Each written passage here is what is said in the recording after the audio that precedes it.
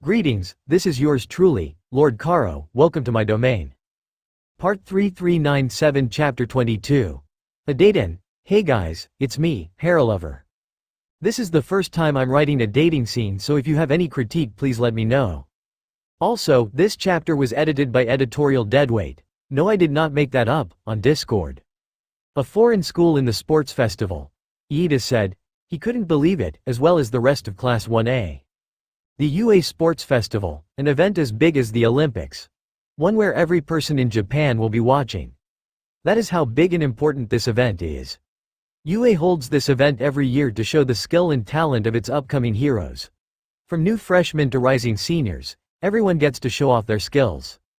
It is also a chance for students to enter the hero course, however, it is extremely rare for that to happen.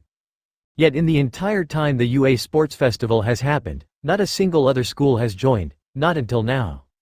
Is this even allowed? Which schools are entering? Why is UA allowing this? Momo asked. Unfortunately, I cannot answer all your questions at this moment, Aizawa said. However, I can tell you what I know.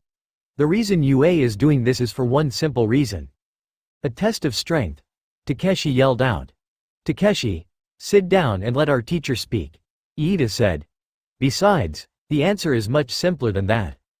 Actually no, that's the truth, Aizawa said. Most of Class 1A said. I knew it, Takeshi said as he sat down. You see, after the USJ incident, many reporters started to call UA weak and unprofessional. Aizawa explained. However, you are the students that have not only survived the ordeal but have seen more action than most seniors. It is because of this, that UA is gambling on you to win the sports festival. To prove that once and for all that UA truly is, the greatest hero school in the world. Oi, teach, Bakugo said. Is it heroic to gamble on something like this, especially when it comes to kids? I know you don't have faith in yourselves, especially after what happened. But rest assured we all have faith in you, Aizawa said. This is a once-in-a-lifetime opportunity to show that you didn't survive on sheer luck. And to do that, you must prove how good you all are and the heroes you will become. His words inspired the students, filling them with hope and determination. Let's do it guys, Ochako yelled. Yeah, 1A cried out. What's got her so excited? Izuku asked. Maybe it's her time of the month, Bakugo whispered. We're going to win, Ochako cried out. You know, now that I think about it, why did Ochako become a hero? Izuku asked himself. For the money? Izuku cried out. Ochako had told the truth to him, Bakugo, Momo, and Mina. Wow, that's completely unexpected, Mina said. I would never expect your ambition to be something so greedy. Well, it's a more serious situation than you would expect, Ochako replied. You see, my family owns a construction business and business hasn't been doing so well. My family has had to cut costs and work hard just to have a single meal. Excuse me for interrupting, but wouldn't your quirk help your family's business? Bakugo asked. That could save tons of money? That's what I said, but my parents wouldn't let that happen, Ochako said. They'd rather help me reach my dream than allow me to help them. That's why I'll give everything I have to become a hero. So that my parents can finally succeed. That's amazing, Izuku said. You think so? Ochako asked. I know it, Izuku said. You know, that reminds me of my great-great-grandfather, Momo said. How so? You see, he was born a poor peasant but quickly rose to become a billionaire, Momo explained. Well, it's not as heroic as Uraraka though. I'm sure it wasn't that bad. He did it to impress a girl. Momo nervously explained. However, she constantly rejected him because he wasn't rich enough. But in his grief, he later discovered he would be wife, so that was a good thing. That sounds like something out of a cheap romance movie, Bakugo said. Anyways, I wish you luck Uraraka, Momo said. Your dream is far from any selfless. Thank you, Yaoyorozu, Ochako replied. Excuse me. The group turned and saw All Might standing in a corner, shivering. Is it okay if I have lunch with Midoriya? Go talk to him, Bakugo said as he pushed Midoriya towards the top hero. The green-haired boy agreed and went with his teacher. You know, Midoriya has been spending a lot of time with All Might, Mina said. I wonder what's the reason? Maybe All Might sees him as a son? Ochako said. It's most likely because Deku and All Might have similar quirks. All Might probably just wants to teach Izuku how to handle it right. Bakugo explained. I can't tell them the truth. Especially without Deku's permission. You know, it's oddly similar how much their quirks are, Momo said. You seem to know something about this? Momo glared intensely at Bakugo, with their glares matching each other in ferocity. I don't know what you're talking about, Ponytail, Bakugo said as he walked away. Also, I'm buying you lunch today, round face, but only today. Does he have to be so rude? Ochako asked. You get used to it, Mina said. However, while the two girls talked to each other, Momo noticed something. He knows something. Midoriya, my boy, how are the girls? All Might asked. All Might. Izuku playfully responded. Just kidding. All Might then deflated and became his normal civilian form. But still, there's something important that I have to talk to you about. It's about the UA Sports Festival, right? Izuku replied. You're damn right, it is. Shinyu Senshi said as he entered the room. He closed the door behind him and sat right next to Yagi. In my opinion, it's going to be the toughest one yet. It's because other schools are entering, correct? Izuku asked. Do we know which ones? As of now, Nezu is talking to Shiketsu and Ketsubutsu if they want to enter. All Might answered. However, we do have one school confirming their entry. The same school a particular individual goes to. Senshi said. Chisai Chakri, one of the toughest opponents you've ever faced. He's entering? Izuku said in shock. Well, it's not confirmed, Yagi replied. But it's most likely that it will happen. So that's what we're talking about, Izuku said. Not exactly. Senshi then showed him a news article on his phone. Although the article was in another language, the picture showed transcended words. It was Chisai Chakri standing over a defeated heavyweight fighter with little to no injuries. That boy has become stronger since you last fought him, Senshi said. To the point where no one in his country can defeat him. A feeling arose in Izuku. It was not fear or shock, but rather a feeling of excitement. Izuku smiled, so what now? Training, Yagi said. The harshest training in your life. Tell Bakugo as well. Senshi said. We're not letting him miss out on this. And so, the harshest training Izuku and Katsuki had ever done was about to begin. But some things needed to be done first. What's going on? Ochako asked. A horde of students had begun to circle Class 1A, preventing them from leaving the classroom. Don't worry about it, round face, Katsuki said as he reached the front of the classroom. They're just vultures who are jealous of those on top. His insult created deep scorn in the hearts of the students. Already, Bakugo had created a multitude of enemies. You know, I heard a rumor. A purple-haired boy made his way to the front of the crowd and stood right in front of Katsuki. That if a hero student does badly in the sports festival, they are kicked out of the hero course. And if a general course student does good, they can enter the hero course. So, we may be vultures but even we can throw a challenge, the boy said. Fascinating. Bakugo grinned. The two stared at each other with such intensity that it gave the other students chills. That's enough, Shinso. A black spiky-haired boy said, placing his hand on Shinso's shoulder, we should leave them alone. Same goes for you, Bakugo. Midoriya was slowly pushing him back, it's best to not provoke them. Izuku Midoriya, you should watch out for yourself. The spiky black-haired boy said. You're the most popular student here, so a lot of people want to knock you down. Does that include you? Of course. Might I ask, what is your name? Midoriya asked. Mikazuchi Rei. You better remember that name, for it will be the one that takes you down. With that, the mysterious boy disappeared into the crowd. Hey, a silver-haired boy said as he struggled through the crowd. Don't forget about Class 1B. This is our time to shine, however. His cries fell on deaf ears. So, people are trying to take me down, huh?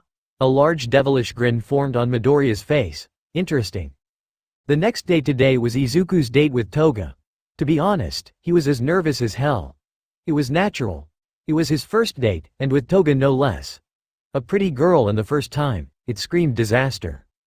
No, he could do this. He's a powerful fighter. A date should be nothing for him. Right? There was also another thing Izuku was worrying about. What should he wear? Izuku was sure that his All Might t-shirts would give a bad impression. There was his shirt that said, shirt, but that wasn't winning any awards. Then again, Toga wasn't a normal girl. If only he knew someone with dating advice. Oh wait, he did know someone with dating advice. All Might, he must have tons of dating advice. All Might did not have tons of dating advice, but he wasn't going to tell Izuku that.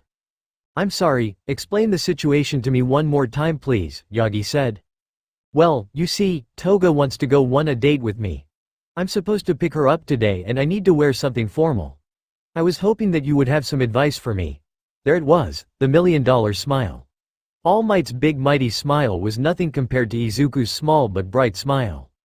All Might wanted to help Izuku so badly with his love life, but Inko was the only girl he never dated in his entire life. This meant that he was the worst person to ask. Even Midnight had better relationship advice than him. But heroes never say no to a challenge. Don't worry, young Midoriya. I will help you with your ordeal. In one move, Yagi transformed into his alter ego. With my help, I will make sure your date with young Toga will go perfectly. Date's sudden entrance surprised both of them. So much so that All Might transformed back into his skeleton form. What's this about a date? Inko asked. Oh well you see. God, this is so embarrassing. I got a date, Mom, Izuku said, with one of my classmates. The sudden statement made Inko cry tears of joy. Oh my baby, I'm so proud of you, Inko said. She then engulfed Izuku into a bear-crushing hug. I'm so happy that you're finally going out. This means the world to me. Thanks, Mom. Izuku was freed from the back-breaking hug. But I need help. I'm not sure what to wear or what to do and… Relax, Izuku. Mrs. Midoriya replied. Let me handle these things. In just a few minutes, Izuku was now wearing a gray vest with a white shirt and formal pants. Wow Mom, this is great. It perfectly fits, Izuku said. Where did you get this? It used to be your father's, Inko replied. An air of silence filled the room. The topic of Izuku's father was a difficult topic for the Midoriya family. But still, I'm sure you would love it on you. Thanks, Mom. Izuku and his mother shared one last hug. Remember what I said to you, Izuku. Be calm and act natural, Inko explained. I will, Mom. Thank you for everything, Izuku said. He checked the time and realized that he had to go. I'll be back. The two parents waved their son goodbye as he went on his first date. Yagi sighed. In the end, he did absolutely nothing. Is something wrong, Toshinori? Inko asked. Oh it's nothing, Toshinori replied. He didn't want his girlfriend to worry about him so much. You can tell me, Inko said. She moved the hair out of Yagi's face. I am here. Is that my catchphrase? Maybe. Well, I wanted to help Izuku but really, all I did was stand around and do nothing, Toshinori explained. Hey, it's alright, Inko said. You can still support him emotionally. To him, you're the greatest man in the world. Just being here and supporting him is enough. Thank you, Inko, Yagi said. His curiosity got the better of him and he had to ask one simple question. Who is Midoriya's father? Inko broke away from her boyfriend. That's a difficult question. You can tell me, Yagi said. I trust you. Inko sighed. She sounded exhausted, as if the mere topic of was enough to tire her out. Taking a seat, Inko explained the story to the hero. His name was Hisashi but he never told me his last name. He hated his family from what he told me. At the time, I never questioned it since I was just a young woman who was madly in love. Inko let out a small laugh as if she was making fun of her past life. We met while I was grocery shopping. It started so nice and simple and before I knew it, we started dating. Looking back, he was exactly my type at the time. His stunning white hair entranced me. White hair? Nah, it couldn't be. We soon got married, and before I knew it, we had a child. With my telekinetic powers and his fire breath, we thought Izuku would be blessed with an amazing quirk. Much to everyone's disappointment, Izuku was quirkless. I think it was around that time that our relationship started to fall apart. Hisashi started to visit us less and less. The last time he even contacted us was 6 years ago. After that, nothing. Izuku blamed his quirkless self for not living up to his father's standards. I don't even know what happened to Hisashi, but honestly, the fact is Izuku has a better life now. Inko signed, telling the story of her previous husband took a lot out of her. Hey, just because Izuku is going on a date doesn't mean we can't, Yagi said. What do you mean? Inko asked. We can go out to a fancy restaurant or stay here and watch some silly American movies, Yagi suggested. Are you sure? What about hero work? Inko asked. I'm sure the world can handle a day without All Might, Yagi replied. Now wanna see the Karate Kid with me? Inko giggled. Okay Yagi, let's watch a movie. I'll make popcorn. It took Izuku some time before he could get to the hospital. When he got there, Toga was waiting outside the entrance, wearing only a lame red t-shirt and shorts. "You look amazing," Toga said while blushing, "and I just look silly." "That's not true, I think you look cute," Izuku said, not even realizing what he had just said. Toga's blush increased. "Thank you. Well, what are we going to do?" "I have movie tickets to a new action movie and after that, we can go to any restaurant you want," Izuku explained. "I like it," Toga replied. "Well, what are we waiting for? Let's go." And with that, Izuku's very first date had begun. The movie was very entertaining. It was Juan Fick versus the Iguanas in the White House 3. Abe Lincoln versus John F. Kennedy. Of course, it was amazing. However, there was a scene where one character got slashed on the arm pretty badly. It wasn't gory or anything serious, but there was some blood. At that moment, Himiko clinched onto Izuku's arm. He immediately noticed and went to comfort her. "What's wrong, Toga?" "Blood," was the only response Izuku got. Her quirk does give her issues of blood. Now that I think about it, Toga has said she has problems with her quirk. Either way, I need to help her. Izuku's gaze was now completely focused on Himiko. "It's alright, I am here," Izuku whispered. It was just a few words, but it was enough for Toga to calm her urges. After clinching onto Midoriya for a few more seconds, Toga let go. "Thank you," Toga whispered. It was nothing. They went back to watching the movie, but Toga's mind was completely on the scene that had just happened. "Oh God, that was so embarrassing," Himiko said in her head. After the movie, the couple had lunch in a nearby restaurant. Izuku ordered katsudon and Toga had a salad with pomegranate. "Delicious," Toga said before chowing down on her meal. "I'm glad you liked it," Izuku said before eating his katsudon. As they ate their meals, Toga was still thinking about what happened in the movie theater. "Oh God, that was so embarrassing," she said to herself. "Is something wrong, Toga?" Izuku asked. "It's nothing," Toga said. "It's not important anyway." "I can tell that you're lying," Izuku said. "You can tell me the truth." Himiko was hesitant at first, but she calmed down. This was Izuku Midoriya, the boy who risked his life to save her. She could trust him with her life. "You know I have a blood quirk, right? What about it?" "I was born with a desire for blood. My entire life, I had an obsession with blood. I know it's weird but I can't help myself. Some days, if I don't have it, I go crazy. I don't want to hurt anyone, but people become afraid of me because of my love for blood. Is it so wrong to be different?" Toga explained. Izuku knew exactly how Toga felt. He had been different his whole life. He knew that Toga's love for blood was weird, but it wasn't her fault. It was just how her quirk worked. Izuku couldn't blame Toga for how she was born, or else he would prove those bastards right. "Toga, when we're done, I want to show you something." "What is it?" "It's a surprise, trust me, it will be great." While they finished their meal, Toga kept wondering what the surprise was. "I hope it's something special." After paying, Izuku took Toga to a local bookstore. "A bookstore? What's the surprise doing here?" "No one will bother us here, so that means we can be alone together," Izuku said. He then took her to the far back of the bookstore, where no one could see them. "What's the surprise?" Toga asked. "Here." Izuku grabbed a random book off the bookshelf and flipped through at a fast pace. "What is he doing?" Toga asked herself. Izuku continued to flip through the pages until a small paper cut appeared on his finger. "Here you go," Izuku whispered. "Izuku, what are you doing?" Toga asked. The moment she saw that tiny bit of blood, her instinct started to activate. She wanted to taste Izuku's blood again so badly. "It's for you," Izuku said as he offered his finger to Toga. "You need blood, right? Well, here you go." Himiko was hesitant, not sure if this was happening or not. She slowly wrapped her hands around Izuku's finger and brought it to her mouth. She sucked the blood out of Izuku's finger, making sure to enjoy every last second of it. When she was done, her face had a look of pleasure on it before becoming one of confusion. "Why did you do that?" Toga asked.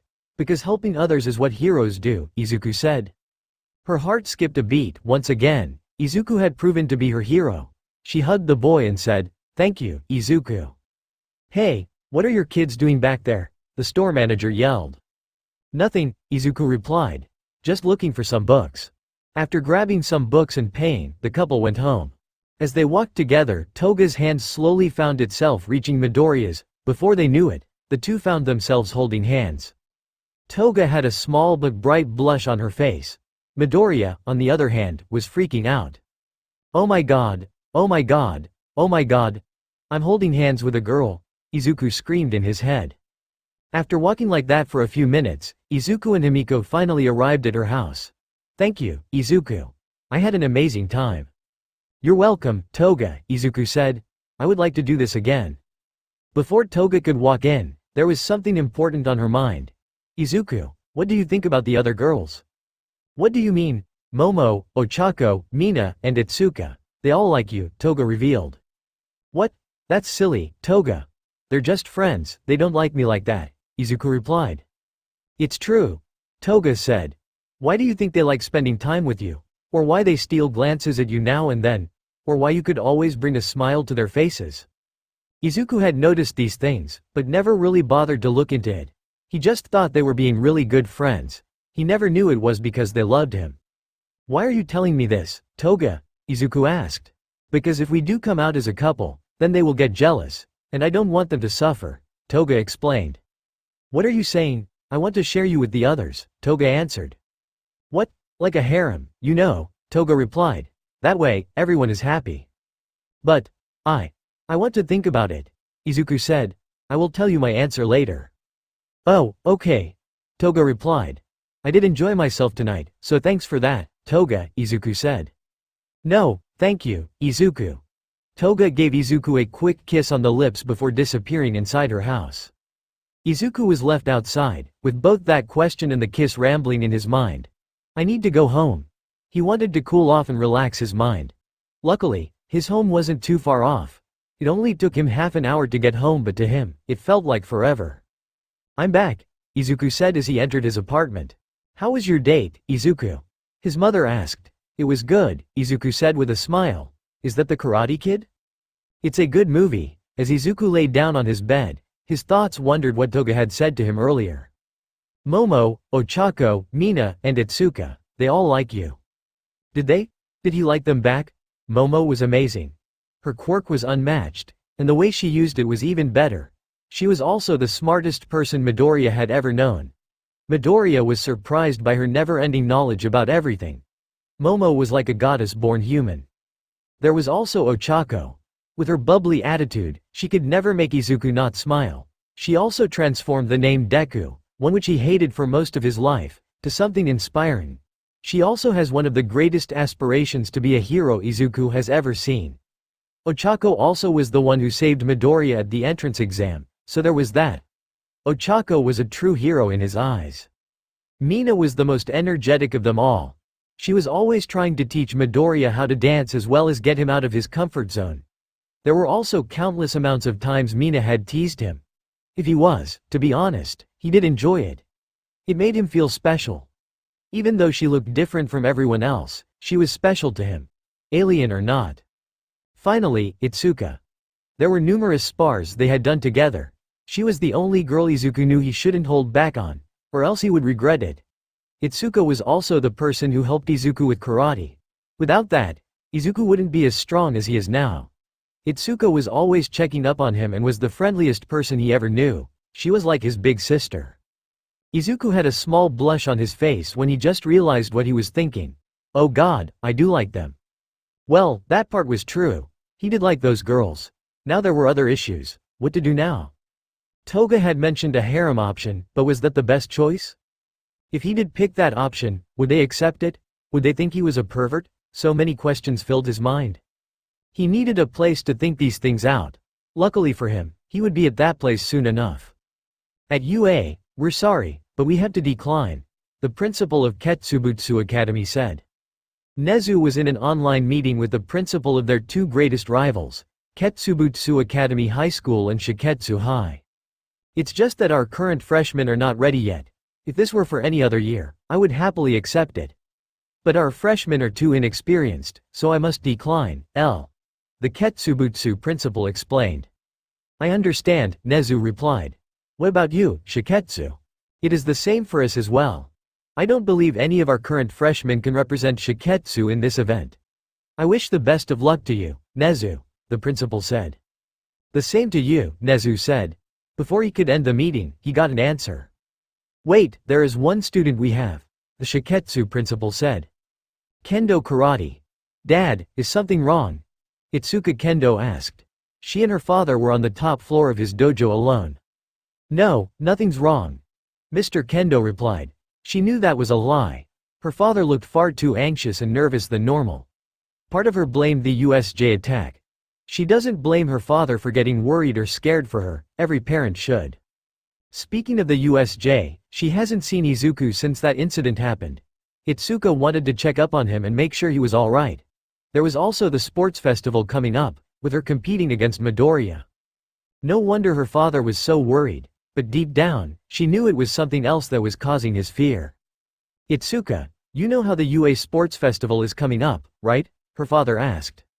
What about it? Well, I plan to train you intensely for the upcoming event, her father said. But, plans have changed, come in. The door behind her opened up. Hello, Itsuka, Kuroki Gensai said. Grandpa, Itsuka yelled as she hugged him, it's been so long.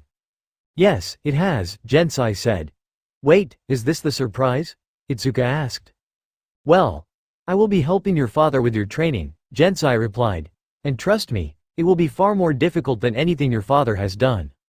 Itsuka smiled, I'm ready for anything, in the Kure village. So Karen, what did you call me for? Renzo asked. He and his sister were alone. No one was watching them and no one was listening to them. It was the perfect place to discuss any secret manners. I want you to teach me the secret technique, Karen asked. A pregnant silence filled the air. No, was all Renzo said. Why? I know the Nico style and I'm good at it, Karen said. Why can't I learn it? Because it's too dangerous, Renzo said. People have died learning that technique. I can handle it, Karen replied. You did and you were younger than me. At least I had Dad with me. You wouldn't even survive the trip there, Renzo said. You're my sister, so I don't want anything bad to happen to you. Please Renzo. For Dad. That sentence broke Renzo. He was the only one in his family who knew about the fate of his father. Karen and his other siblings were oblivious to what happened, and he wanted it to stay that way. Alright, but with one condition. What happens during training, stays in training, Renzo said. I accept, Karen said with a demonic smile that could only belong to the Kerr clan. Good, now pack your bags. We have a long training session ahead of us. Somewhere in Tokyo, a massive hulking boy was running at his fastest, stopping for nothing. The UA Sports Festival was coming soon and he needed to train for it. Then he noticed a single-tailed boy was waiting for him. Hey Ojiro, what are you doing? Takeshi asked. Hey, Takeshi, Ojiro said. Are you busy? I'm just on a jog. What's up, can you help me train? Ojiro nervously asked. Why? I'm sick of being in the background. At the USJ, all I did was watch as you and others fought off the villains. I've always been that guy in the background, the one most people don't even associate themselves with. I want to change. I want to be as strong as Midoriya. I want to win this sports festival, Ojiro explained. Takeshi smiled. I like it, come with me, Ojiro. Why? Where are we going? Ojiro asked. We're going to train, and we're going to win. No backing out? Takeshi yelled. You with me? Yeah. Ojiro and his classmate ran into the sunset. They were going to train their hardest for the upcoming battles. At the Yaoyorozu mansion, is something wrong? Kobito asked. Despite it being nearly a year after the fight of his life, he was still using a cane. Can I ask you a question? The rich girl asked. Sure, you can ask us anything, Yokubo replied. I want you to train me, Yaoyorozu said. What for? Kobito asked. I need to prove myself strong at the sports festival. I want to show that I'm more than just a pretty face, that I can kick some ass, Momo said. Wow, that's cool, Yokubo replied. But don't say ass anymore, because cursing isn't cool. Hey, you remember that Yokubo and I were in the self-defense force, right? Kobito asked. I think you've mentioned it. Good, cause we're not going to teach you to be a warrior. We're going to teach you how to be a soldier. Momo created a staff and struck the ground with it. I'm ready. The next day. Here we are. Shinyu Senshi said. Remember this place, Midoriya? Yeah, this is where I trained to beat Chisai Chakri, Izuku answered. So this is where you were?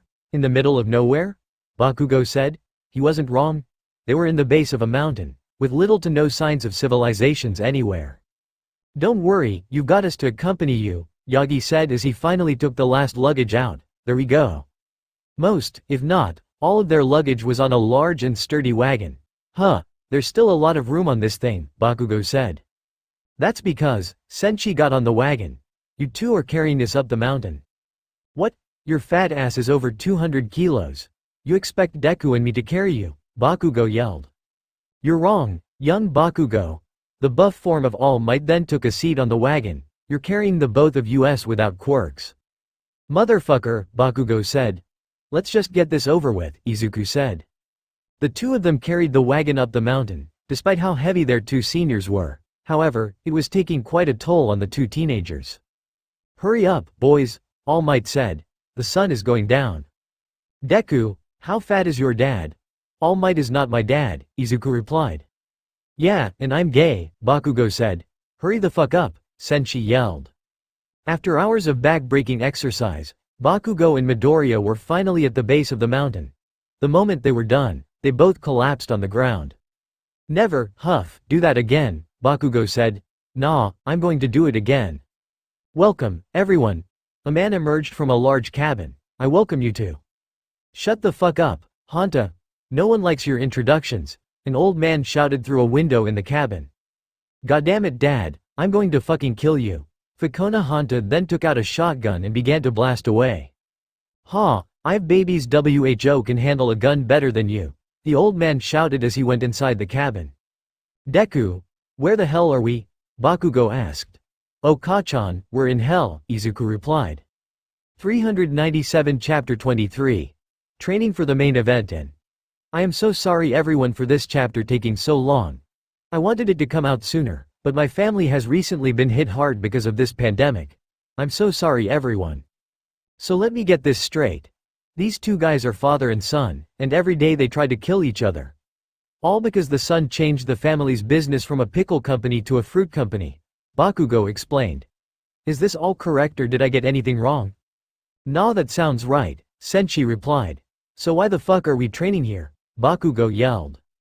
The group was currently in their bedrooms, with everyone but Bakugo unpacking their clothes and other supplies. Relax Kachan, Midoriya replied. I trained here for 2 weeks and it was fine. The only thing that happened was a bear attack. Yeah, but I'm a normal fucking person, Bakugo said. Wait, bear attack?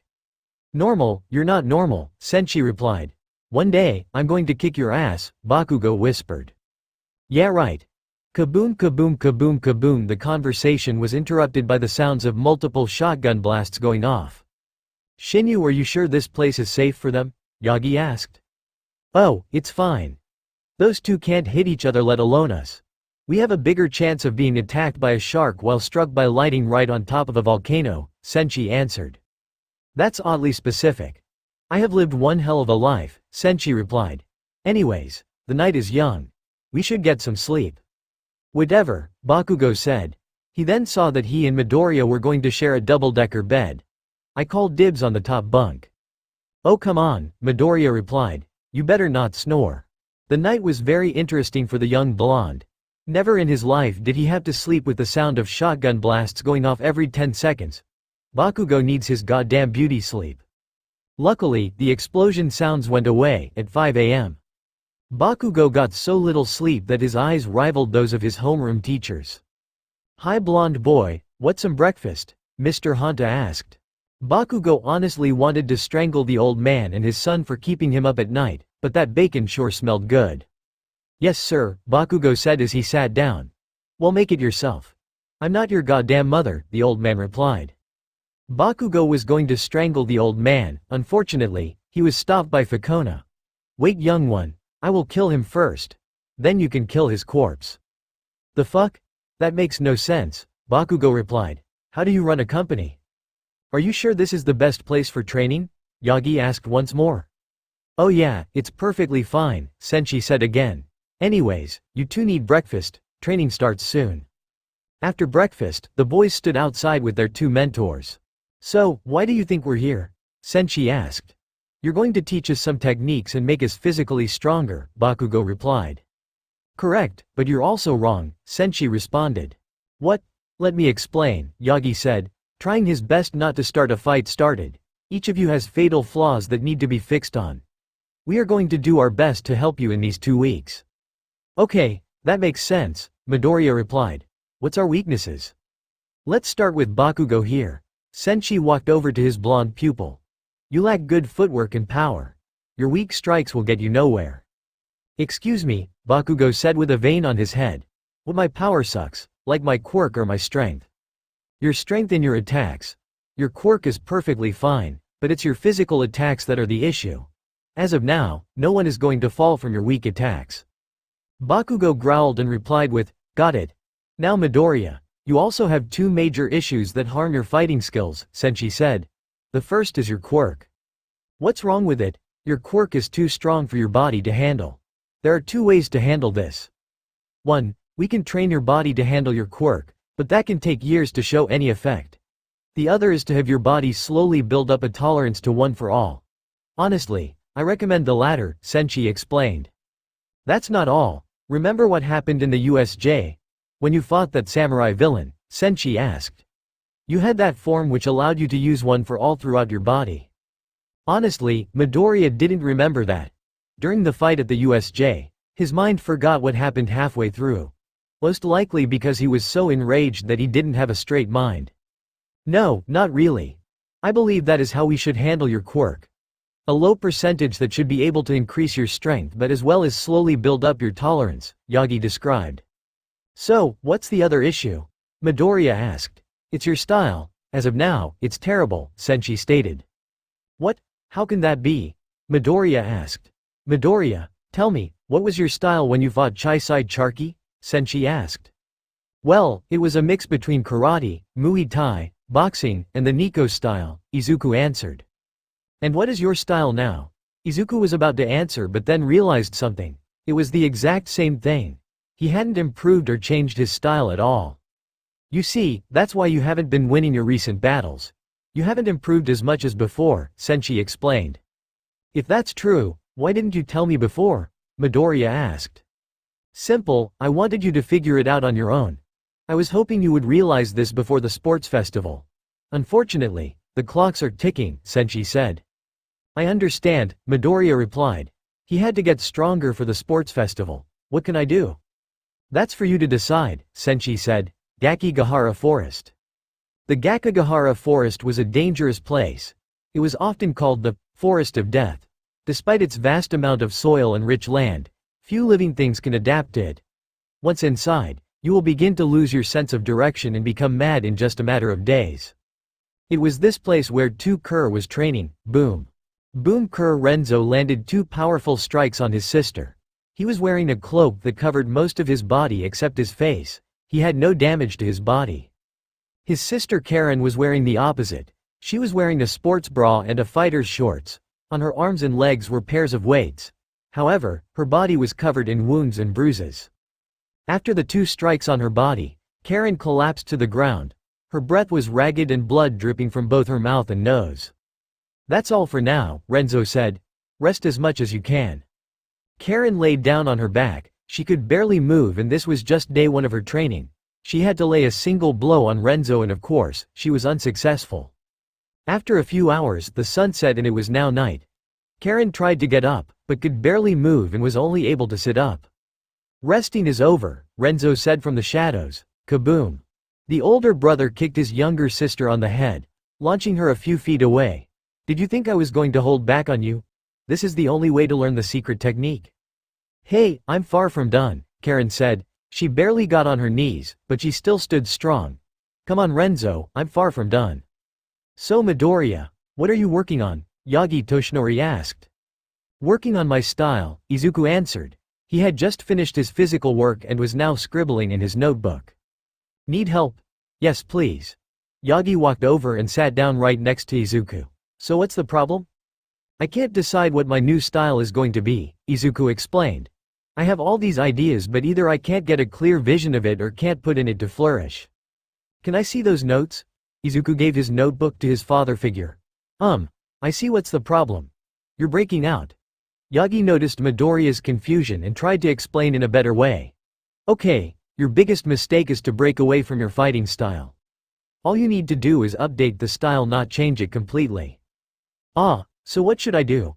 I believe you should tone down the style. For example, in my opinion, you have too many options. You don't need to have so many techniques. Some masters only use the basics and that's enough for them, All Might explained. I see, Midoriya said.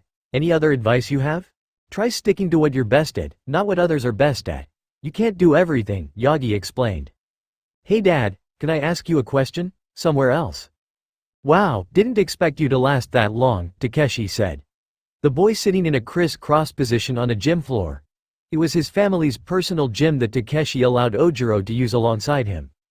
Huff, thanks, Huff, Mashirao Ojiro replied. He was laying on his back, his breath was short and ragged. You can go home now. I'm just going to do some shadow fighting, Takeshi said. No, I can. Huff still go on, Ojiro said. He got up, using his tail as support for his body. We can go all day long. Takeshi just started with a blank stare.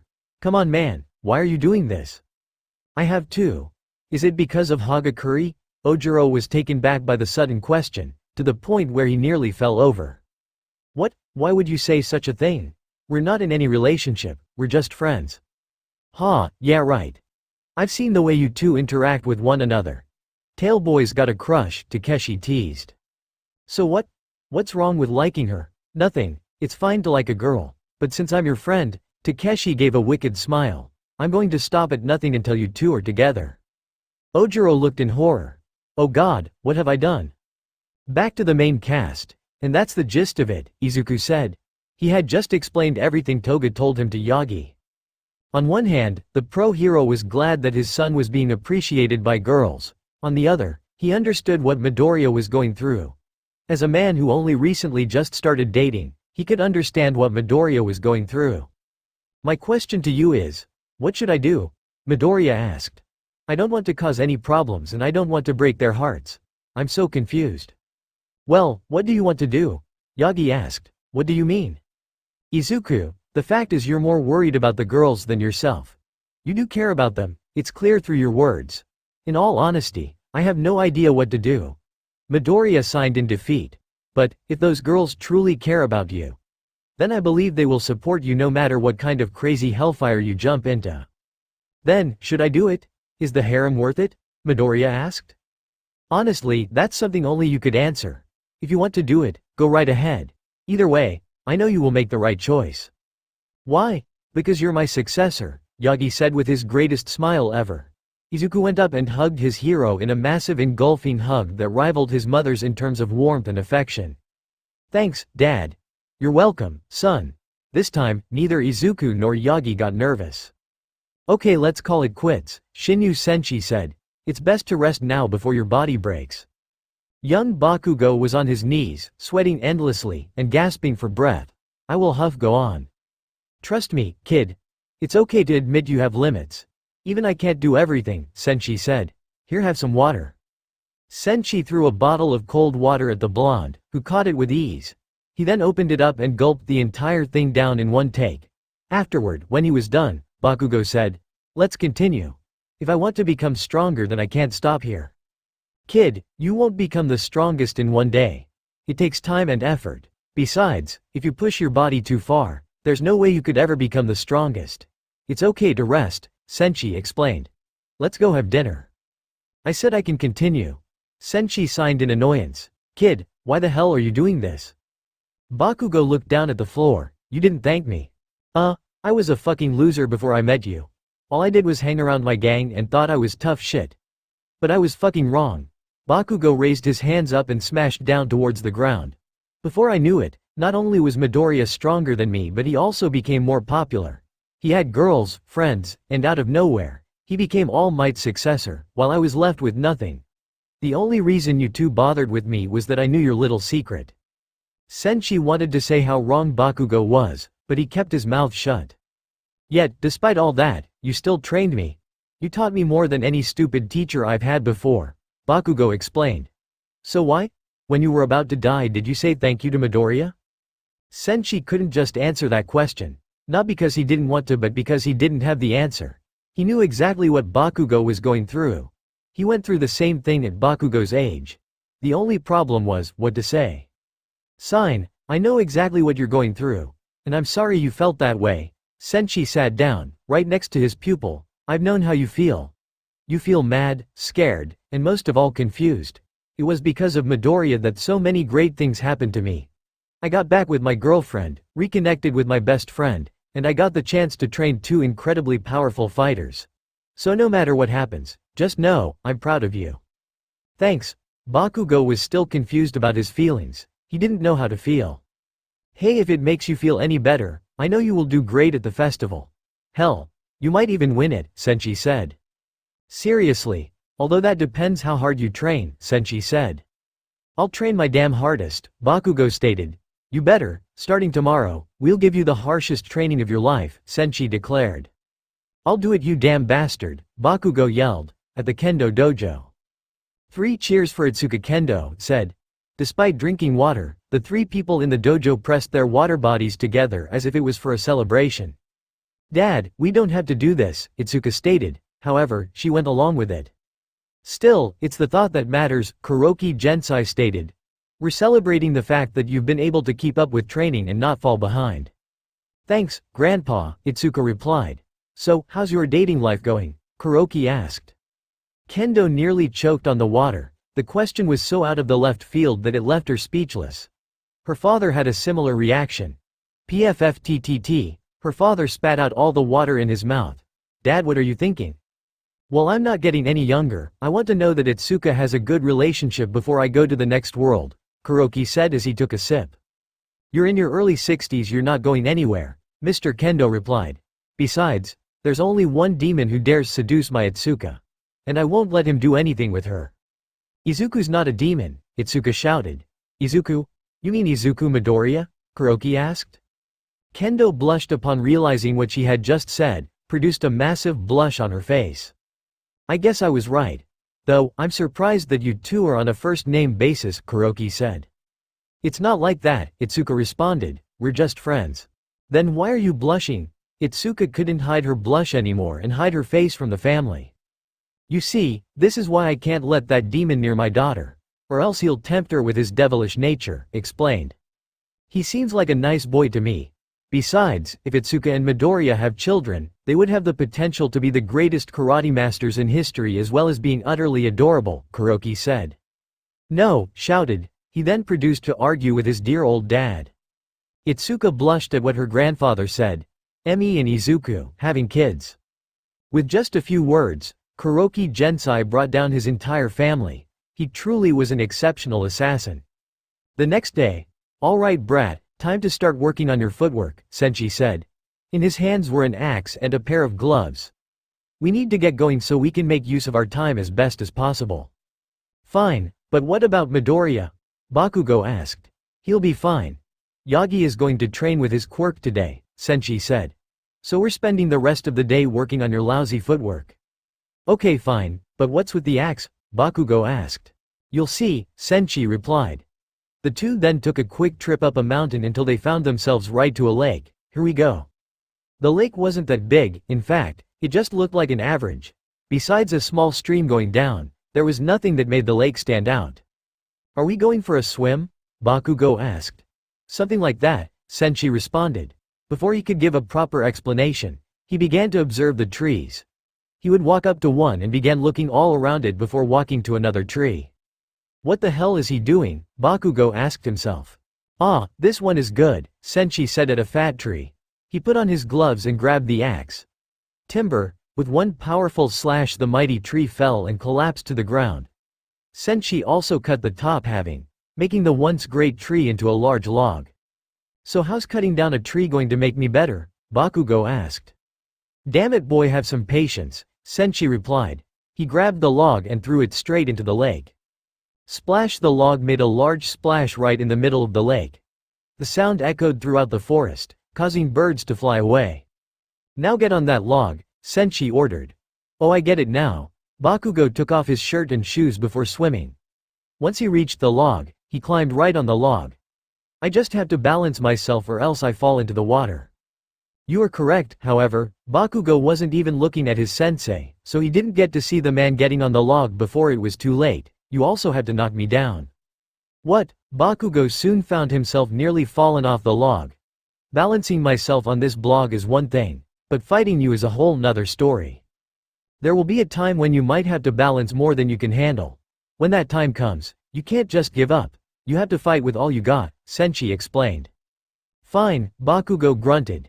He took a fighting stance, his left arm became a 90-degree angle with his right behind. Hitman style, taken by the late great Thomas Hearns. Because of the lack of space, I can't dodge as much and my big frame is an easy target. Good choice, however, it will take more than that to knock me off, Senshi thought. Zoom like a whip. Bakugo's arm cut through the air. Its target, Senshi's massive chest, however, it missed. What the? Bakugo watched as Senshi dodged his attacks with ease. His attacks were only hitting the air. This is the byproduct of good footwork. Masters of footwork, like Muhammad Ali, can even dodge attacks even at point-blank range, Senshi explained. They can even increase the power of their attacks, like this. Boom! With a simple palm strike, Senshi was able to knock Bakugo off the log and right into the water. See? Bakugo dived right back into the surface before gasping for breath. You didn't need to hit so hard. Only by going through hell can you go through heaven, Senshi replied. My sensei told me that. That sounds like something out of a fortune cookie, Bakugo joked as he climbed the log. Is that it? Far from it, Senshi replied. Come on brat, somewhere else. One for all 5%, Izuku yelled. His body coarse with lighting, and an aura coated his body. I'm ready, All Might. Good to know, the pro hero known as All Might stood before him. Now come at me. Got it, Izuku yelled. Nico style, flame style, raging fire. Boom! His body charged towards All Might at its fastest speed. He stopped right before he could collide at the big man and threw a powerful kick right towards his face. All Might simply blocked the attack with his palm. Is that all you got, my boy? All Might said while having a massive grin. Izuku smiled back and replied by using his free leg to kick All Might's chest. All Might blocked that kick too and threw Midoriya off his body. Izuku stopped his fall by landing right on his feet. Izuku dashed towards All Might again. His aim this time was All Might's knees. A low kick aimed straight towards his left knee. However, the attack was too predictable. All Might easily propel his left leg backward and then threw a powerful kick right at Midoriya. Kaboom! Midoriya was launched backward and his back hit a tree. Ah, Izuku cried out. Oh, I'm sorry, Yagi transformed back into his skeleton form. I didn't mean to hurt you like that. It's fine. I'm alright, Izuku replied. He soon got up and shook his head. His lighting was now long gone. Looks like I can't handle taking damage in that form. We should really give a name to that form. Yagi helped the young boy get up. Can you stand? I'm fine, Midoriya repeated, though my body is more tired than usual. Your body is not used to it. This is just the starting point, but I think that's all we should do today for quirk training. Now we should start doing some physical work. Like what? Izuku asked. Ever played baseball before? Yagi asked. No. Oh, well, I have this machine here that shoots baseballs at an extraordinarily fast rate, Yagi explained. Wanna see? Sure. Yagi set the machine up, and with the press of a few buttons, it shot a baseball right out of its cannon. Boom! The baseball roared through the air like a cannonball until it hit a tree, but that barely stopped it. The tree was left with massive cracks and a ball-shaped hole right in its center. Oh, my, Yagi rubbed his head, it's just as powerful as ever. Excuse me? Midoriya was shocked by the mere power of the machine. When I was in my training days, my master used this machine to train me. It's been so long that I forgot how powerful this thing is, Yagi explained. You trained with this? Oh yes, but it was many years ago. If you like, we could do something else, Yagi said. No, this fine, Izuku stood right in front of the machine. I'm your successor. Anything you can handle, I can do it with full force. Hey, you're a brave one, alright. I'll tune it down a little bit and the better you do, the faster it goes. Got it? Yagi asked while tuning the machine. Got it. Midoriya's body then glowed and lighting began to surround him. One for all, full cowling. Full cowling, not a bad name, but are you sure you want to use it now? Yagi asked. I need to use it more, that way in a fight I won't lose control. So come at me, All Might, Izuku said. Very well, if that is what you want. Yagi pressed some buttons and aimed the machine right at Midoriya. Here you go. Waves of baseball were shot at Izuku. Some were parried and some were dodged, but the rest hit its mark. Despite that, Izuku never stopped, he went even faster than before. As Yagi watched, a reminiscence thought. You know, this is probably how Gran Torino felt. I wonder how he's doing now. Achoo, a small old man unleashed a massive sneeze. That's strange, I don't have a cold, so why did I sneeze? Maybe someone is talking about you. Or maybe it's an ill omen, another old man said. This old man had extremely frail skin, to the point where his bones can be shown. Despite that, he poured some tea for his longtime friend. Have some tea. Thank you, Gran Torino said as he sipped some tea. So, what are you doing here in Japan? Well, I have a certain event to go to, the former pro hero known as Zodiac stated. Besides, my student has been making some big moves behind the scenes. 2 weeks later, in a certain airport, a group of 3 foreigners arrived in Japan. One foreigner had a pair of sunglasses on him. It's been a while since I've come to Japan. The foreigner then took off his glasses, revealing himself being Chai-Sai Charky. Last time I lost, but this time, I will win. After 2 weeks of harsh training and mind-breaking exercises, Izuku and Bakugo emerged stronger than ever. Man, it's been 2 weeks since we started training, Izuku said. I wonder how everyone's doing. Who cares about them? Look at us. Bakugo did a pose right in front of a mirror. We have bulked since 2 weeks ago. It was true. Ever since they started training, their bodies gained more muscle than ever before. Bakugo now had a six-pack that could withstand attacks made out of steel, while Midoriya was now struggling to find a shirt that perfectly fit him. Man, your girlfriends are going to love your new body, Bakugo said. Do you think so? Izuku asked. It's true, ask your dad about it, Senshi said. Are you two ready to go? Yep, Izuku closed his suitcase. Let's go. Oh Izuku, it's been so long. Inko Midoriya crushed her son in a massive hug. Mom, you're crushing me, Izuku cried out. Sorry, Izuku, it's just, you've grown so big. Inko looked all around Izuku's body. You have as many muscles as All Might now. I won't say that, Izuku said. And you? Inko let go of her son before crushing Yagi in a hug. Thank you for taking such great care of him. It's nothing, Yagi replied. But let me go, you're crushing me. Sorry, Inko said as she let go of her husband. If mom was ever a hero, no villain could ever survive her hugs. Ring ring. Izuku held a phone right next to his ears. He was trying to call his new girlfriend Himiko. Thankfully, she picked up. Hello Izuku, it's been a while, Toga said. Sorry for not calling you earlier, I was busy training, Izuku explained. It's fine. I've been training hard too, Toga replied. Besides, the UA Sports Festival is a big deal. It makes sense to train hard for this. Yeah. Toga, I've been thinking about what you said. You know about the whole harem thing, Izuku said. Oh, well, what's your answer? I will do it. But I will have some rules, Izuku answered. 1. We must try and keep it a secret. I don't think information about our relationships will positively affect our hero careers. 2. We have to make sure the girl has an interest in us. If not, then I don't think this would work. Finally, I want to make everyone as happy as possible. I can accept that. There's also something I have to tell you, Toga said. Really, what is it? Midoriya asked. It's best if I told you in person, Toga replied.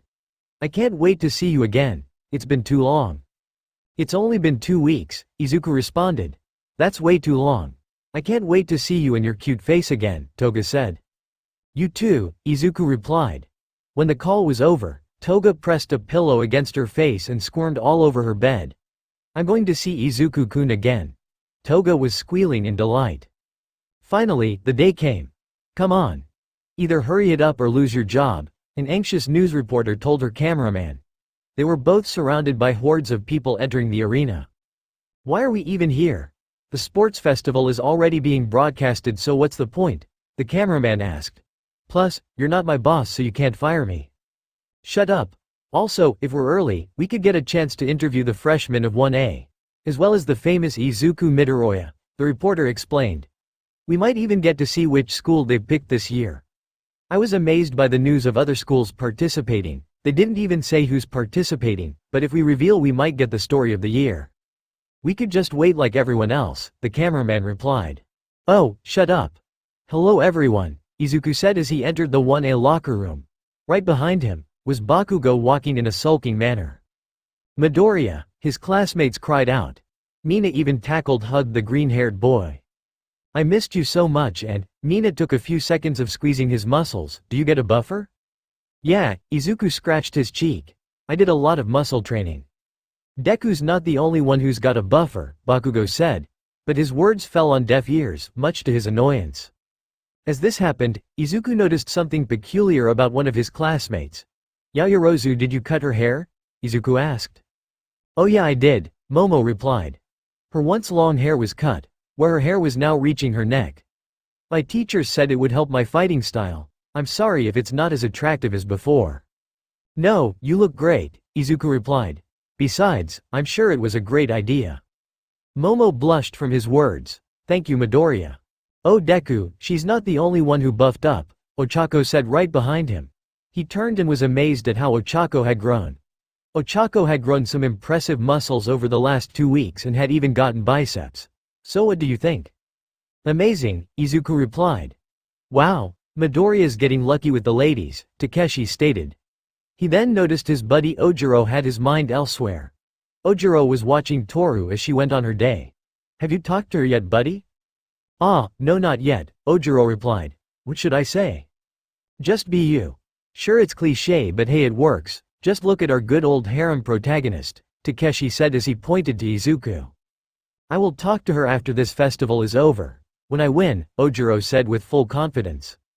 Okay, if that's what you want, Takeshi as he accepted his friend's decision. Aw man, I wish I could wear my hero costume. These lousy PE clothes don't even show off me at my best, Mina pouted. Agree. How can I stand out with plain clothes? Aoyama asked.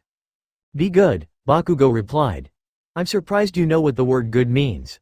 Seeing how you've never been good, Aoyama replied.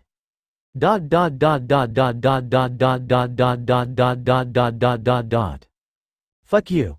Bakugo gave the French boy the finger as he walked off. The entire 1A audience watched in awe. Aoyama had insulted Bakugo right to his face and lived. He may be French, but he had more bravery than all of them. Now that was impressive, Denki stated.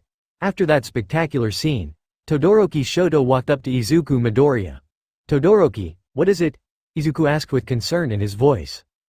In this tournament, I will beat you, Todoroki declared with full confidence. There was a great silence in the room. Unlike before where the attention was because of comedy, the attention was focused on Todoroki's bold clams. I'm sorry, could you repeat that? Izuku asked. He didn't interact with Todoroki very often, in fact, this was his first time speaking to the duel boy. He also gave off that loner personality that Izuku never found interesting. Ever since you defeated Chisai Chakri, the world was watching you with great interest. You even piqued my father's curiosity. Wait, who is Todoroki's dad? Even the great All Might is amazed by you. However, today is the day you will fall. I will beat you, Todoroki said with a cold, chilling tone. Is that a challenge? Izuku asked. Yes, but rest assured by the time the day is over, I will be declared the winner. Todoroki stood over the smaller Izuku. Izuku looked at the taller boy right in the eye. I'll accept that challenge. President Mike stood in his booth, the happiest he had ever been. The day where he was the commentator for the sports festival was his favorite day of the year. And now, he was a commentator that the whole world would be listening to. It was like all his dreams come true. He took a deep breath before yelling, "Gather around everybody. The one and only UA Sports Festival are about to begin. This year is going to be one for the history books, folks. We're about to show the whole world why UA is number one. The first stars coming right up is the miraculous and famous freshman class from the hero course, the 1A class." Izuku and his classmates walked out, proudly and full of confidence. They embraced the cheers and woes of the crowd.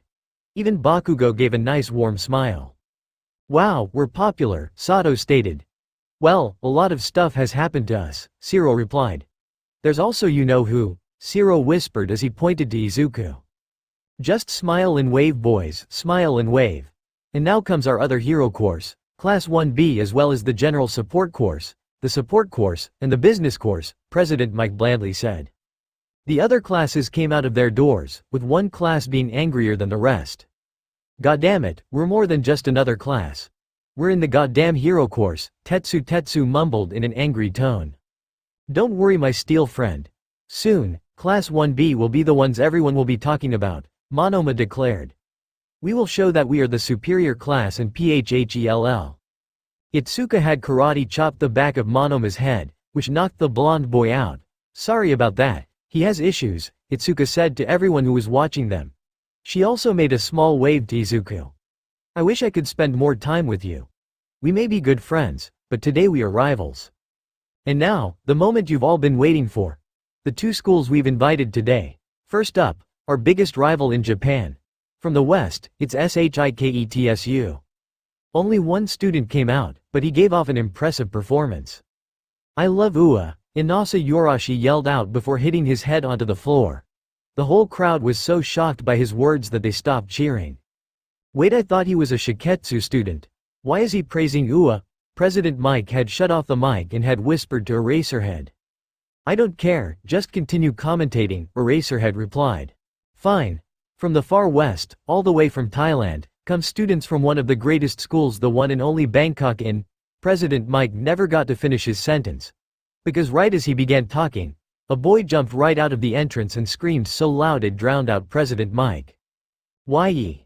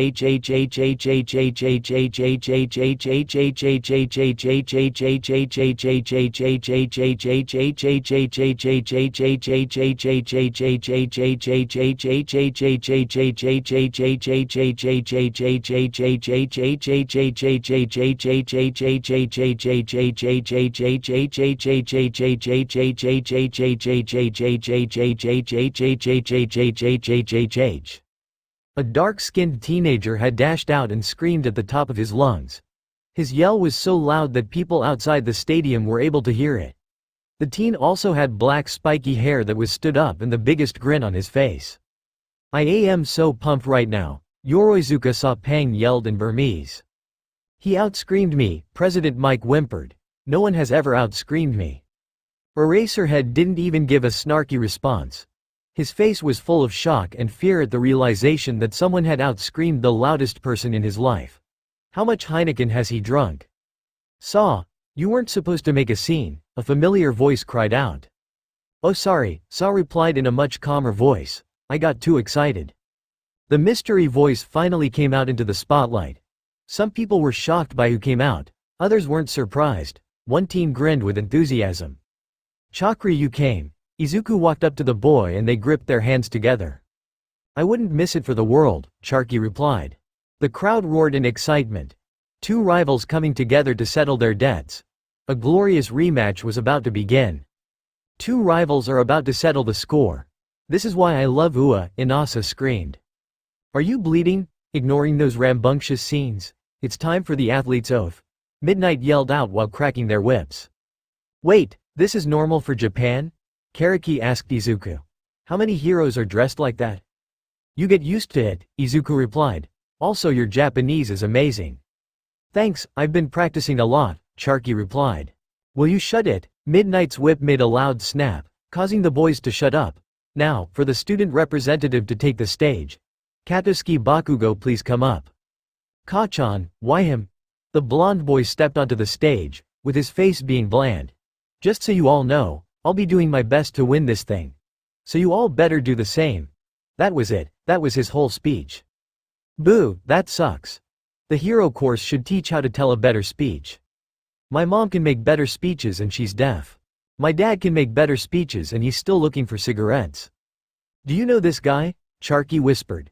Yes, he's better once you get to know him, Izuku replied. By how much? 10%. Ignoring that stupid speech, Midnight shouted. I'm still here, Bakugo said. The first event we have scheduled is… Midnight pointed to the screen as it flipped through multiple names until it stopped at one, obstacle course. This is it folks, let the UA Sports Festival begin. 397 Chapter 24. The Amazing Race AN. The first event in the UA Sports Festival is here. Sorry, it took so long, I wanted to publish this sooner but I had to wait for editors. Anyways, I hope you enjoyed this chapter. Bang! With that one loud shot, the race was off. Students from all over rushed to the entrance, desperate for passing everyone else. While many students rushed for the spot of number 1, 2 students stayed behind. Are you sure we should stay behind? I'm sure we could easily win, Mikazuki Rei asked. I'm sure. We don't need to win this session to win the tournament. Besides, it will help us in the long run, Hitoshi Shinso replied. While those 2 stayed behind, everyone else ran far ahead. Izuku Midoriya was one of them, however, he found himself stuck between the swarm of people. I can't get out, there are too many people around me. And I can't use my quirk or strength or else the people around me could get hurt. Luckily for him, his savior had arrived. Oh yeah? Sop Pang said as he ran along the wall. He then grabbed Midoriya by the hair and lifted him over his shoulder. Let's go, buddy. What are you doing? Izuku asked. He struggled to break free, but Sop Pang's grip was too strong for him. Relax, my good friend. I'm here to save you, Sa said in Burmese. What are you saying? Sop Pang ran right out of the hallway and landed on the floor safely. He then put Midoriya down and patted him on the head. How do you feel? What? Excuse him, he doesn't know that much Japanese, Charky Chaisai explained. He came out of nowhere and found himself interacting with the duo. Don't worry, he's a nice guy. Let's win this race. Sa yelled out as he raised his hands in the air. Although Izuku didn't understand what he said, he got the gist of it. We don't need to win this race, Chakri stated. He then felt a couple of kids brush past him. We should go. He and the other 2 ran with the crowd. What do you mean?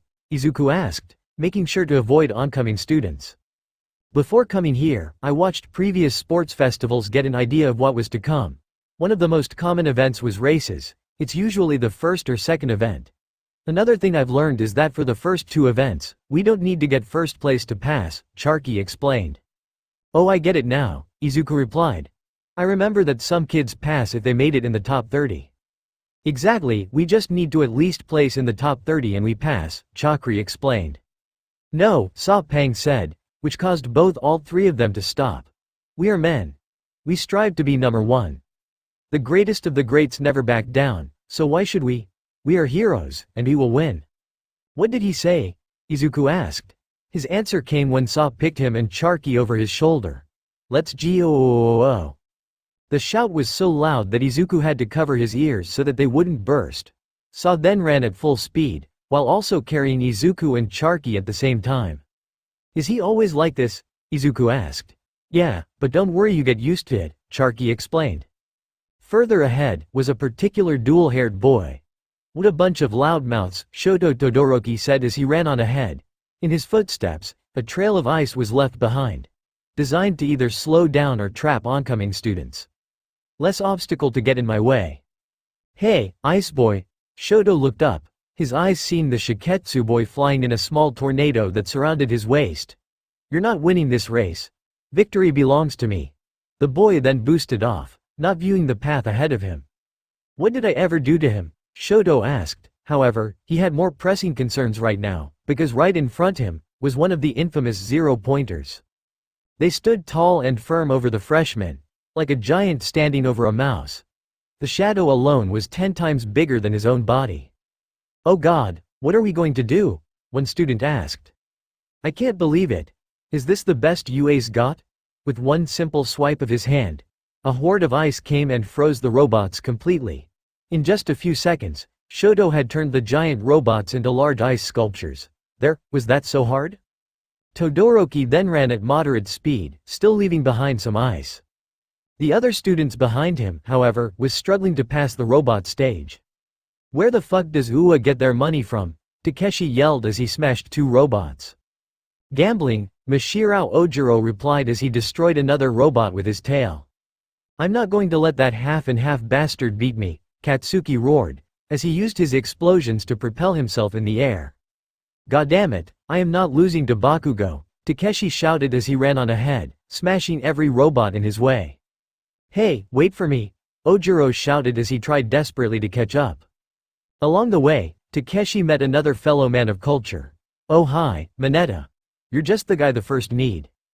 Mineta, who had been surviving by crawling around the horde of students, was shocked by Takeshi's sudden entrance. "Takeshi, what are you doing here?" "I'm here because I need a good hammer." "Okay, but..." Mineta never got the chance to finish the sentence as Takeshi grabbed the midget and began flailing him around. "Hammer time." "Ah!" Mineta cried out. As this was going on, another group of students was desperately trying to pass. Boom! Eijiro Kirishima punched a one-pointer, which destroyed the robot's entire head. "They just keep coming," he stated. "There's more here than the entrance exam," Mina replied, as she used her acid to melt a 2-pointer. However, much to their misfortune, even more robots were coming. Fortunately for them, a savior was here. Boom! Boom! Boom! Boom! Boom! Boom! Boom! Boom! Boom! Boom! Boom! A wave of cannons shot out and destroyed the wave of robots in seconds. "Everyone alright?" Momo asked.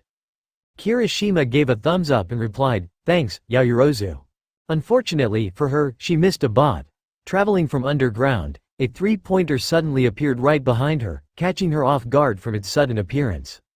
"Must eliminate targets," it said in a cold robotic voice.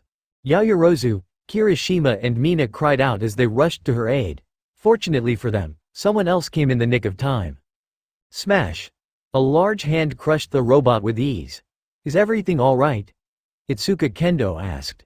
She turned her hand back to normal size and ran up to Momo. "Are you okay?" "I'm fine," Momo replied. "Good," Itsuka said. "My classmates are taking care of the remaining robots. We should focus on running ahead. Staying here wouldn't do us any good." Momo and the other two nodded before following her and running off. However, the next obstacle was just as dangerous as the last. A pitfall, where one wrong step could lead to you falling to a great abyss. "Sorry guys, I can't carry you any longer," Sa Pang said as he released Izuku and Charky. "Thanks, Sa," Izuku said. "So, how are we going to get across?" Chakri asked. "From what I see, the Ice Boy and that Wind Kid are far ahead of us."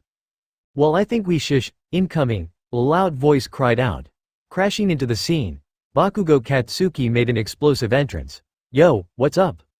"Oh look, it's the guy who makes the worst speech ever." "Oh look, it's the guy who lost to Deku." "Who's Deku?"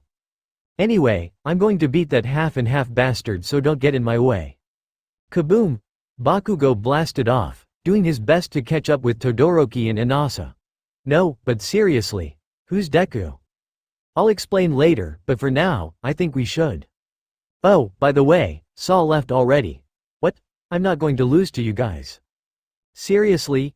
Izuku then noticed that Charky also began to move. "Sorry, Midoriya, but I also plan on winning," Chakri said as he began moving along the rooms. Well, if that's the case, Izuku got down and put on a running position. Green lighting then wrapped his entire body. "I should try and win as well." Boom! His body leapt off the floor and into the air. His jumps were strong enough that it allowed him to jump from platform to platform with ease. However, it got the attention of a certain Thai boy. "He has a quirk," Chakri said with both shock and confusion. The other students quickly caught up and found themselves right at the second obstacle. "So, little ropes. How are we going to get across? Out of the way, it's my baby's time to shine. A girl with pink hair and dreadlocks came out of the crowd, wearing a mechanical suit that nearly covered her entire body. For us support course students, this festival is a chance to show off our babies, so keep your eyes on me, you corporations, and get a good look at my wonderful babies. The girl then leapt off, a hook coming out of her suit and attaching itself to a pillar. She then used her boots to soften her landing. Come on Suyu, I won't let her beat us, Ochako said. With that, the 1A and 1B students began to cross the treacherous platforms. While they were crossing, two boys finally reached the final obstacle. A large landmine ahead. It was obvious where the landmines were, and if one took their time, they could easily avoid them. But time was not something they had. Looks like you're at a disadvantage, Ice Boy, Inasa said as he continued to fly over the small minefield. So you think, Shoto replied. He then actually began to run at his full speed, and surprisingly, he started to catch up to the Tornado Boy. How is he doing that? I'm going full speed and he's still catching up, Inasa was thinking. However, the two of them were not ready for the unexpected explosive ball of fire known as Katsuki Bakugo. Out of the way, fuckos, Bakugo yelled out, as he launched himself past the two. His explosions created enough pressure that it not only propelled him way past both Shoto and Inasa.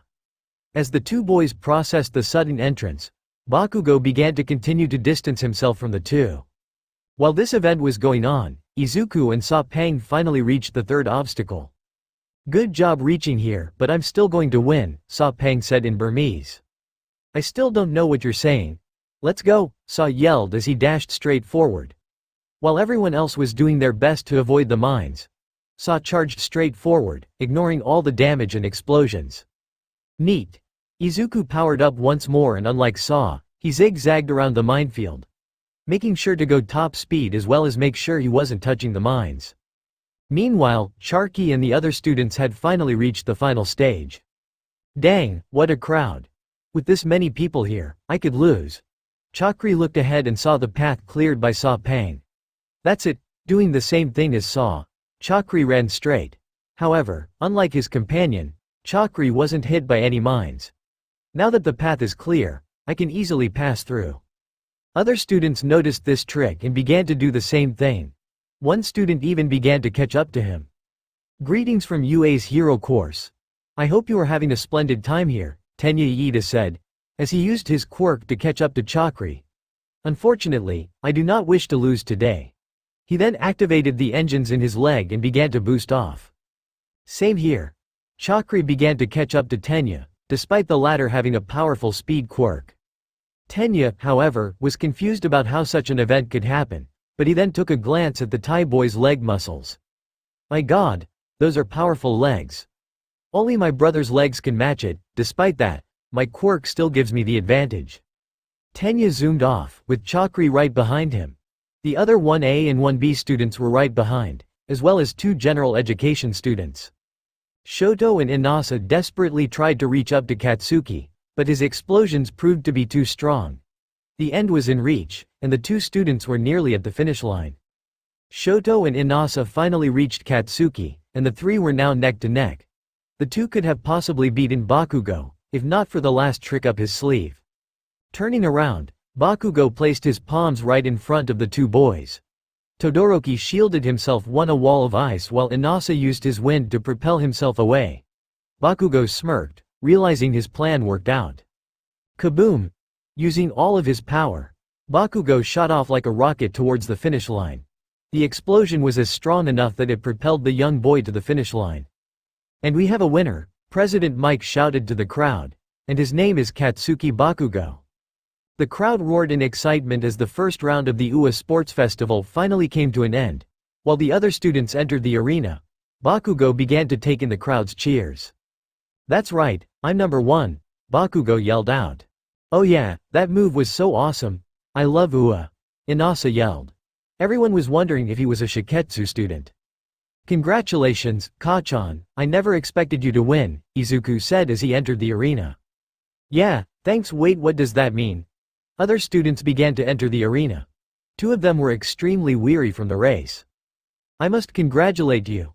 I could never imagine someone keeping up with me in a race, Tenya said. Thanks, Huff. You were pretty fast. But one day, I will be faster, Chakri said. His breath was weary, as he had used most of his energy to keep up with Iida. Charkai, that was amazing. We may not have won, but we sure showed everyone, didn't we? Sapang yelled. Yeah, we did, Chakri replied. Izuku. Izuku. Midoriya instantly knew who was calling him. Turning around, he saw his girlfriend Himiko run right up to him. We did it. We did it, Deku, Ochako stated while giving him a thumbs up. Yeah, we did, he replied. The two hero classes were lucky enough to pass the first stage, as well as 7 non-hero course students. The 50 kids were now resting for the next event. Congratulations, Mineta, you make a good war hammer, Takeshi said to his prevented friend. God, please save me, Mineta cried. His face was covered in bruises and bumps. Thank you, my babies, Mei said as she hugged her inventions. So we placed last, but hey, at least we passed, Shinso said to his partner. But I didn't do good enough. It's not enough for my rhino, Mikazuchi Rei stated. Next round. I must do better. Sure, whatever. Now then, I hope you're all ready because the next event is going to start soon. What is this next event, you ask? Well, let me explain, President Mike then put on a serious face. A game from the streets. A game that not only shows the power of teamwork, but also the power of the dunk. The game where legends rise and fall. There is only one game I am talking about. The middle of the arena began to open and a massive basketball court came out. The greatest game in the world, basketball. What's basketball? 397 Chapter 25. Basketball AN. Man, I'm really sorry that this chapter came out so late. I was going through a lot of stuff plus a shitload of writer's block. But I pulled through in the end. I hope you all enjoy this chapter. Also, this chapter contains the quirks of the 1B class which you can find at the My Hero Wiki. Enjoy and have a good day. This chapter is also dedicated to the late great Kobe Bryant. What the heck is basketball? Chakri asked. Wait, you don't know? Izuku asked. Not really. Saw and I spent most of our time either training or taking care of our families, Chakri explained. I am so excited right now, President Mike stated. I love basketball so much. Aizawa then noticed that his friend had changed his outfit entirely as well. The blonde was now wearing a basketball hat that completely covered his hair, sunglasses that were basketball themed, a Chicago Bulls jersey with the number 32, and of course, Air Jordans. Wow, I never expected you to like basketball so much, Aizawa replied. I fucking love basketball, President Mike said. Space Jam is my favorite movie of all time. While our lovely commentators are talking about their love for the sport, it's time to explain the rules. Midnight had come onto the scene wearing a basketball uniform that was very suggestive and very revealing. Is it common for Japanese women to do stuff like this? Charky asked. Izuku was about to answer no, but then he remembered Momo's infamous hero costume. Some women, not all. I'm not complaining, Charky replied. The rules are simple. It's the same as normal basketball, but with some notable exceptions. One of them being, quirks are allowed. The moment Midnight said that the air changed. The students were now curious and excited. Their imaginations were taking over. However, you cannot use your quirks on your opponents. Also, if the ball is destroyed or rendered usable, then the person who damaged it gets his entire team disqualified. The same thing happens if the board is affected by a quirk. Seriously, why would UA make a rule like that? Takeshi asked. Maybe because it shows how we can control our quirks, Ojiro replied. While it seems silly at first, it makes much more sense when you think about it. UA wants to show how we can use our quirks outside of combat as well as showing us that we can properly use it without damaging anything around us. That's pretty smart. How are you not number 1 in the class? Takeshi asked. Because we're in a class of superhumans, Ojiro replied. Oh, right. There is more than just that. Teams will be divided into 5, and with a total of 5 games will be played, Midnight explained. Now, there also is the results of the previous event. Depending on how you did, you will gain a set of points. Your points will combine with your other teammates, and the highest gets to choose when they play. A scoreboard then appeared, with a graph displaying 2 sets of 5. One said Team A, while the other said Team B. So those who got in last place are punished, while on the other hand, those who came first get rewarded. A cruel game, but I respect that, Charky said. But there's also the matter of quirks. Some quirks have an advantage over others in this sport. Combat quirks are affected the most because they are nearly useless, while quirks that are often looked down upon getting time to shine, Izuku explained. Yeah, about that, Sharky took a quirk chance at Saw, who was trying to follow what they were saying. The matches will each last 5 minutes long, with a 2-minute break in between, Midnight explained. You now have 10 minutes to decide who your teammates are, staring now. Immediately nearly everyone went to Katsuki Bakugo. If they stick by number 1, they also could be number 1. Looks like everyone's going to Kachan. I wonder who should I pick? Izuku asked. Suddenly, he felt a tap on his shoulders. Turning around, he saw Sharky and Saw, with embarrassed looks on their faces. Can we be on the same team as you? Chakri asked. You're the only guy we know here and we can't play. So, can you please help us? How could Izuku turn down someone who needed his help? Sure, but that means you have to tell me everything about you guys. From your new fighting styles to even his quirk, I want to know everything. Do we have a deal? Izuku asked. Chakri had a brief conversation with Saw before deciding, yes, we accept. Good, now we just need 2 more members, Izuku said. He then felt hands come down on his shoulders. 2 members are right here, Ochako and Toga said cheerily. Perfect, we're set for victory, Izuku said. He then noticed that other teams were beginning to form. Alright, I like it, Bakugo said. His team consisted of Kirishima, Sato, Amai Cosmo, and Hanta Siro. This is the team. Could have been worse, Shinso told Rei. They had Mei Hatsume, Inasa, and Tagaru Kamakiri. Alrighty team, let's show them what Ua is made of, Iida said. His team consisted of Tsuyu Asui, Kyoka Jiro, Koji Koda, and Toru Hagakuri. Let's go, Takeshi yelled. He had Ojiro, Shoji, Mineta, and Jiroda Shishida. Let's do this, girls, Itsuka said to her teammates. They were Momo Yaoyuruzu, Mina Ishido, Yui Kodai, and Reiko Yanagi. With this team, we're unbeatable. Come on team, we'll show those 1A punks what we're made of, Monoma stated, much to his team's annoyance. They were Hiryu Ren, Kosei Subaraba, Sen Kaibara, and Juzo Honanuki. We're unstoppable everyone, Kurkaren said with enthusiasm. She had Tetsu, Nirengeki Shoda, Pony Tsunotori, and Setsuna Tokage. Come on guys, just because we're the ones left over doesn't mean that we can't show them what we're made of.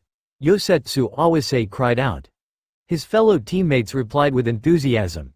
They were Manga Fukidashi, Kojiro Bando, Abara Shiozaki, and Kanoko Komori.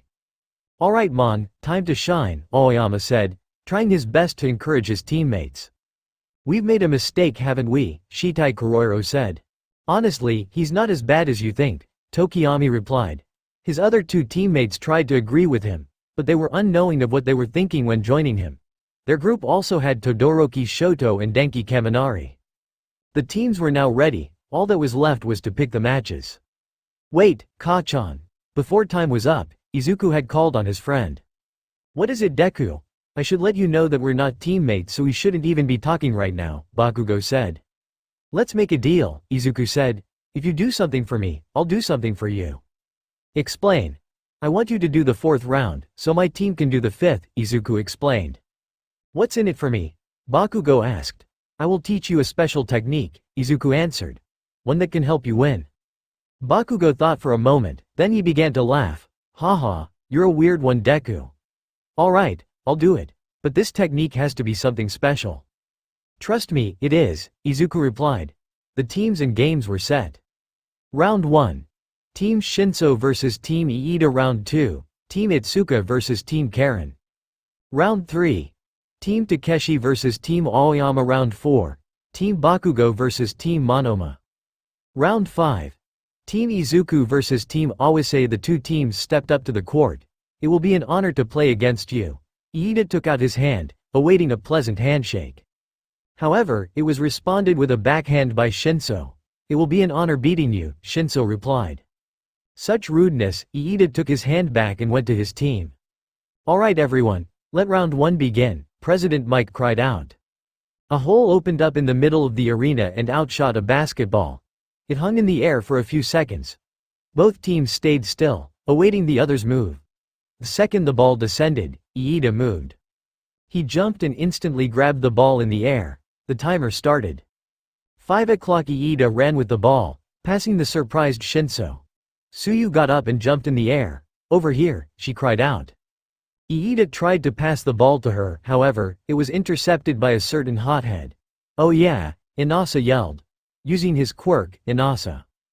Shinso had gotten to the other side of the court and was waving his arms. "Over here," he shouted. Inasa successfully passed the ball to Shinso, who caught it and threw it to Iida's hoop. However, out of nowhere, the ball was knocked out of the air. "Gotcha sucker," Toru confidentially boasted. She then passed it to Jiro, who passed it to Koda, and finally passed it to Iida, who successfully made a slam dunk. 0-1 Team Iida 430. "Nice one team," Iida said as he gave a thumbs up to his teammates. Rei then appeared right next to Shinso. "I think they're underestimating us." "You're right, time to show them what UA's outcasts can do," Shinso replied. By snapping his fingers, his teammates instantly knew what to do. It was time to go all out. Tagaru grinned at the new orders. Mei smiled because she was now able to show off her new babies. Inasa was just excited because he was at the UA Sports Festival. Rei was happy because Rina was watching. Shinso was also happy because now he can stick it to these hero course fuckers. Huh, Iida was confused by Shinso's single word. Then, he suddenly froze without warning. "Stay still," Shinso said. He then proceeded to dribble past Iida's frozen body, much to the shock of his teammates. "Iida get him," Kyoka shouted. But her words fell on deaf ears. His teammates were forced to ignore him and they turned their attention to Shinso. The only one who could stop the purple-haired boy was Koda. Shinso grinned as the shy boy did his best to block him. Shinso replied by throwing the ball behind him, which landed in Inasa's hands while he was flying. Inasa then slammed dunked with the full might of his quirk. Boom, the ball fell to the ground, still intact. "Oh yeah," Inasa shouted. 1-1 4 o'clock. "Iida, why didn't you do anything?" Tsuyu said as she poked her teammate. Suddenly, he started to move again. Huh, Iida looked around. "What happened?" Tsuyu was confused. "You just stopped out of nowhere. They scored because of you standing still." That's when Iida finally understood what happened. It's that purple-haired boy. When you talk to him, your body freezes. "Tell everyone right now," Iida ordered. Tsuyu immediately knew the risk and told everyone in their team. "Well, looks like the cat's out of the bag. However, it's time for you three to shine," Shinso said. Mei, Tagaru, and Rei smiled. The game continued, with Iida now having the ball. The moment the round started, Iida immediately dashed off. "Going this fast early on will be a hindrance later on, but if I score a lot now then the other team won't have enough time to catch up." This was Iida's plan. It would have worked, if not for Rei Mikazuchi. Rei immediately caught up to Iida, exchanging eye contact. Iida was shocked that someone was able to match his speed, so much that he gave Rei the eyes of fright. Rei, in response, gave Iida a cold dead stare. Eyes that lost all sign of empathy. In less than a second, Rei was able to steal the ball and pass it to Mei. "Thanks for the baby," she said. "Don't call the ball baby," Rei replied. Iida was standing next to him, in complete shock. "You must be wondering why I'm so fast, correct?" Iida nodded. "Simple, you were given speed. I had to earn it." Rei walked away, leaving Iida broken. The game went as followed. Mei used her many inventions, which she calls babies, to surprise her opponents and score. Tagaru would use his blade quirk to startle whoever was in front of him before passing the ball to someone else. Inasa would fly over their heads before dropping the ball in the hoop. Rei did the same as before, running up to his opponents and stealing the ball from them, and Shinso just stood back and watched. This is how the game went until the time was up. When the game was over, the results were depressing. 10-1 0-100 Team Shinso. Iida's team was left defeated and broken. Whoa, little listeners, that match was a surprise. WHO knew that the general education course had such monsters, President Mike committed. That was a surprise. I thought Iida would have won. With his speed and Tsuyu's jump, it should have been easy for them. "I guess we should be prepared for anything," Izuku said. "What's your thoughts, Chakri?" The Thai boy had a hand on his chin. "That guy," he pointed to Rei, "is very strong. Be careful around him." As Iida's team walked away in defeat, Momo rushed up to Kyoka. "It's alright, Jiro, you did your best." "Thanks, Yamomo. I promised to win this game for you." Momo rejoined her group, ready to start her match. On the other side, Karen was getting ready. I can't believe you Nezu, Shinyu Senshi said. Haha, what did I do this time? Nezu asked. The two of them were watching the event up in the stands. You let a join a school of heroes. Do you think that was a good idea? Senshi asked. And what's wrong with that? A young boastful voice said. Senshi groaned while Nezu turned in glee. The may be a clan of assassins, but why does it matter if one becomes a hero? Renzo said. Even if she's my beloved sister. Hello Renzo my boy, Nezu said while walking up to the young fighter. You know it's not too late to apply to UA. I'll pass, Renzo replied. So Fake King, what are your thoughts on my sister? She looks strong. She is strong. After all, Renzo revealed his right arm covered in bandages. She did do this. The ball was in Itsuka's hands, with her team right behind her. Karen was right in front of her, ready to start. Let the match begin, President Mike yelled. Karen immediately began by trying to steal the ball from Itsuka's hands.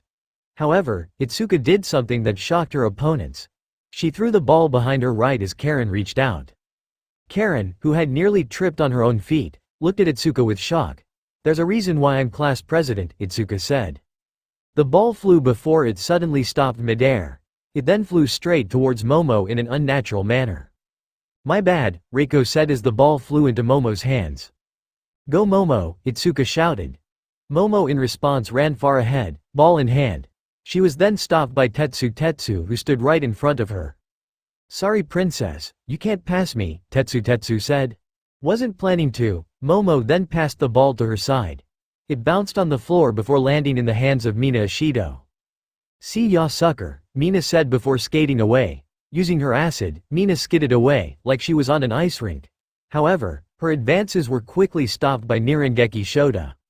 Sorry, but I can't let you proceed any further, Shota said. Well that's too bad, Mina said. Because you can't stop her.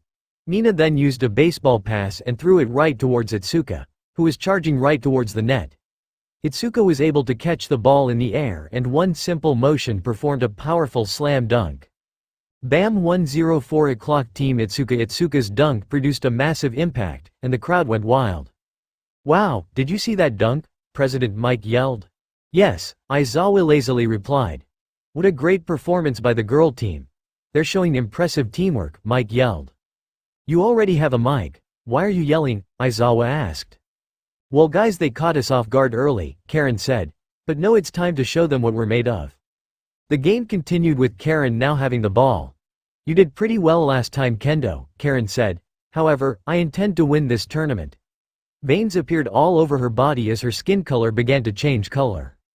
Oh no, Itsuka muttered. Clan secret technique. Removal 90%. Before Itsuka and her team knew it, Karen was already at the end of the court. Kaboom! Her slam dunk produced such a massive sound that it could even be heard outside the stadium. It was however dwarfed by the roar of the audience. 1-1 358 tie. How? Mina weakly asked. Simple, I was better, Karen replied. Her skin went back to normal. Wait a second. I saw someone use something similar once, Momo said. That grabbed Karen's attention. Did he have eyes like me and black hair? Yes.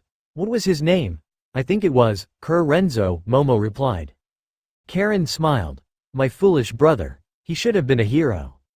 Hey, looks like your sister is making a friend. That's one more than you have, Senshi said. Shut up. Well guys, we need a change of plan, Itsuka said. Yeah, what the hell was that? How could we compete with that? Mina nervously asked. Because we know her weakness, Yui replied. It helps when you're in the same class, Reiko said. That form of hers is amazing but it has a major weakness, Itsuka stated.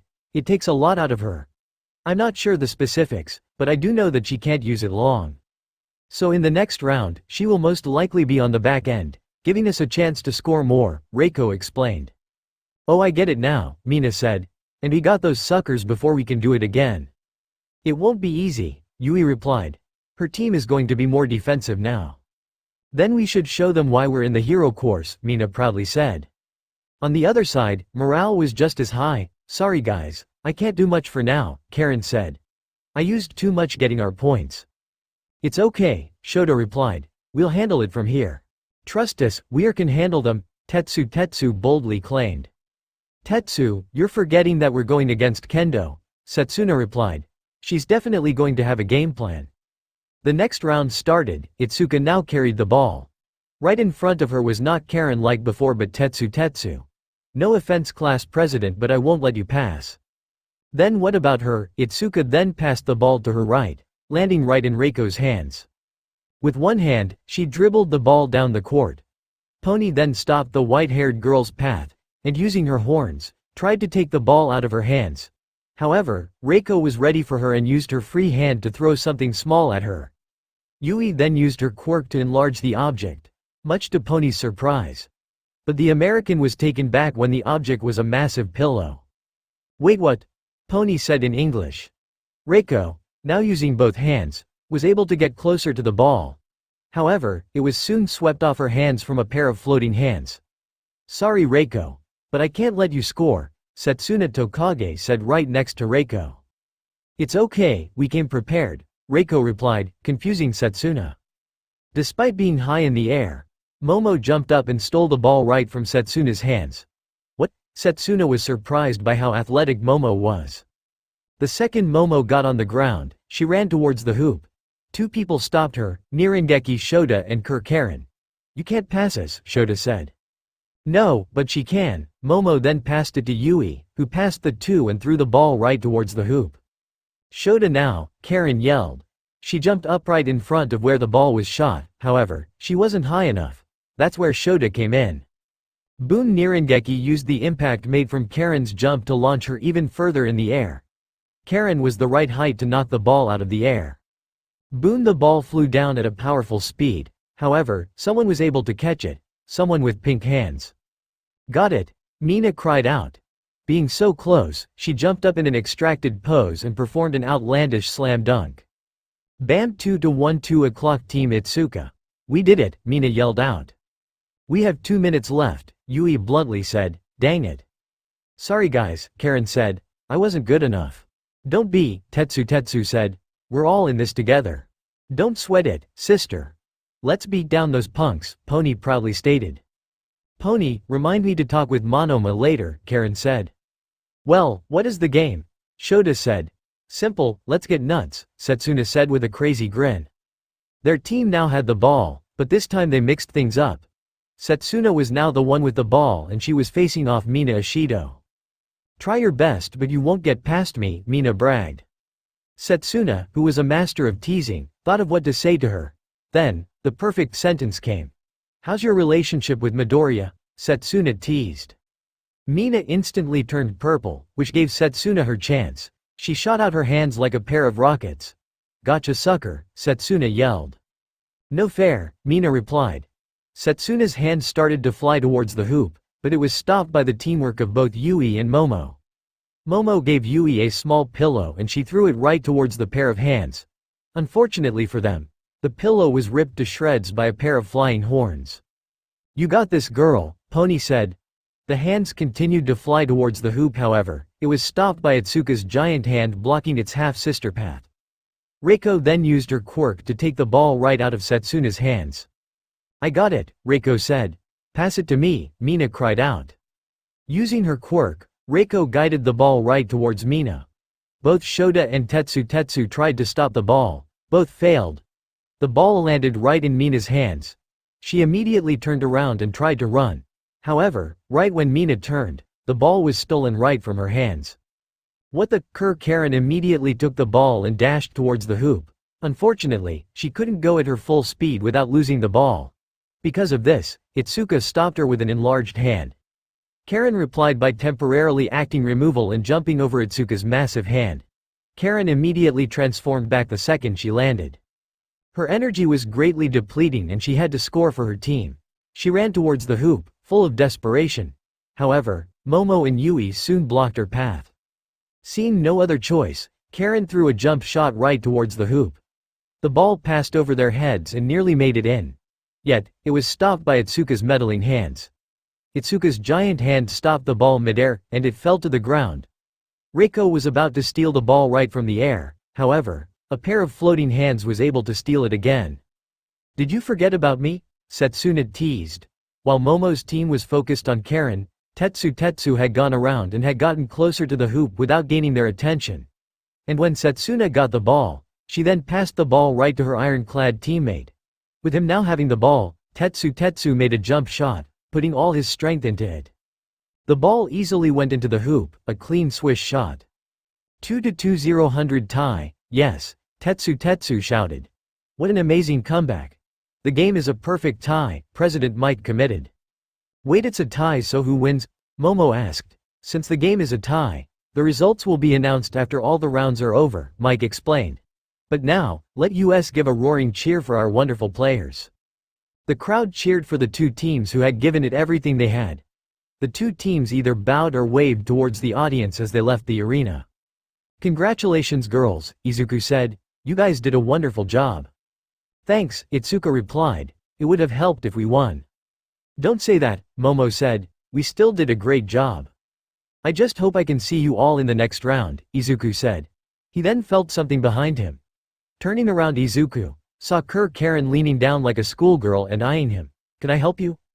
I'll see you later, Karen said with an enthusiastic grin before walking away. Izuku was confused by the random encounter, as well as everyone who saw it. Is she normally like that? No, this is new, Itsuka replied. Momo, who saw the whole thing, felt a tiny bit of suspicion in her chest. Ochako, who saw it from the sidelines, was wondering why she was feeling jealous. Toga, on the other hand, was wondering where this new revelation could go. Meanwhile, Sharky saw the whole thing and had a single thought on his mind. Nice. Hey, what was that about? Senshi asked. Renzo gave an annoyed look. How should I know? I didn't hear what they said. Sorry, I was just asking, Senshi replied. Renzo turned his attention towards his half-sister. Karen, I swear to God you better not do what my mother did, or so help me. Now, let US begin the third match, President Mike yelled. Both Team Takeshi and Team Aoyama stepped up to the arena. Out of curiosity, what is our plan? Shitai Kuroiro asked. Win and look fabulous, Aoyama said. Just follow me, Todoroki coldly said. Oh, I am sorry, but are you the team leader? Aoyama asked. The only reason you're the leader is that you kept whining about wanting to be one, Todoroki replied. Besides, just leave everything to me and we will win. On the other side, Team Takeshi was having a completely different reaction. So guys, I have the perfect plan, Takeshi boldly said. We're going to win. Excuse me, Jiroda Shishida said. I'm not familiar with your 1A ways, but are you sure that you're going to win?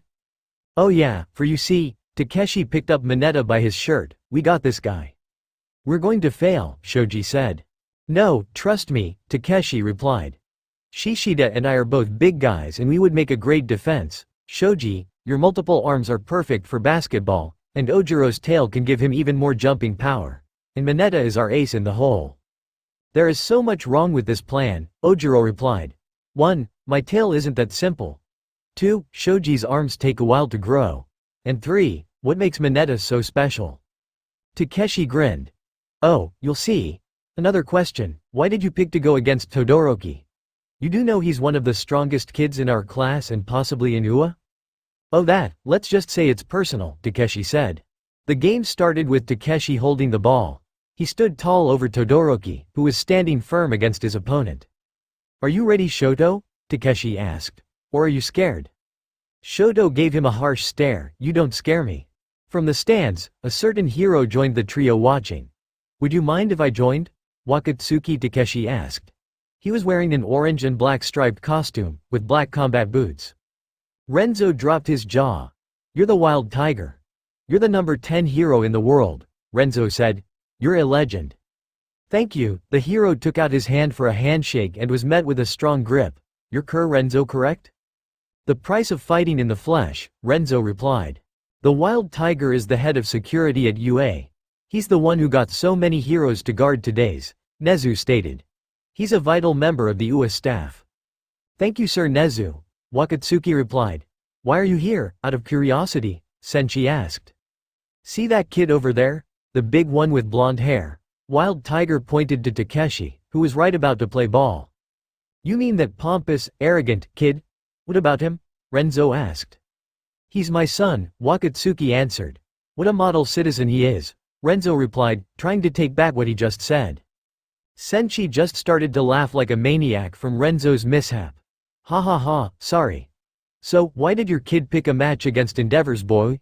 He does know that Endeavor praises the boy like he's the second coming of Jesus?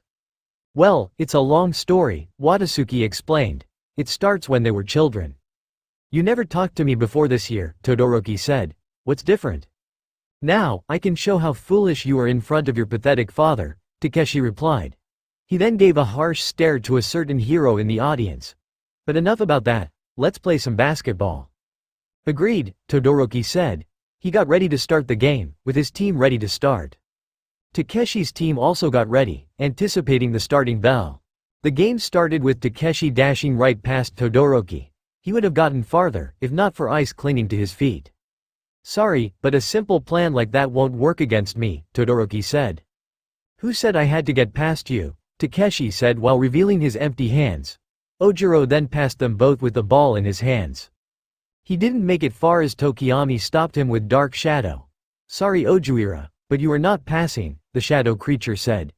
Out from the shadow creature came Shitai Kuroiro, who instantly stole the ball from the tail boy. You snooze, you lose, Kuroiro said. Kuroiro took the ball and ran down the court. However, he was also stopped by Shoji's multiple arms. You're not passing me. So you think? Kuroiro then shot the ball towards the ground before disappearing into Shoji's shadow.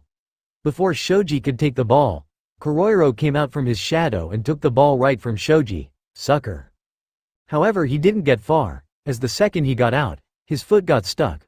What the hell? Kuroiro then noticed that his foot was stepping on a purple ball. What the hell? Oh yeah, Mineta called out as he jumped up and took the ball from Kuroiro's hands. Shoji here. The small boy then passed the ball to his taller friend. Shoji gave a thumbs up before dripping away. I told you, he's our ace in a hole, Takeshi said as he freed himself from Todoroki's ice. Shoji was then stopped by both Todoroki and Tokiyami. Over here, Shishida cried out. He was right next to the opponent's basket. Using his incredible strength, Shoji shot the ball to his monster teammate.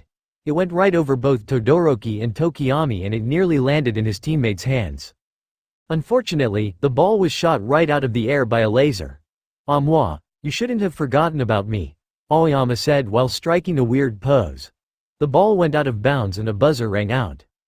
350, oh baby, and out of bounds. This game just keeps on getting on better, President Mike shouted. The ball now goes to Team Takeshi for an out-of-bounds shot, Aizawa coldly said. Come on now Aizawa. Give the audience some enthusiasm, President Mike said. No, I tried.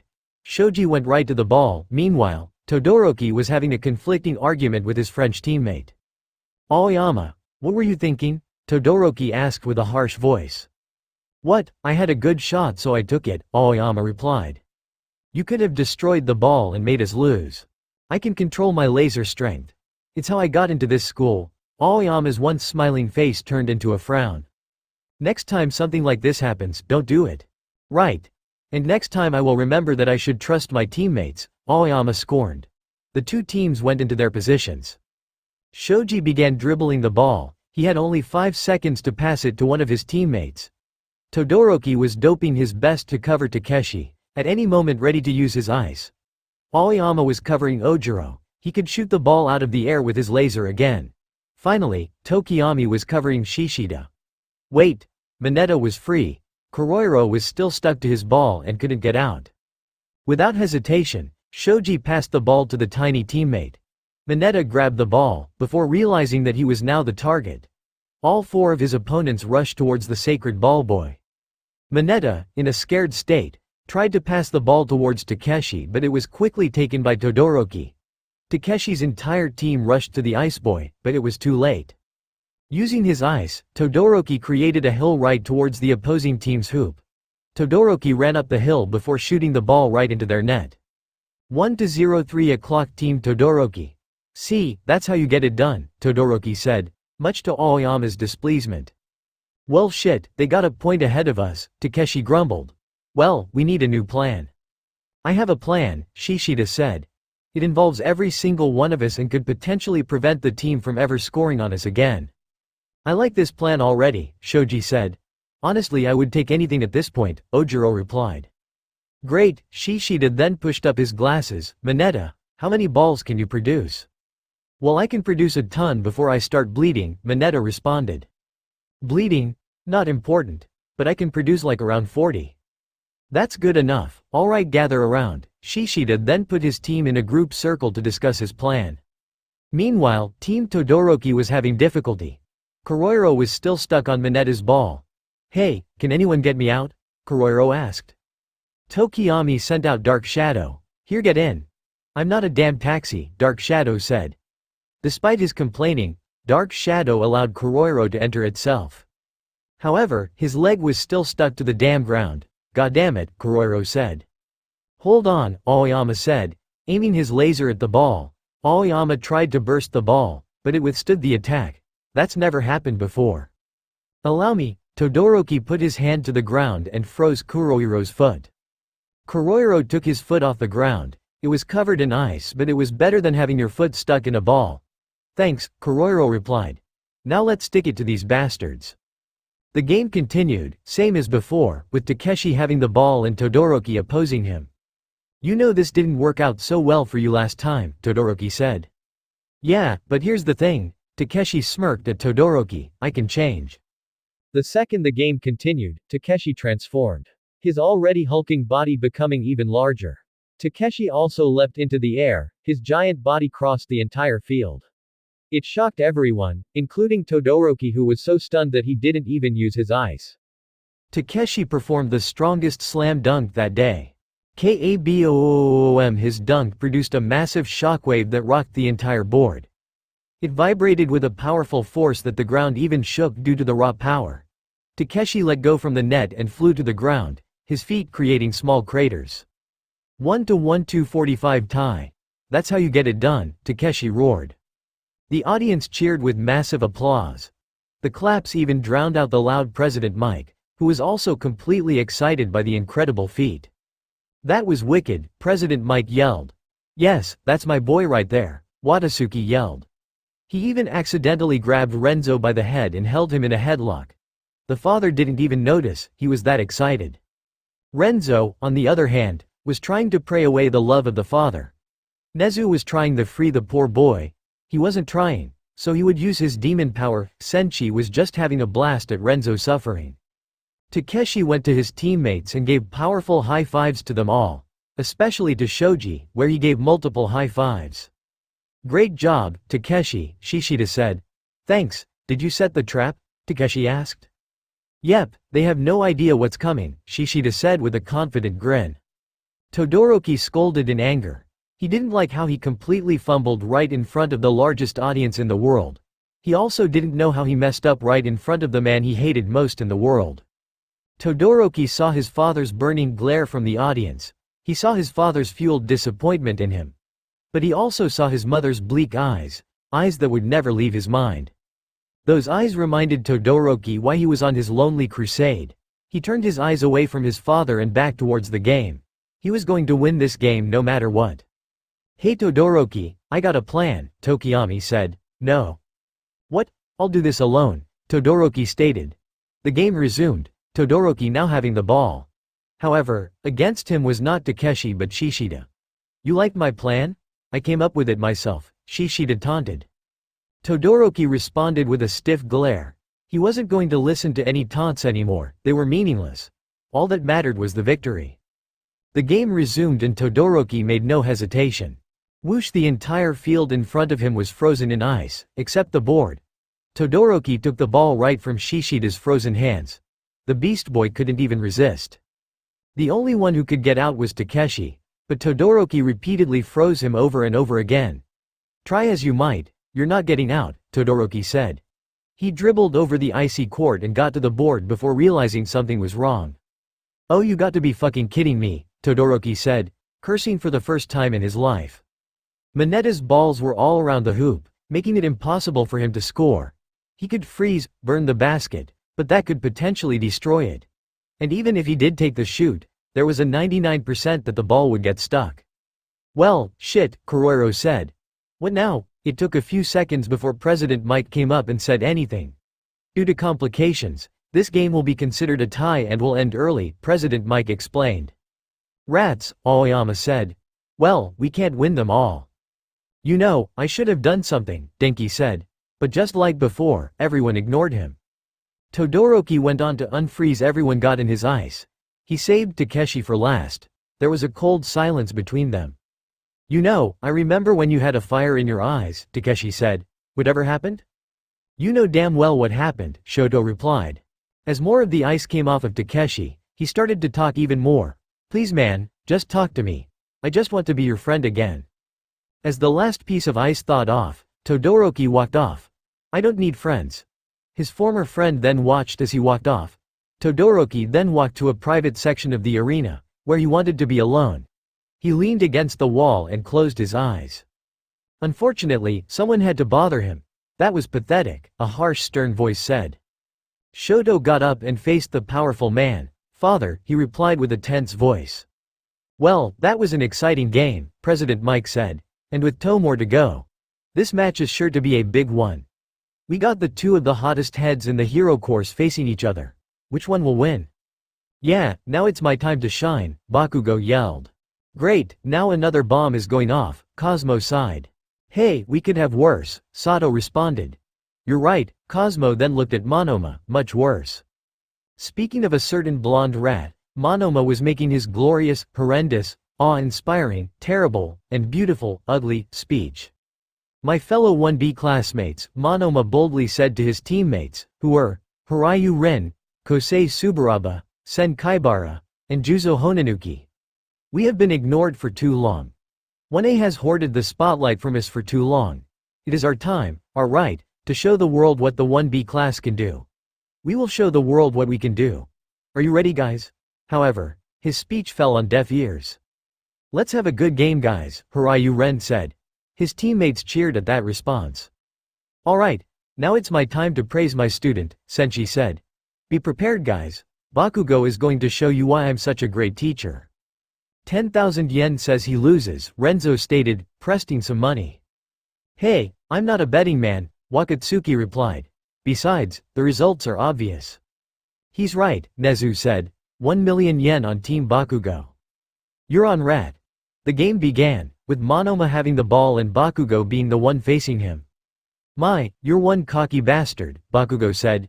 You're one to talk. After all, you're the infamous 1A brat, Monoma replied. A brat I am, but I can still beat your ass, Bakugo grinned. The game started and Monoma began by trying to touch the blonde devil right in front of him. Unfortunately for him, Bakugo responded with a large flash explosion. Boom smoke filled the arena, and the sudden flash blinded Monoma. This allowed Bakugo to steal the ball from right under his nose. You ain't copying my quirk, Bakugo said. Bakugo dribbled down the court, ball in hand. He was surprisingly fast, so fast that even his teammates were struggling to keep up. However, he didn't go far as his feet sunk into the ground. Sucks to be you, Juzo Honanuki said. Nah, I'm still not you. Bakugo replied before passing the ball to his right. Cosmo came to his side and grabbed the ball. Cosmo ran down the court with the ball before being blocked by both Hiryu Rin and Kosei Subaraba. Kosei began creating an air bubble fit to contain Cosmo. However, Cosmo responded by created a wax ball and smashed the bubble before it could contain him. Sorry Kosei, but that won't work on me, Cosmo said. Rin and Sen Kaibara both rushed to Cosmo eager to take the ball from him. But Cosmo then shocked them both by throwing the ball to his left onto the floor. Zero then came in and, using his tape arms, snatched the ball and brought it to his hands. He then passed it to Sato who performed an amazing slam dunk. Boom 1-0 4 o'clock Team Bakugo. The base shook as the ball came down the net. Sato came down and was greeted by a high five from Kirishima. Good job Sato, Kirishima said. Thanks. That was good everyone, but don't celebrate yet. We still have 4 minutes left, Bakugo said. Wow, I never expected you to be a good leader, Cosmo said. The fuck is that supposed to mean? Bakugo asked. Well team, things may look grim now, but just know, there are still 4 minutes left, Monoma grinned. The game continued, with Monoma having the ball again. Well, unlike last time, you are not going to use the same trick on me again, Monoma confidently stated. We'll see about that, Bakugo replied. The game continued and the first thing Monoma tried to do was touch Bakugo again. However, Bakugo was ready this time. The blonde brat smacked the ball out of Monoma's hands and stole it again. "Aw fuck again," Monoma said. However, he saw an opportunity when Bakugo's teammates passed him. Using his quick hands, Monoma tapped Zero on the back of his head, gaining his tape arms. Monoma also tried to copy Cosmo's quirk, but the short boy was too fast for him. Bakugo tried to throw the ball, but it was taken from him by green scales. What the? The scales brought the ball directly to Hiryu Rin's hands. Now with the ball, Rin traveled down the court. He was accompanied by both Juzo and Kaibara. They were stopped by Sato and Kirishima. Kaibara was able to trap Sato in a bubble, however, Kirishima was able to break the bubble before it trapped him. This allowed Rin to pass them both. Sato then broke free and chased after them. Rin was then stopped by Cosmo and Zero. As a last-ditch effort, Rin threw the ball in the air. Zero immediately shot out his tape, hoping to get it. However, another tape grabbed it before he could. "Oh, my bad. Looks like I can use your quirk better than you," Monoma teased. However, Bakugo took the ball from his again. "Seriously?" Monoma shouted. Bakugo replied by giving him the finger. Bakugo then gave the ball to Cosmo. Cosmo got closer to the opponent's net before using his quirk. He used his wax quirk to guide the ball straight towards the net. But, Kaibara was able to break the wax with his quirk. Kaibara now had the ball. Cosmo tried to stop him, but he suddenly sank to the floor. Juzo had used his quirk to make the floor around Cosmo into a mini quicksand pit. Because of this, Kaibara was able to pass Cosmo with ease. Kaibara didn't make it far, as Zero and Kirishima blocked him. However, Zero then found his legs taped together and he fell to the floor due to the lack of balance. Kirishima was going to help his teammate, but Kosei trapped him into a bubble before he could do anything. "You're not getting out of this one easily," Kosei confidently said. Kaibara then ran again, but this time was stopped by Sato's massive frame. Unfortunately, before Sato could take the ball, a wall of scales. "Not this time," Hiryu Rin said. Kaibara was almost there, but he had one more obstacle left. Katsuki Bakugo.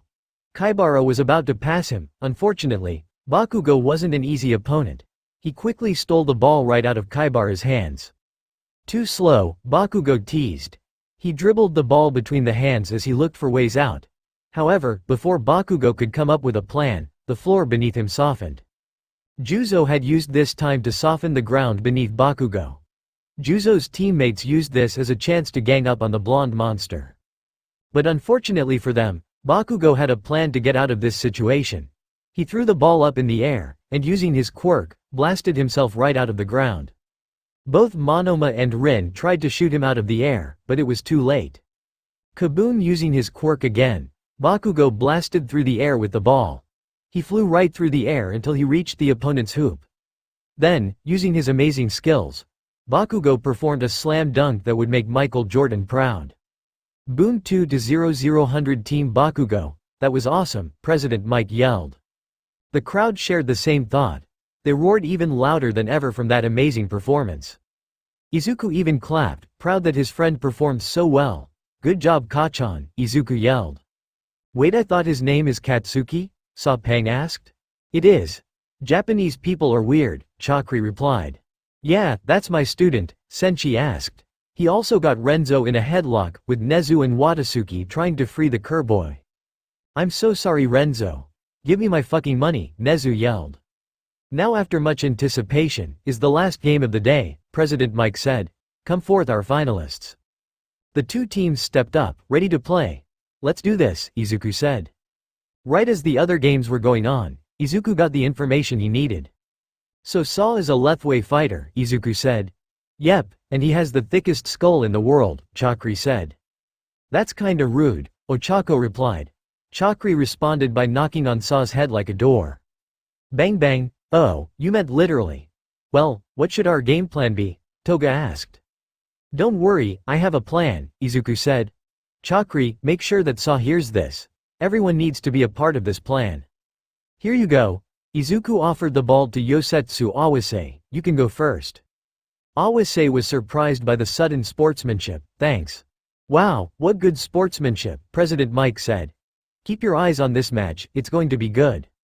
I have a bad feeling about this, Kojiro Bando said. Why? He is showing the kindness that the Lord would approve of, Obara said. Bando is right. Something is fishy about this, Kanoko said. No, I think he's just being nice, Manga replied. Either way, we're not going not without a fight, Awase said. The game started, with Izuku and Awase facing off. Awase was ready for Izuku. After all, he knew about his enhancing quirk. Meanwhile, Izuku had no idea what Awase's quirk was but was ready for anything. The buzzer for the game rang and Awase tried to pass Izuku. However, Izuku took his ball and passed him before he even noticed. Izuku passed Awase with such speed that some of Awase's teammates didn't even notice. But that didn't stop them. Manga shot out a massive text wall to block Izuku's path. Unfortunately for Manga, Sa dashed towards the text wall and destroyed it with one powerful punch. Manga was shocked that his text was destroyed so easily, yet, Sa treated it like it was nothing. Izuku went forward as if it was nothing, but yet he faced another obstacle. Bando had glued Izuku's foot to the floor, making him unable to move. Obara then used her vine hair to take the ball right out of Izuku's hands. She didn't keep it for long, as Chakri came in and ripped the ball right out of her hair. Before Obara could even process the sudden event, Chakri passed the ball to a floating Ochako. With no one in her way, she threw the ball right into the net. 1-0 430 Team Midoriya. Good job guys, Izuku praised. You did great as well Deku, Ochako said. Their opponents were not as jolly. I can't believe they scored one on us already, Kanoko said. Have no fear. This game is far from over, Awase said. Wow, those kids are good, Wakatsuki said. Of course they are. I did train their leaser, Renzo said. We both did, Senshi replied. But I trained him better, Renzo said. The game continued, but much to everyone's surprise, it was the same as before. Midoriya's team easily dominated over Awase's team. As much as they struggled, the 1B team could not even overcome the monsters they had as opponents.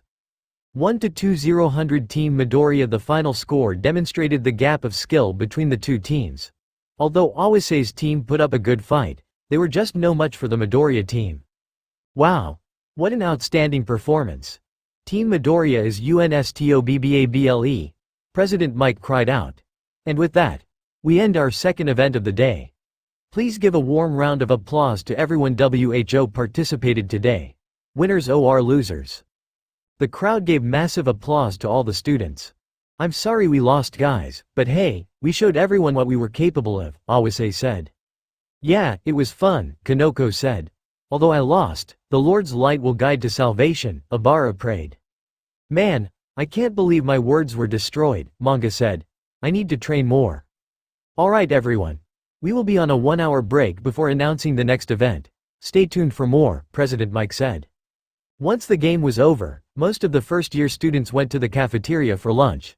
Some students, like Todoroki, took their lunch and left the dining area. Most students were hanging out with their friends. In Midoriya's case, he was helping Chakri and Saw. So anything else you need? Izuku asked. Now we're good, Chakri said as he began eating his ramen. Saw on the other hand, already finished his bowl of ramen. That was delicious. Maybe I have more? Saw asked. Sure thing, Izuku said before leaving the table. Wait, I thought you couldn't speak Japanese, Chakri said. Oh, I just learned it, Saw said like it was no big deal. As Izuku was walking, he was approached by a certain blonde classmate. Deku, we need to talk, Bakugo said. Can this wait? I need to get something for a friend, Izuku said. Yeah, you promised to teach me a powerful technique, Bakugo said. Izuku remembered the promise he gave before the basketball games. Oh right. I'll teach it to you, after lunch, Izuku said. Nope, we don't have enough time for that. It's now or never, Bakugo said. It won't take long. Before Izuku could finish his sentence, someone tapped him on the shoulder. Turning around, Izuku saw that it was Karen. Both Izuku and Katsuki were confused about why she was here. Hello, Izuku nervously replied. You're strong right? Karen asked. At this point, the scene was getting the attention of everyone else. Hey, why is Karen chatting with Midoriya? Setsuna asked Itsuka. I don't know, Itsuka answered. I have a bad feeling about this. Hey look, Midoriya is talking to that 1B girl, Mina pointed out. Why is she talking with Deku? Ochako asked. I knew something was up. What does that girl want with Izuku? Momo asked herself. I am pretty strong, yes, Izuku humbly answered. Great, then let's get married, Karen yelled. What? The entire cafeteria yelled. 397 Chapter 26, Before the Fights. And told you this wouldn't take long. Now, what is Izuku's answer? What did she say? Izuku asked himself. She wants me to marry her, is this real? Most of the students didn't even know what to say. Was this a prank? A way to distract the opponent? Was she an undercover villain? What was happening? Did I hear that right? Ochako asked. She wants to marry Deku. I think so, Mina replied. Despite being well versed in all manners PS gossip, not even she expected such a situation to happen. Especially to Midori. Not even Toga, who told Izuku the harem plan, could believe it. Bakugo was even right next to Izuku as it happened, and not even he could believe what was going on. I know Deku is popular with some chicks, but she wants to marry him, in high school. So what was Izuku's response to this situation? What does his brilliant mind think about this weird situation? Boom, he ran away. His speed was so intense that it left a massive crack on the ground. Izuku, hold on, Karen said before chasing after him. They both left the cafeteria in a confused and crazy place. The only one who broke the silence was the foreign students. Excuse me, Chakri said, gaining everyone's attention. Is this normal in Japan? No, everyone immediately responded. Izuku ran down the hallway, not sure where he was going. Eventually, he just stopped at a random corner and tried to process everything. A girl told me to marry her. That thought repeated in his head endlessly. Oh God, what's going to happen? Should he accept it? Well, the girl seems nice, but he doesn't know a damn thing about her. Wait, she's a cur. She could be related to Renzo. If he rejects her, would Renzo and his entire family come after him? But would that happen if he accepts? How would the others think? Oh God, what would my mom think? What would All Might think? Hello Izuku, a familiar voice said. Karen had caught up to him and was standing right next to him.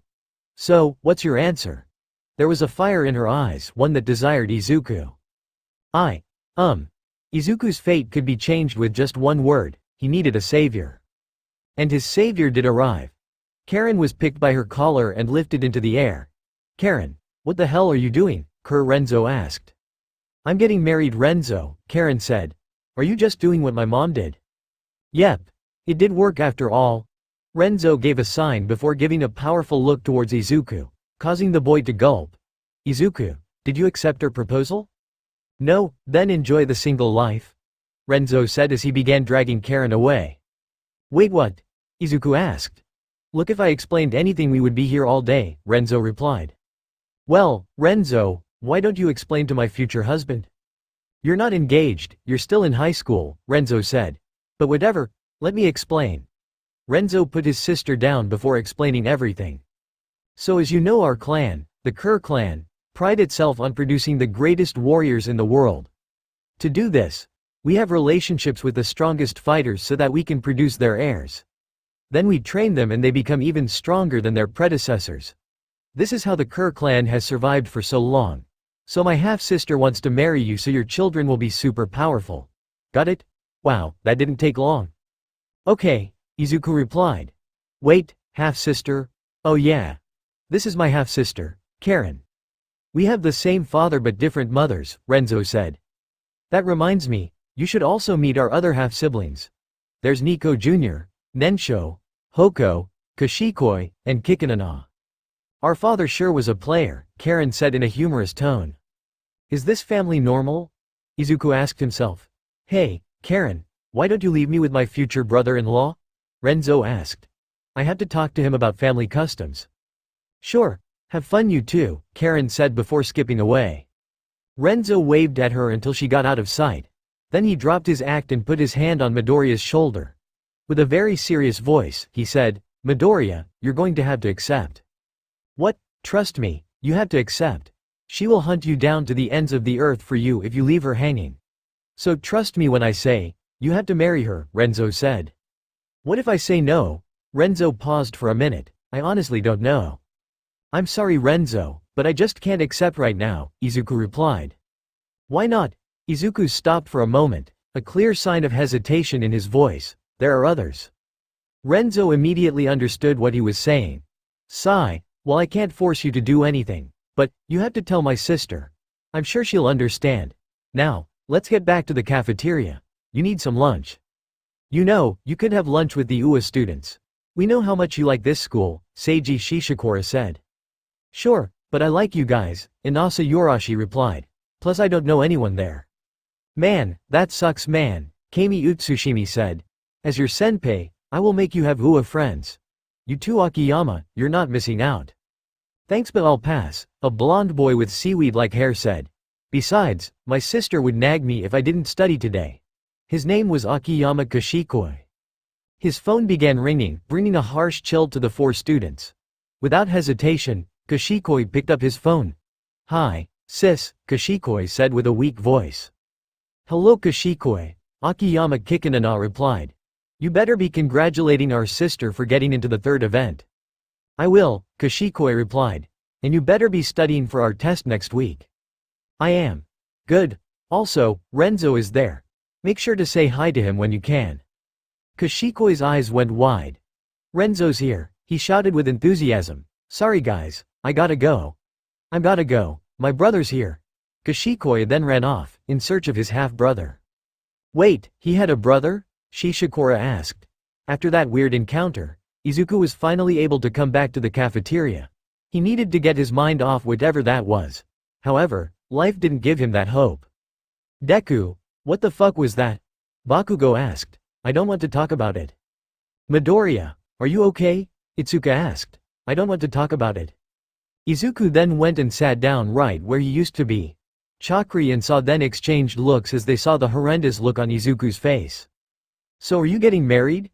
Izuku responded by placing his face right on the table. I can make a cake, Saw said. I think he needs more than a cake. Alright everyone, it's time for the third event, Present Mike yelled. All the students who had won, tied in the basketball event were there. They were all waiting intensively on what the next event would be. As tradition, the final event will be one of epic portions, Present Mike stated. One that will you all quacking in your seats. 2 words appeared on the massive screen. Battle Tournament. Are you excited as I am? The crowd roared in anticipation. This was the event they were waiting for. The conclusion of every UA tournament, the event that everyone paid attention to. It was the biggest and most exhilarating event in the tournament, where the very best of UA showed off its fighting prowess. This year was especially exciting. 2 other schools had also made it up to this event. How far they will go depends on the individual's talents. Either way, this will be a tournament that many heroes will turn their attention on. To explain the rules, we have our lovely Miss Midnight, Present Mike said. Stepping up to the podium, Midnight came wearing a referee uniform. Alright, students, listen up because I'm only saying this once. To start, the rules are simple. To win you must beat your opponent in 4 ways. 1. Knock them unconscious or make them unable to move. When this happens, you must break away from your opponent immediately. The second is a 10-second knockdown. When your opponent is knocked down and stays down for 10 seconds, you win. The third is a ring out. When your opponent is pushed out of bounds, they are automatically disqualified. The final way is for your opponent to give up. Once they forfeit, you cannot harm them. During the fight, you are allowed to use your quirks. How you use it is fine as long as it doesn't break any other rules and hurt the audience members. You also cannot attack any eyes or neck. Other than that, have fun everyone. Now we must address the elephant of the room, Present Mike said. For the students WHO have tied during the second event we have come to a conclusion. You all pass, Eraserhead said in a dull voice, now you talk. The groups who had tied breathed a sense of relief. Their hard work had paid off in the end and they finally were able to progress. However, if anyone would like to drop out, now's your chance. Much to everyone's surprise, 3 hands rose. They were Denki Kaminari, Shitai Kuroiro, and Setsuna Tokage. Wow, what a surprise. Not just 1 nor 2, but 3 students have chosen to drop out. If you may, can you please explain why you 3 have chosen to drop out? Midnight asked. My quirk isn't suited for this kind of combat, Setsuna explained. No way I'm fighting a losing battle. Same with me, Kuroiro replied. As for me, I want to drop out before anything bad happens, Denki explained. He then whispered to himself, not like I can do anything with this lineup. Well, there you have it, folks. Now that we know WHO are participating, Let's see who's fighting WHO. All eyes turned to Izuku Midoriya and Chisai Chakri. The two were famous for their famous duel. It was because of that duel that they were here in the first place. When will they fight, was the question on everyone's mind. The projector screen began displaying the tournament brackets, filtering through names. People watched with unquenchable enthusiasm. Their bodies could barely contain their excitement. However, their results were not what they expected. Fight 1. Izuku Midoriya vs Shinso Hitoshi. Fight 2. Toga Himiko vs Tagaru Kamakiri. Fight 3. Mei Hatsume vs Jiroda Shishida Mezzo Shoji. Fight 4. Mashirao Ojiro vs Yoroizuka Sapang. Fight 5. Yui Kodai vs Hachi Takeshi. Fight 6. Mezzo Shoji vs Pony Tsunodori. Fight 7. Shoto Todoroki vs Hanta Siro. Fight 8. Mina Ishido vs Yuga Aoyama. Fight 9. Itsuka Kendo vs Nirengeki Shota. Fight 10. Inasa Yorashi vs Reiko Yanagi. Fight 11. Kur Karen vs Minoru Mineta. Fight 12. Mikazuchi Rei vs Tetsu. Fight 13. Momo Yaoyorozu vs Fumikage Tokiyami. Fight 14. Katsuki Bakugo vs Ochako Uraraka. Fight 15. Amai Cosmo vs Rikido Sato. Fight 16. Chisai Chakri vs Eijiro Kirishima. Hey, what's the big deal? Is UA trying to skip their rematch? BOOO, now hold on, President Mike said. The names were randomly generated, we didn't fix it. However, it was not a UA staff who silenced the audience but one of the foreign students. Saw, shut them up, Chakri ordered. Saw took a deep breath before unleashing his roar. QQQQQUUUUIIEETTTTTTT. The entire stadium shook from the roar, drowning the entire audience and bringing all attention to the two. Thank you, Chakri then stepped right up. Izuku. I don't care how long it takes, or how many people I have to fight. I will have our rematch, so you better make it to the top. That's some big talk.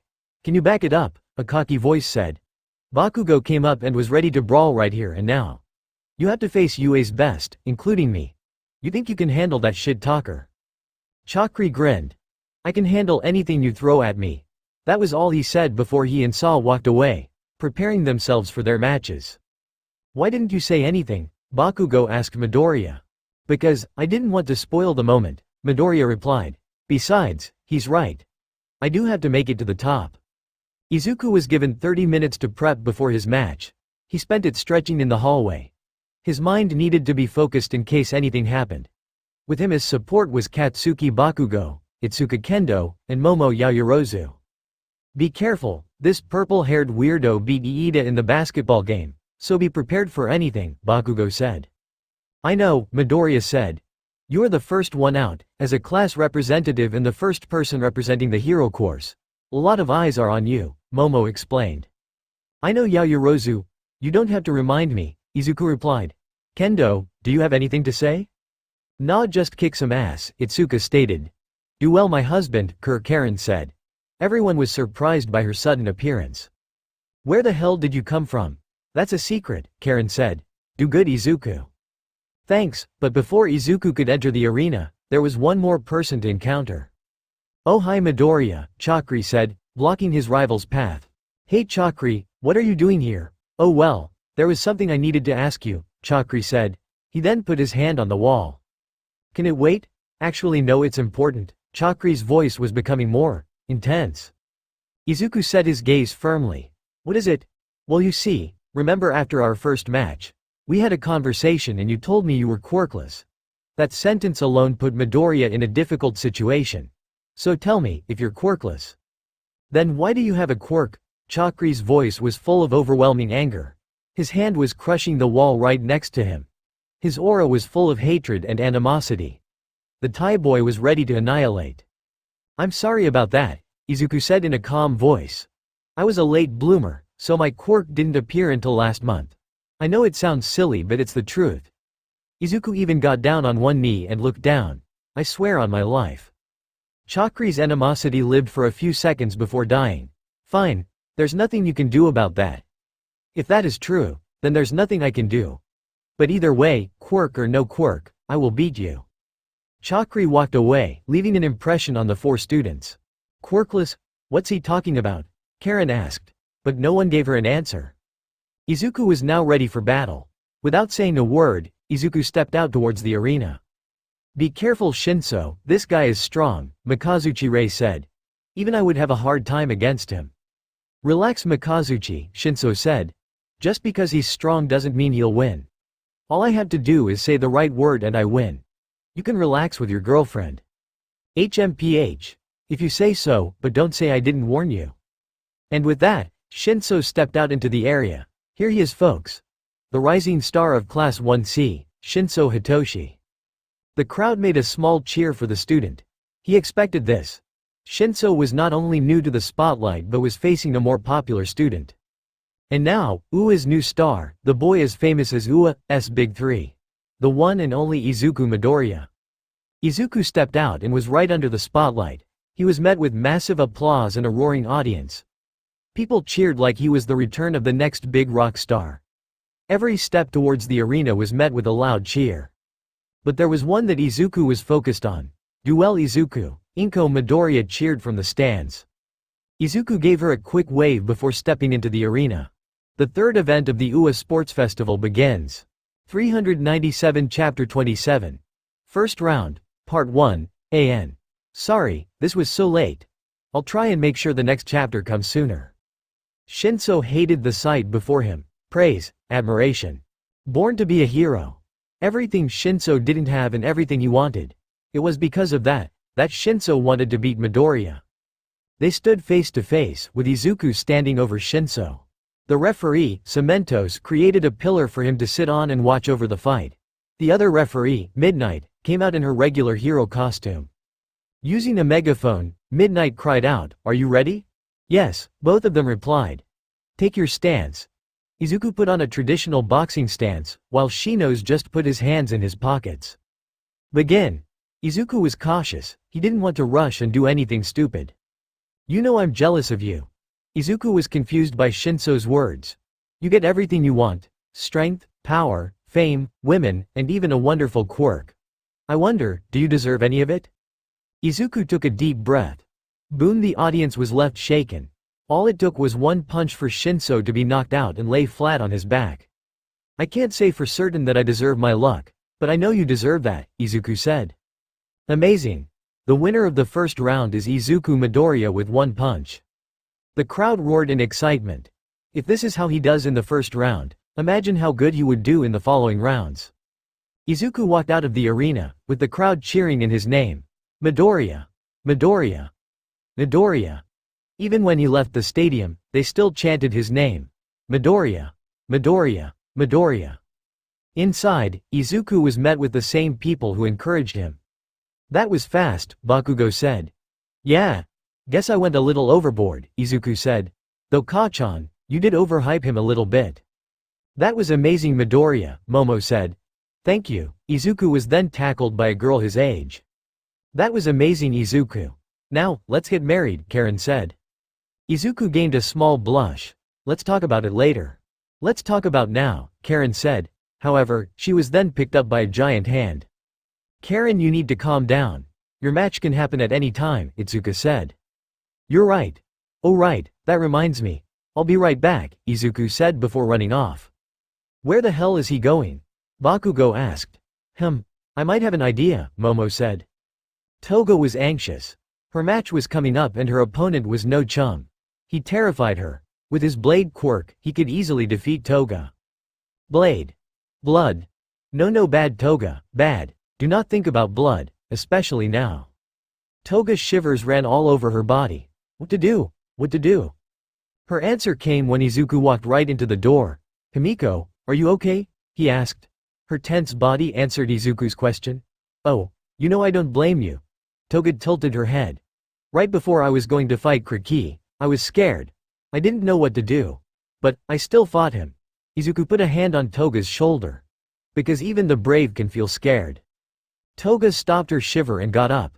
"Thank you, Izuku. However, there was one more thing she needed. You won't mind if I borrow your blood?" Togaru was an impatient little shit. He knew this and he won't deny it.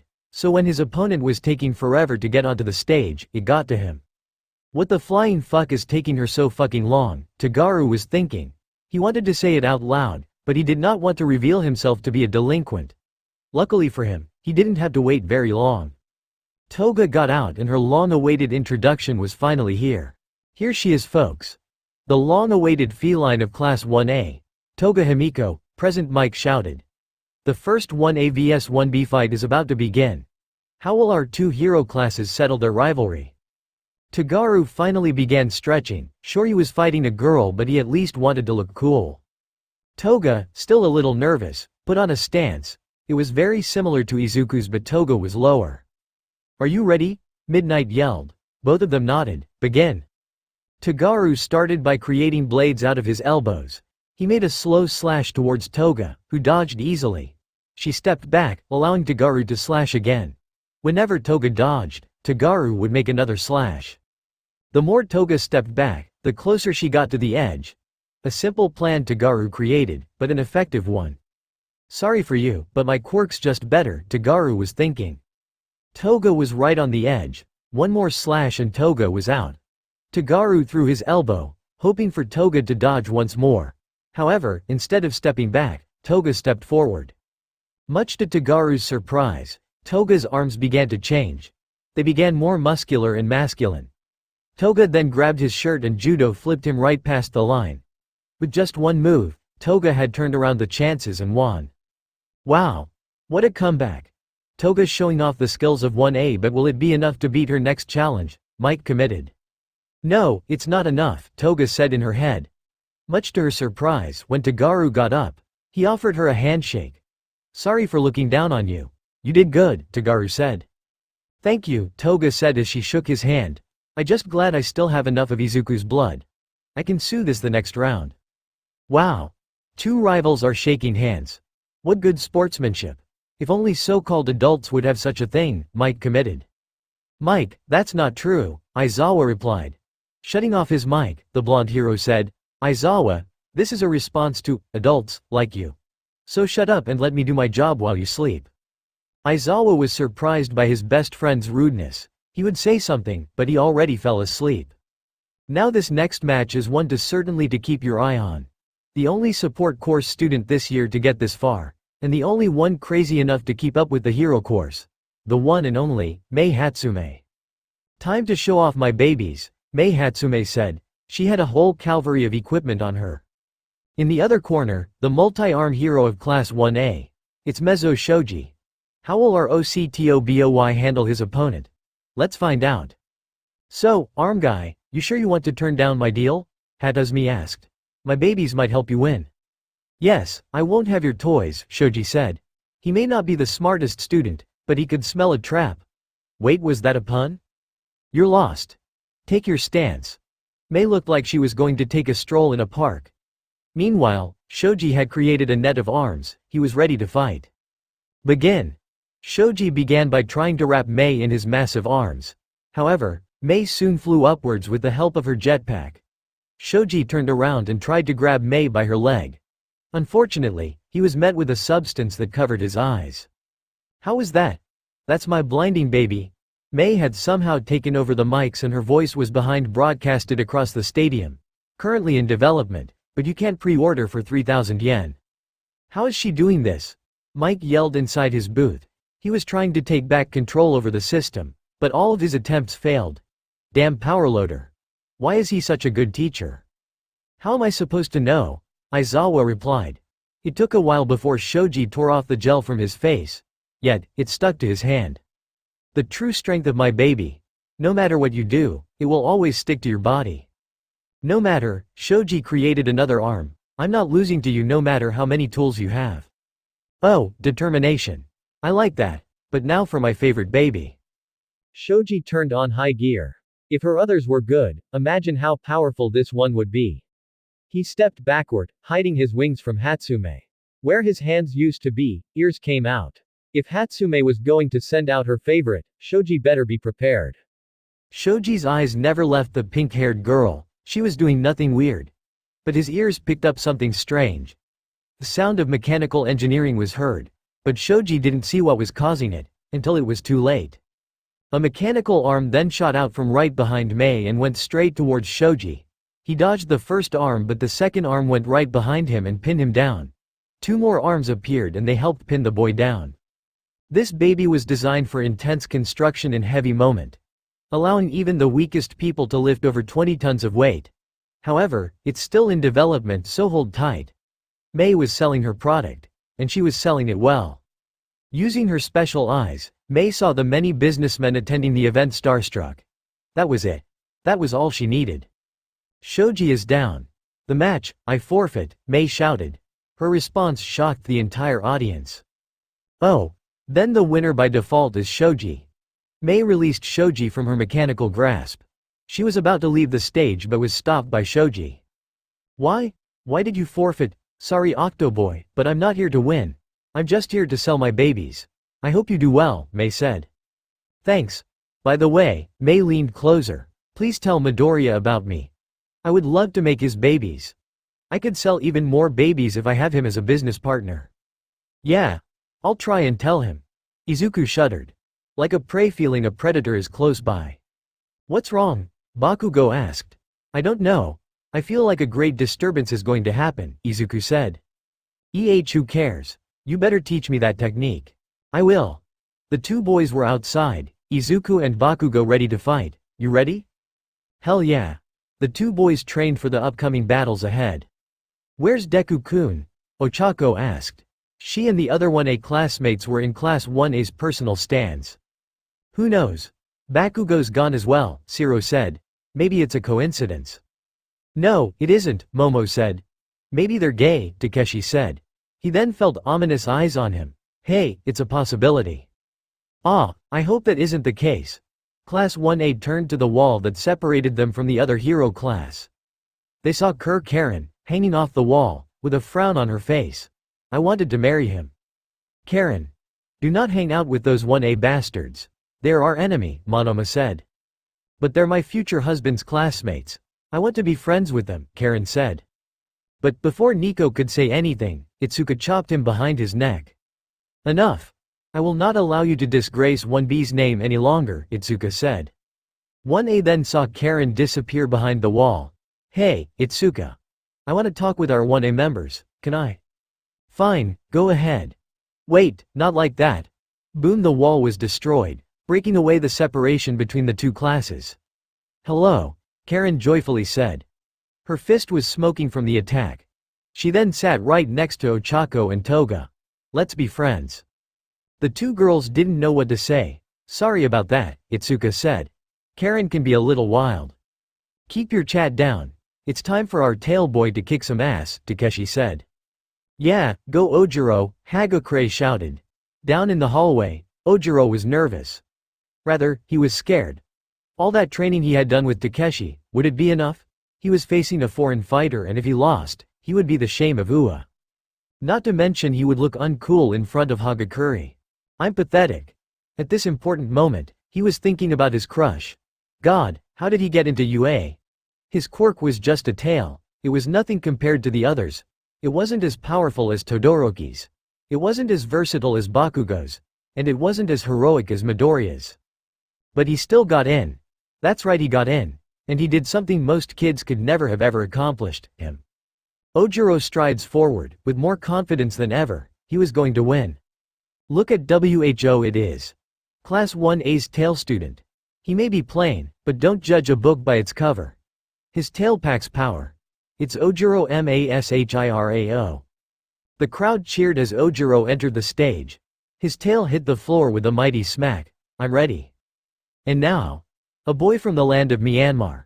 One of the strongest students in his school. A boy WHO nearly won every competition he's ever been in. The Lethwei fighter from the east. Yoroizuka Sapang. The boy dashed out of his entrance and jumped right onto the stage. OYYYYYYYHHHHHH. His roar shocked the entire stadium. Some people had to cover their ears. This is awesome. Ojiro took a deep breath. He was ready to brawl. Are you ready? Yes. Oh yeah. Take your stance. Ojiro put his fists forward, and his tail right by his side. Saw planted his arms right next to his face. He also planted his legs firmly in the ground. Begin. Before we start, are you a sumo fighter or a jiu-jitsu master? Saw asked. Ojiro put on a karate stance. I don't know what that is, but it's cool, but now, it's time to fight. Bam boom! Before Ojiro and most of the crowd saw it, Saw attacked. He dashed towards Ojiro at surprising speeds. A crater forming 9 nanograms from his burst and speed. Saw then punched him right in the gut. All before most people could see it. Ojiro fell to the ground, clenching his stomach. Dear God, it's horrible. Yeah, Saw. That's how you do it, Sharky carried out from the stands. Hey look. It's cool that you invited me, but why did you do it? Shinso asked. He had a black eye, a gift from Izuku, and was holding a pack of ice against it. You see, Chakri put a hand on his shoulder. I like you. There was an awkward silence between them. Look man, I support you being you, but I'm that kind of guy. Not like that. I'm saying I understand you. I understand what it's like to be looked down upon. To have others treat you like trash just for the way you were born. And we hate the people who were born with everything. Wow. Maybe we are alike, Shinso said. By the way, it's fine to be gay. I'm not gay, Chakri said. Boom! Another heavy punch right towards Ojiro's stomach. Ojiro gasped for air. It felt like cannonballs made of titanium were striking his stomach. Even Takeshi's punches never felt so strong. Oh yeah, Saw roared. For a moment, Saw let his guard down, which allowed Ojiro to attack. Bam! Ojiro smacked Saw's head with the full force of his tail. He then got up and used his tail to prop himself up. That has to do something. Unfortunately, it just gave Saw a little cut on the head. That was cool, bring it on. Fuck me. Saw charged towards Ojiro again. This time, Ojiro was ready. With a quick flip, his tail smashed Saw's jaw upwards. The Burmese boy stayed still, but then he punched. Kaboom! Saw's fist turned Ojiro's face to mush. The tail boy collapsed to the floor. It was over. I was wrong about you. You weren't a sumo wrestler or a jiu-jitsu master. You were a samurai. The match is over. Oh yeah. That was awesome, Saw roared. Toru was leaning on the rail. She was scared about Ojiro. She didn't like to see him hurt. Go to him, Takeshi said. He needs you. Toru ran. She got out of the podium before anyone could say anything. I hope he's alright, Mina said. I wonder why he couldn't beat his opponent. Too strong, Karen said. I don't know much about that kid, but he's strong. Speaking of strong, Takeshi got up. It's my turn to fight. When Ojiro woke up, he was met with a white ceiling. It took him a while before remembering what happened. He remembered his loss and remembered how badly he looked right in front of Hagakure. All the training and hard work were for nothing. He barely bought up a good fight. He was pathetic. Ojiro was to tear up when he heard a calm voice next to him. Ojiro. The tailboy turned and was surprised to see the invisible body of Hagakure Toru there. Are you alright? He turned his head in shame. Ojiira didn't want to embrace himself any further in front of Hagakure. However, his action displeased her. Hagakure forced Ojiro to face her invisible head. Ojiro, what's wrong? She would not repeat herself. He could not hide it anymore. Tears streamed down his eyes. I'm sorry. He looked down. I wanted to be cool and strong. Just like Midoriya, but not him. I'm just some guy who got in by luck. I'm a nobody. Hagakure hugged the tail boy. She understood him. She understood what it was like to be looked down on, to not even get the slight peck of attention. Hey, it's okay. Hagakure brought his face to hers. I don't care if you're not the best fighter or the best hero. I don't care if you screw up every once in a while. I care because you got up. Even though you're not the coolest or the most powerful, you still got up. And Hagakure took a deep breath. I love you because of that. Ojiro raised his eyes. You love me? Yes. Ojiro looked at her in disbelief. Toru, will you like to go out with me? Yes. Next up, one of UA's toughest students. Someone so strong they make Strongmen jealous. He's the son of one of the best heroes in the country. Someone that can create earthquakes with his fists. The main man, Hachi Takeshi. Right on, Takeshi yelled. He marched right onto the stage with full confidence. Bring it on. And in the next corner, the silent princess of UA. Don't let her calm face fool you. She can bring you down to size. Her quirk can bring the smallest of objects to the size of skyscrapers. The one and only, Yui Kodai. Without a word, Yui entered the arena. She made no noise or anything flashy, she just walked onto the stage. "Who will win this match? Will it be David? Or will it be Goliath? Are you ready?" "Hell yeah, I am." Unlike her opponent, Yui remained silent. "Take your stance." Takeshi put on his very own karate stance, which had his left fist positioned at his side and his right fist above his head. Yui remained still. "Begin." Boom. Takeshi started by kicking the floor beneath him, creating massive cracks in the ground. Yui lost her balance and fell to her knees. Takeshi rushed to Yui and was about to push her out. Unfortunately for him, Yui planned for this. Bam! A large rock hit Takeshi right in the face. He backed off before another rock was thrown at him. Crash! "You shouldn't have made things easier for your opponent," Yui stated. "It's just bad hero work." She then picked up a pebble and threw it at Takeshi. The pebble then became bigger mid-flight, until it reached the size of a boulder. The boulder smashed right into Takeshi, breaking upon impact, yet, it still left damage on him. "That's all you got?" Takeshi teased. "No, I have more." Yui began throwing more rocks at him. The rocks continued to break upon impact, but each rock shook Takeshi's body. Takeshi put up his guard, covering his face with his arms. Yui continued to throw massive rocks at Takeshi while he just took it. It was looking grim for the giant. Then he used his quirk. Yui watched in awe as Takeshi grew. His muscles outgrew his shirt, ripping it as he got bigger. Eventually, he became a hulking size, one that sent terror to Yui's bones. Takeshi grinned. "Come on. Give me your all." Yui put on a baseball throwing position. This one was going to be the biggest yet. She threw the pebble with her arm and it went fast. The pebble's size then turned into the biggest rock yet. It grew to be even bigger than Takeshi's current form. But it meant nothing to the blonde boy. The instant the rock came into arm's length, Takeshi reacted. With one hand, Takeshi stopped the rock in its tracks. How? By holding it within the palm of his hand. The audience was in awe at the feat. It was like Hercules himself was in the arena. "You think that's cool? Watch this." With one quick squeeze, Takeshi destroyed the boulder. It cracked into many pieces and fell to the floor. "Come on. Give me more." Yui realized the risk she was about to take if she continued to fight. "I forfeit," she announced.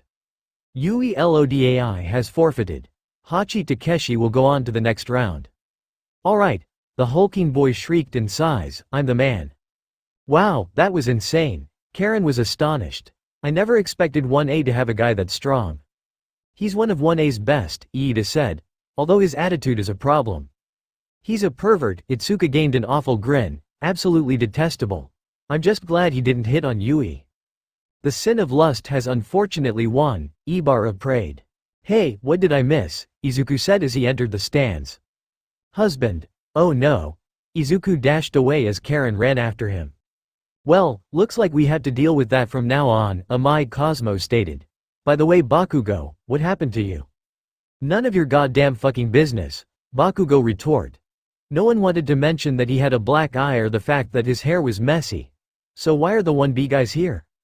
For your information, we are here to study our rivals, to know your weaknesses and exploit them to our.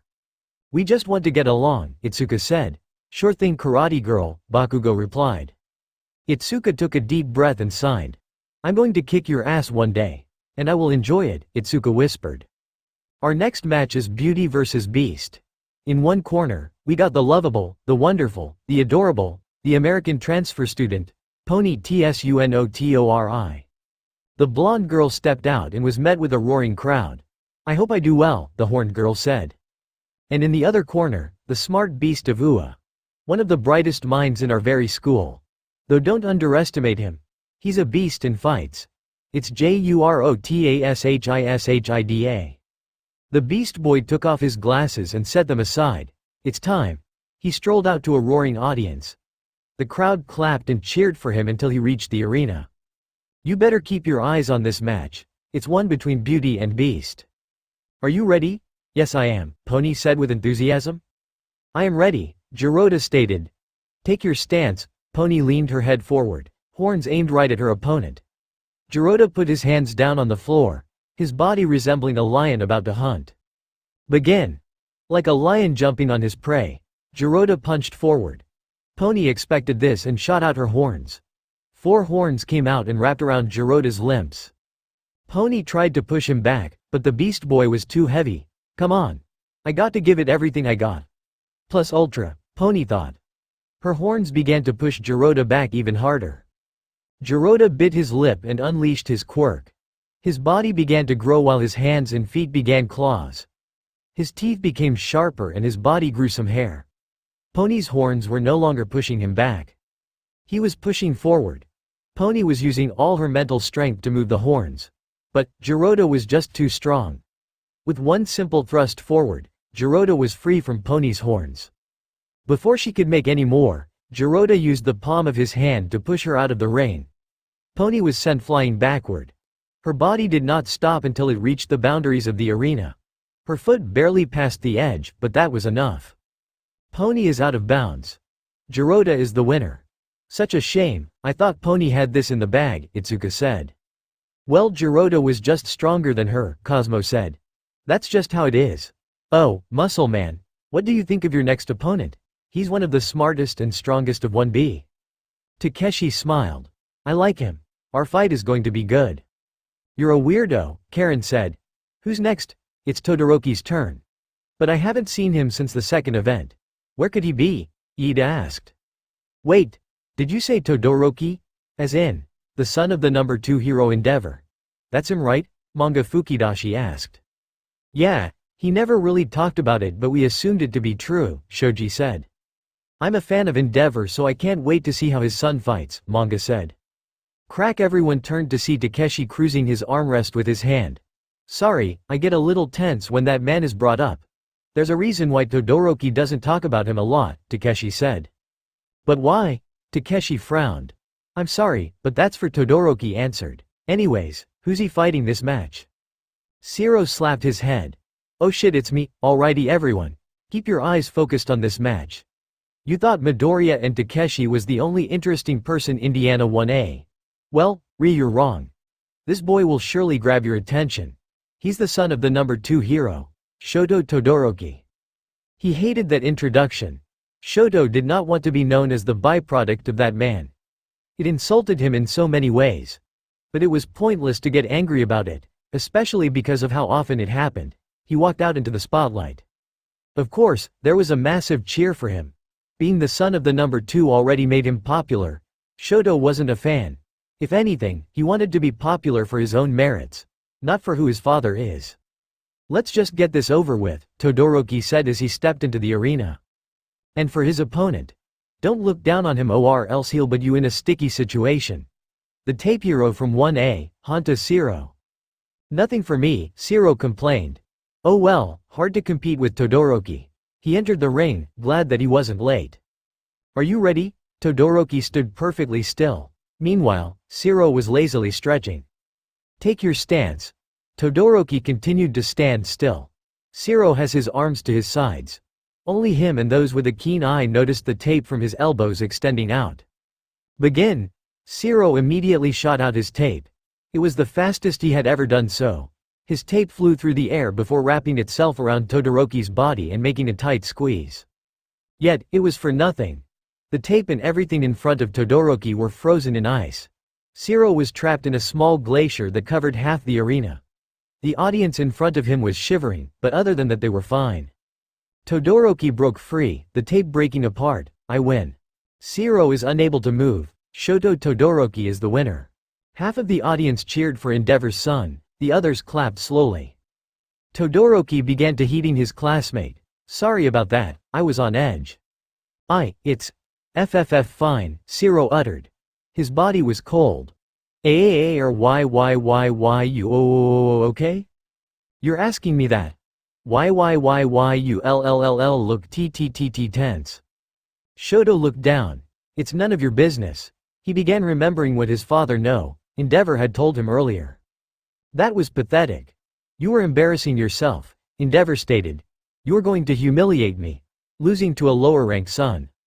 I almost won, Shoto replied. Almost is nothing. Almost is not number 1. Endeavor was raising the room temperature. You could have won easily. Just use my quirk. Shoto gave an icy glare that fitted his quirk. No. Endeavor stood over his son. Are you threatening me, boy? Shoto looked away. I can win without your quirk. Tell that to Izuku Midoriya. Shoto looked at him funny. That kid is a 1 in a billion. Someone born under a lucky star. Do you think you could beat him with only half your quirk? Or have you inherited your mother's insanity? Shoto was about to unleash his quirk. It didn't matter that it was illegal. It didn't matter that he was about to attack the number 2 hero. It didn't even matter that he was going to attack his father. Shoto was going to make him regret ever insulting his mother right to his face. However, right before he could, Endeavor stopped him. By moving faster than Shoto could react, Endeavor placed a hot hand on his son's cold shoulder. Don't even think about it. Shoto calmed down. Attacking his father would be the least all-might thing to do, and it would make him look crazy to the whole world. I expect you to win. Or at the very least, prove yourself more useful than your mother. Shoto gripped his fists. He watched as his father walked away, unable to do anything. I hate you, Shoto said. Thanks Renzo, Izuku said. No problem. The Kerboy was holding his sister upside down. His sister trying to break free from his powerful grip. Great match by the way. Though I could have beaten him without throwing a punch. Bullshit. Karen was then shaken by her older brother. Anyways, go back to your classmates, and enjoy the fights, Renzo said. Thank you, Renzo. Stay safe Karen, Izuku said as he waved goodbye. Bye husband. Karen gave an air kiss to Izuku. You know, Renzo raised his sister to eye level, he could already be taken. I know. Itsuka likes him. Renzo was shocked by this piece of information, but I'm willing to share. Are you sure we're not full siblings? Renzo asked. Maybe Mama Fusui was weirder than her thought. Then again, his father made it work, why not Izuku? Can you let me down now? No, this match is sure to be one to watch out for. It's one full of quirks. On one side, we have the alien queen. The best dancer in UA, Mina Ishido. Spraying her acid on the floor, Mina slid to the arena. When she reached the stairs, she did a spin Jumo and landed perfectly on her feet. Now that's an entrance, Mina said. The crowd clapped at the exciting entrance by the pink girl. She stood out from the crowd.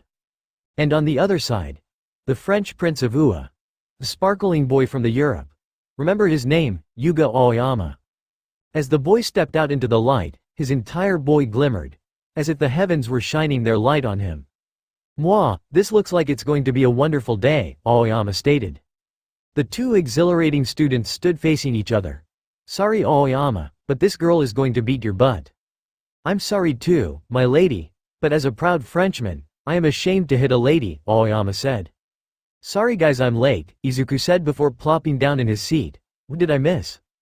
Look to your left. Izuku then saw the demolished wall that used to separate 1A and 1B, hi. Blame your future wife, Monoma grumbled, she's not my wife.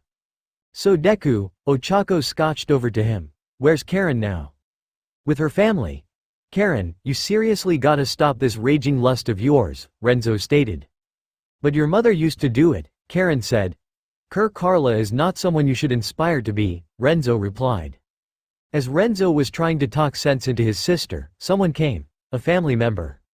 Sup nut jobs, Kashikoi Akiyama stated. Kashikoi. Both Kerr siblings ran up and hugged their half-brother, sandwiching him with their strength. Ow, ow, Kashikoi groaned, be careful. Not everyone has that strong Kerr bodies as you guys do. Sorry, not sorry, Karen said. You're my little brother, I'm going to squish you as hard as I can, Renzo said. I quit, the Kerr kids finally let go of their brother. He mockingly gasped for air.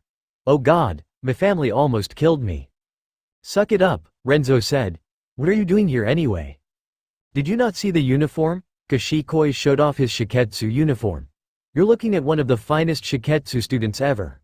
I'm here watching Inasa and making sure he doesn't do anything stupid. I was free for the moment so decided to visit my best siblings. Don't tell Hoko that. He'll get jealous, Renzo stated. Or Nico Jr. is very sensitive, Karen said. Also, I'm getting married.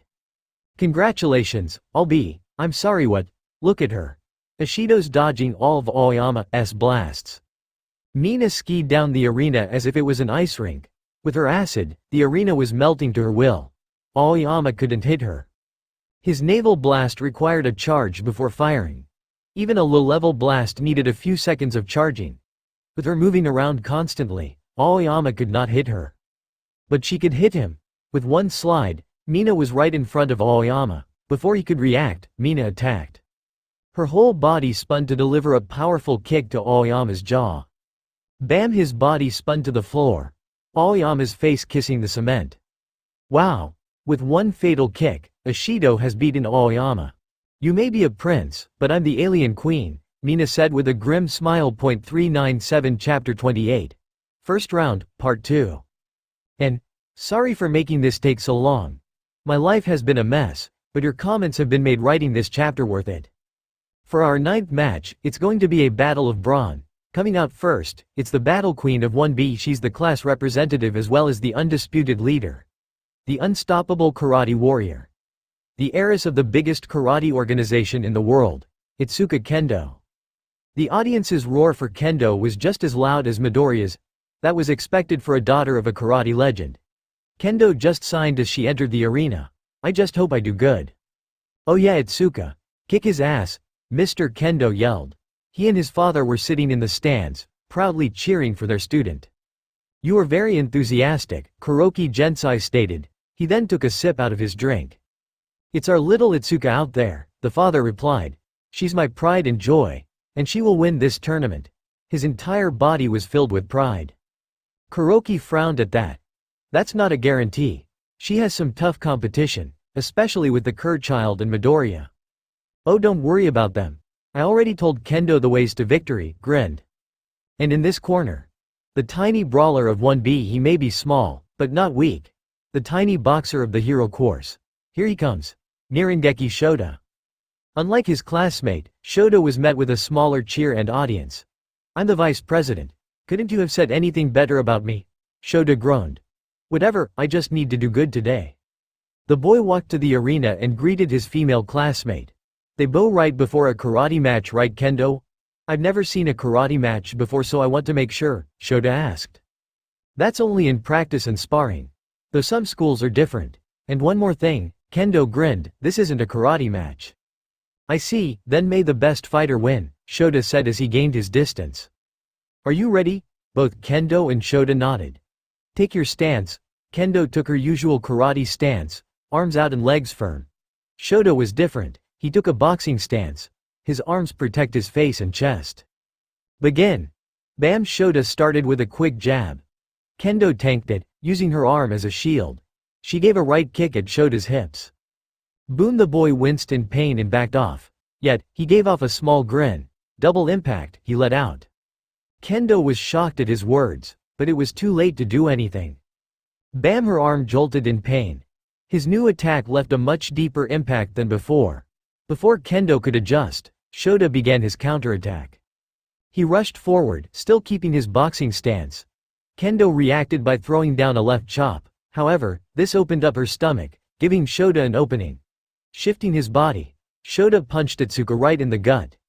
Izuku countered with a left elbow right at Shota's face. The two backed away, trying to recover from their injuries. Shota spat out a pint of blood. Izuku put a hand to where Shota punched her. This can't keep going like this. Counter against counter. I have to end this now.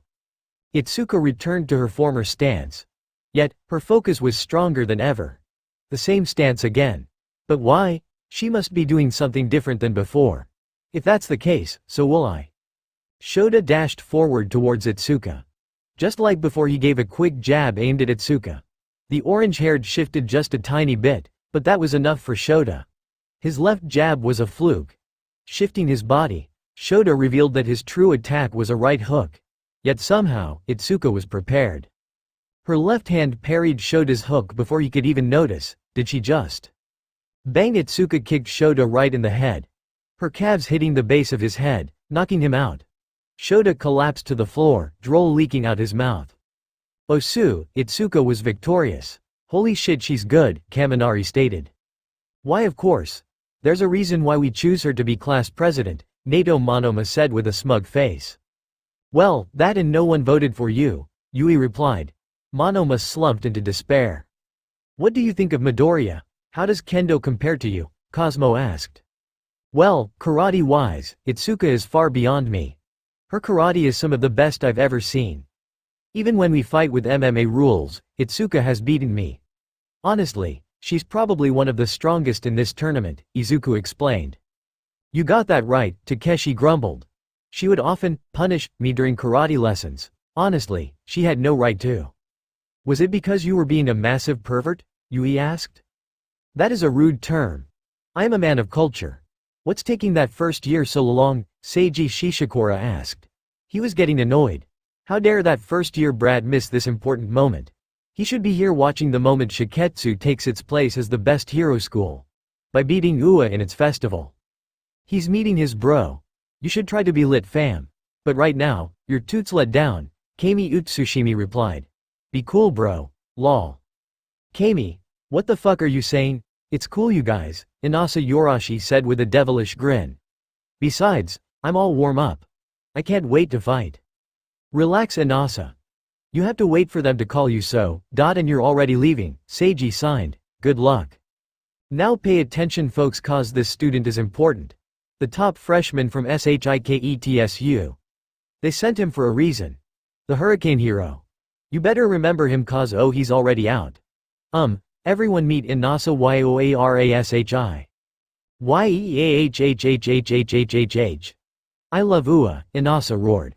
Creating a weird pause in the audience. President Mike shut his mic. Hey, Aizawa, did we get the right kid? Yep. But don't question it. I learned that a long time ago. Aizawa took a drink out of his coffee. Okay then, Mike turned his microphone back on. And representing our wonderful school. We have the great ghost of Ua. She may look creepy, but she's a beauty on the inside. The pale girl of 1B, the charming, Reiko Yanagi. The white-haired girl emerged from the shadows of her corner. A dark and gloomy aura surrounding her. Her entrance was met with just as much enthusiasm as Inasa's. I wanted a cheer or two, Reiko complained. She then heard some cheers from the stands. Thanks, friends. Come on guys, we need to cheer Reiko up. She has one of the most important matches ever, Setsuna stated. So let's get cheering. Kick his ass back to SHIKETSU, Yanagi. Someone's excited, Yui replied. Well, even though she's in another class, I still want to support her, Izuku said. Go Yanagi. Yanagi. Yanagi. Both 1A and 1B cheered for their classmate. Reiko smiled as she heard her cheers. It felt empowering. A normal girl like her barring the responsibility of her school would overwhelm anyone. Yet, having the support of both classes eased her. Reiko took a small breath. She was ready to win. Both classes coming together to face a common foe. That's so cool. Things like this is why I love Ua, Inasa shouted. Reiko squinted her eyes. This was just becoming weird.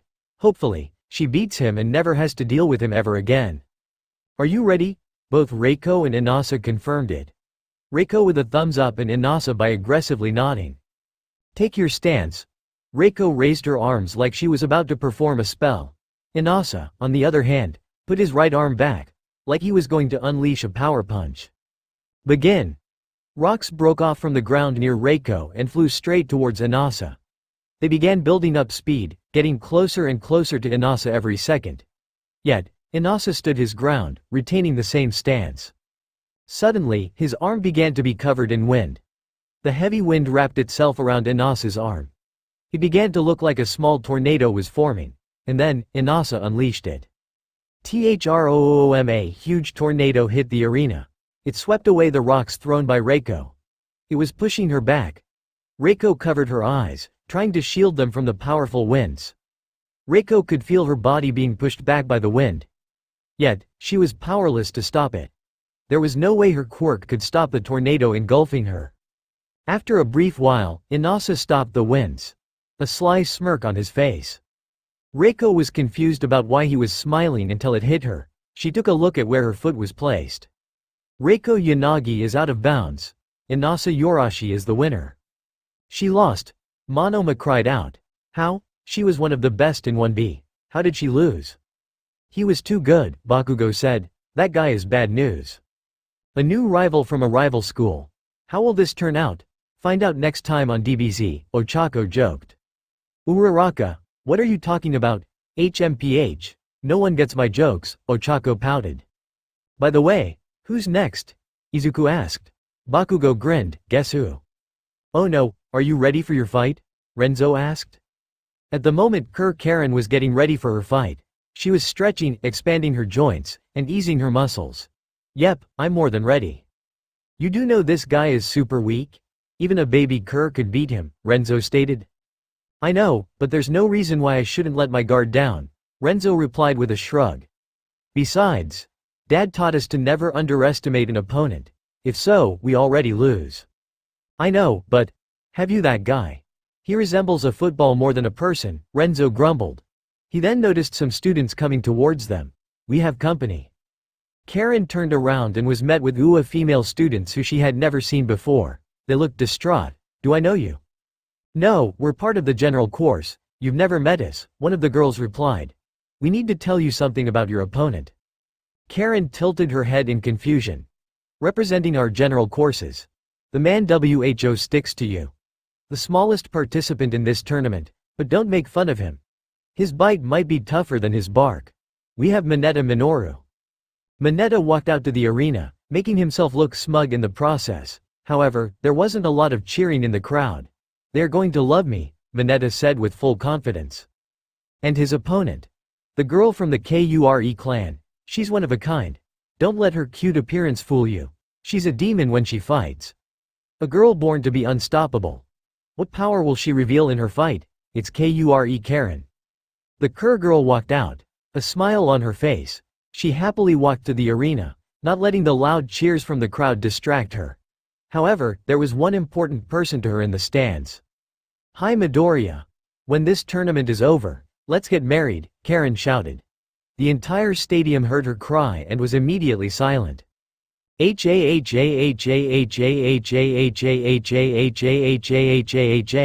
Bakugo laughed. Hey man, it's not that funny, Zero said. It's a little funny, Shoji was on the verge of giggling. Midoriya, are you okay? Momo asked.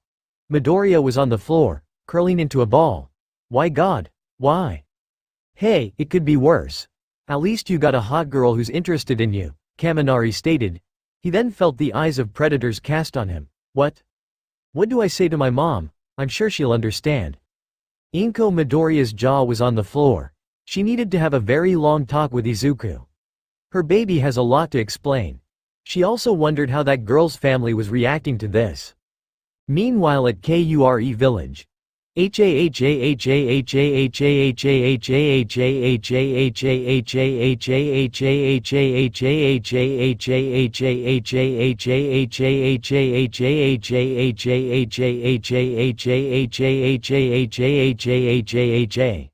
Ryan was laughing at his sister.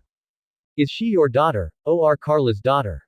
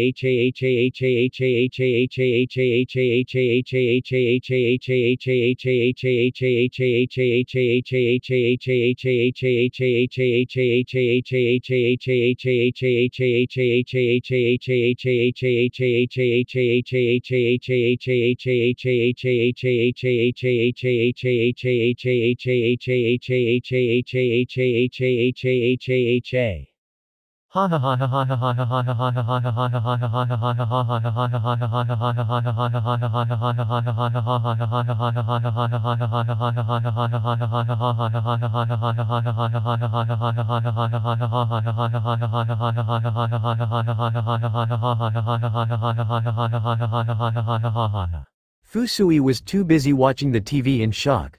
Her Kerr relatives were also in shock, not expecting Karen of all people to do something so outrageous. Carla, what did you do with my daughter?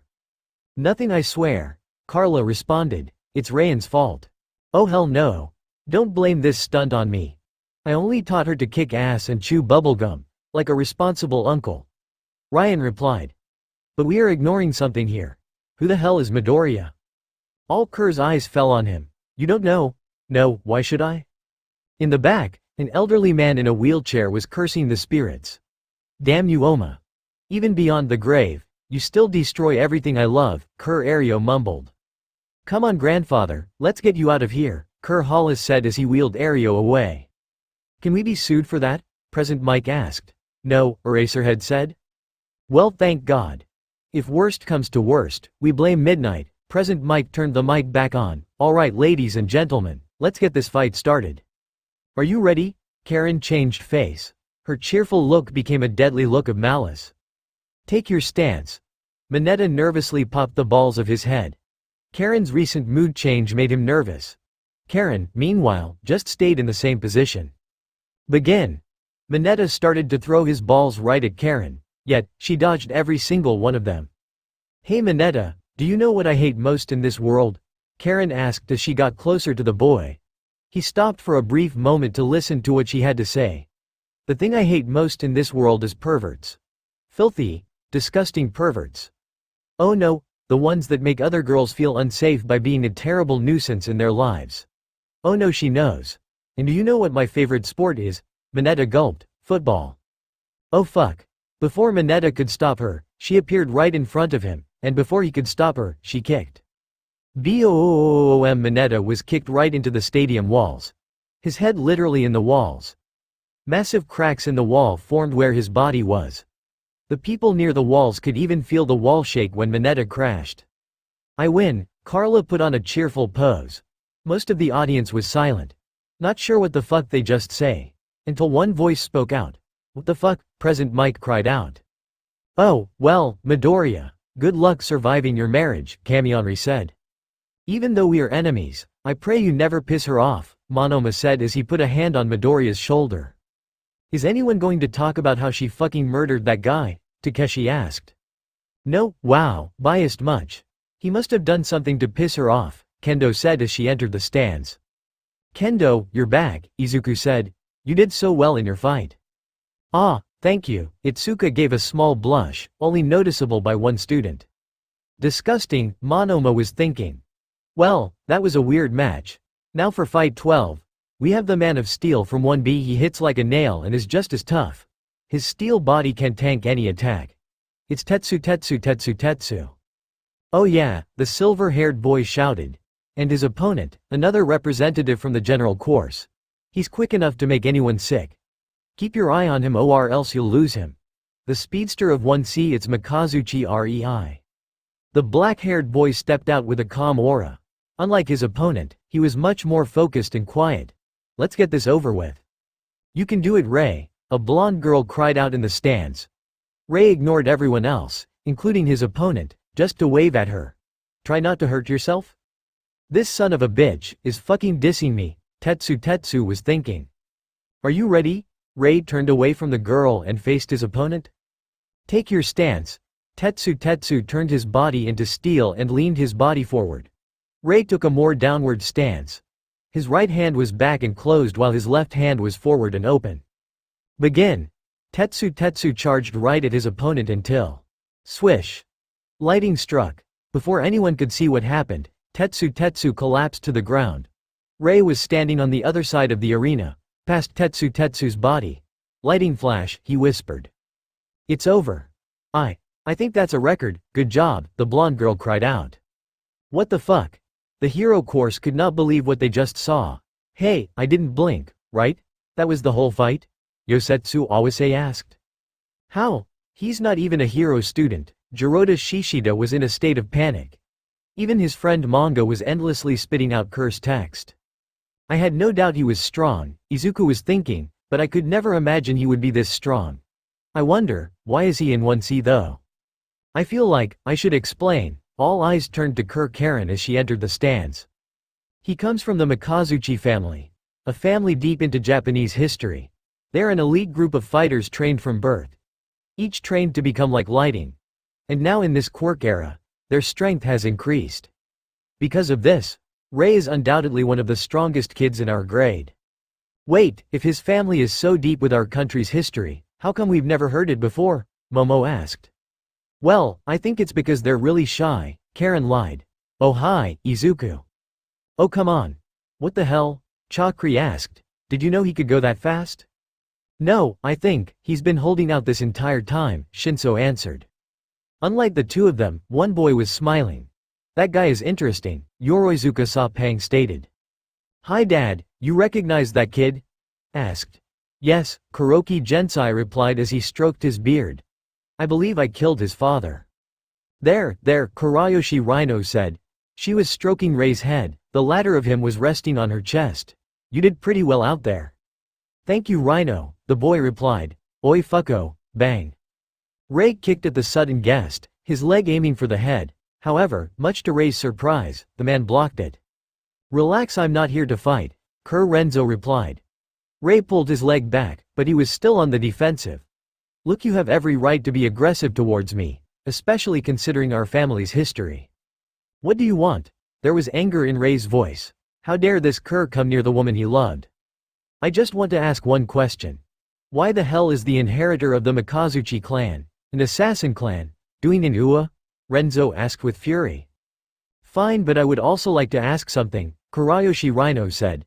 Much to Renzo's surprise, she radiated powerful energy that not even a fighter could have. Why is the daughter of Tokita Oma and a heir doing in Ua? Well, that was unexpected. Next up, the princess of the hero course. Heir to the Yayorozu family. The battle lady from 1A Momo Yayorozu. Momo stepped out into the spotlight, walking out with both grace and determination. Good luck Yayorozu. I know you can do it, Izuku Midoriya called out. Yayorozu responded with a bright smile and a wave. Oh, is she a friend of yours? Karen asked. Yes, can you please let go of me? Izuku was trying to pray away Karen, who was currently latched onto his body. Maybe. And her opponent. The Shadow Warrior. Prince of Darkness. Possible stand user. The bird with the warrior spirit. 1A's own, Fumikage Tokiyami. Emerging from the shadows, the bird boy came forth. His dark aura remained strong. Revelry in the dark. Both of them stood in the arena, their contrasting personalities. Are you ready? Both of them nodded. Take your stance. Momo placed her hand behind her like she was about to pull out a sword.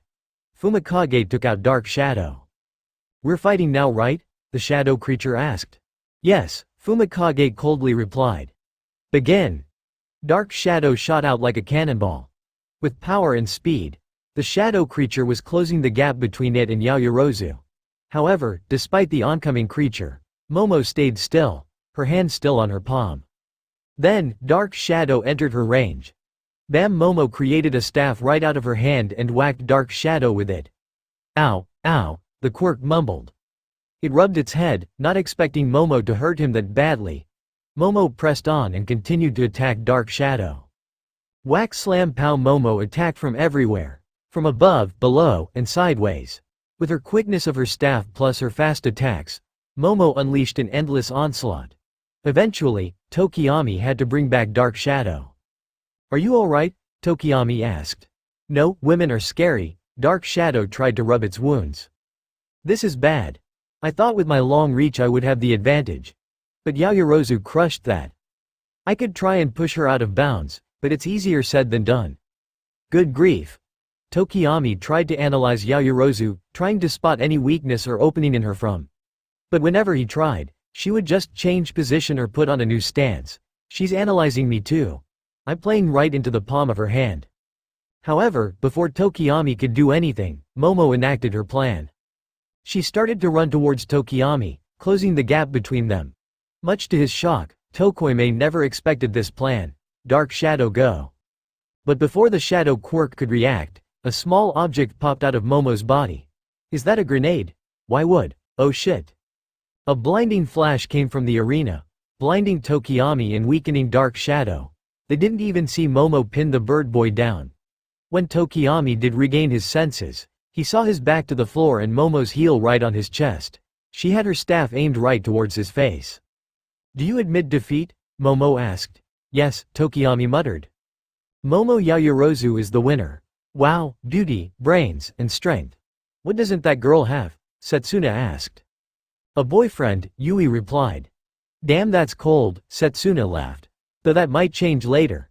She pointed to a certain boy cheering for his classmate. Great job Yaoyorozu, Izuku yelled, you did amazing. So wait, he has Kendo, Karen, and Yaoyorozu.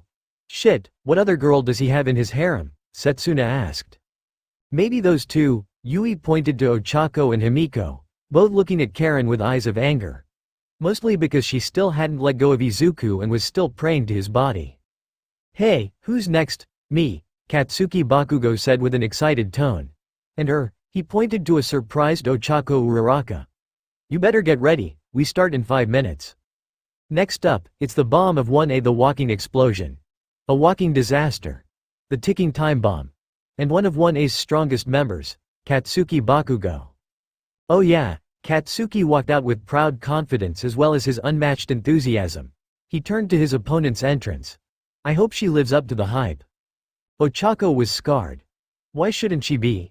She was about to fight Katsuki Bakugo one-on-one. Not only that, but he wanted to fight her. Oh god, why couldn't she have fought Mineta? Scared? Izuku asked. The two of them were right in front of the arena entrance. The light was practically inviting her. I get it. Do you? Ochako asked. You're the coolest guy in our class.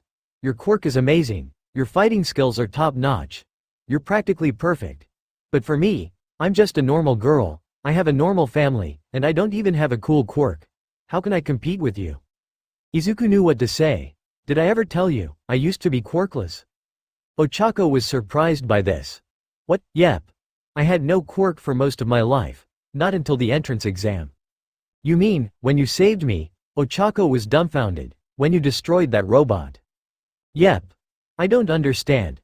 What I'm saying is that despite all the odds against me, I still fought. Despite everything against me, I succeed. Before that I was nothing, but now, everyone talks about me. Izuku smiled. That's why I support you 100%. Because I believe in you. Ochako felt a bright sensation in her core. I'll do it. Izuku gave her a bright smile. By the way, a piece of advice. Kachan has a very sensitive nose, Izuku stated. But you didn't hear that from me. Thanks, Deku-kun. Ochako leaned up and kissed him on the nose. I'll bring victory. She stepped out into the spotlight. There she is. The gravity gal. Despite her cute face, she packs a real punch. She'll raise you to heaven and bring you right down to hell. The gravity lord, Ochako Uraraka. Ochako made her way to the arena. Her body was filled with pride and confidence. Bakugo made a scornful face. Are you ready to meet your match? I should be saying that to you, Ochako said. Are you ready? Of course I am, Bakugo said as he rotated his arm. Take your stance. Bakugo put on a flicker stance, his left arm down and swaying back and forth. Ochako meanwhile, used the peekaboo style. So, who do you think is going to win this one? Wild Tiger asked. Not sure, but probably Bakugo, Shinyu Senshi replied. Nezu? The creature was counting the money he earned from Renzo's dumb bet. Not sure, unless we're betting. I say, bet on my niece, said a very powerful feminine voice. Senshi turned and was met with a powerful kiss on the lips by his girlfriend, Hageshi Dageki. Hi, sweetie. Hello, Hageshi, Senshi replied before kissing his girlfriend. So, what do you think of my little niece? Hageshi asked. She looks tough, Wild Tiger said. She did scored top 10 in the entrance exam. However, so did Bakugo, Nezu explained. Don't worry.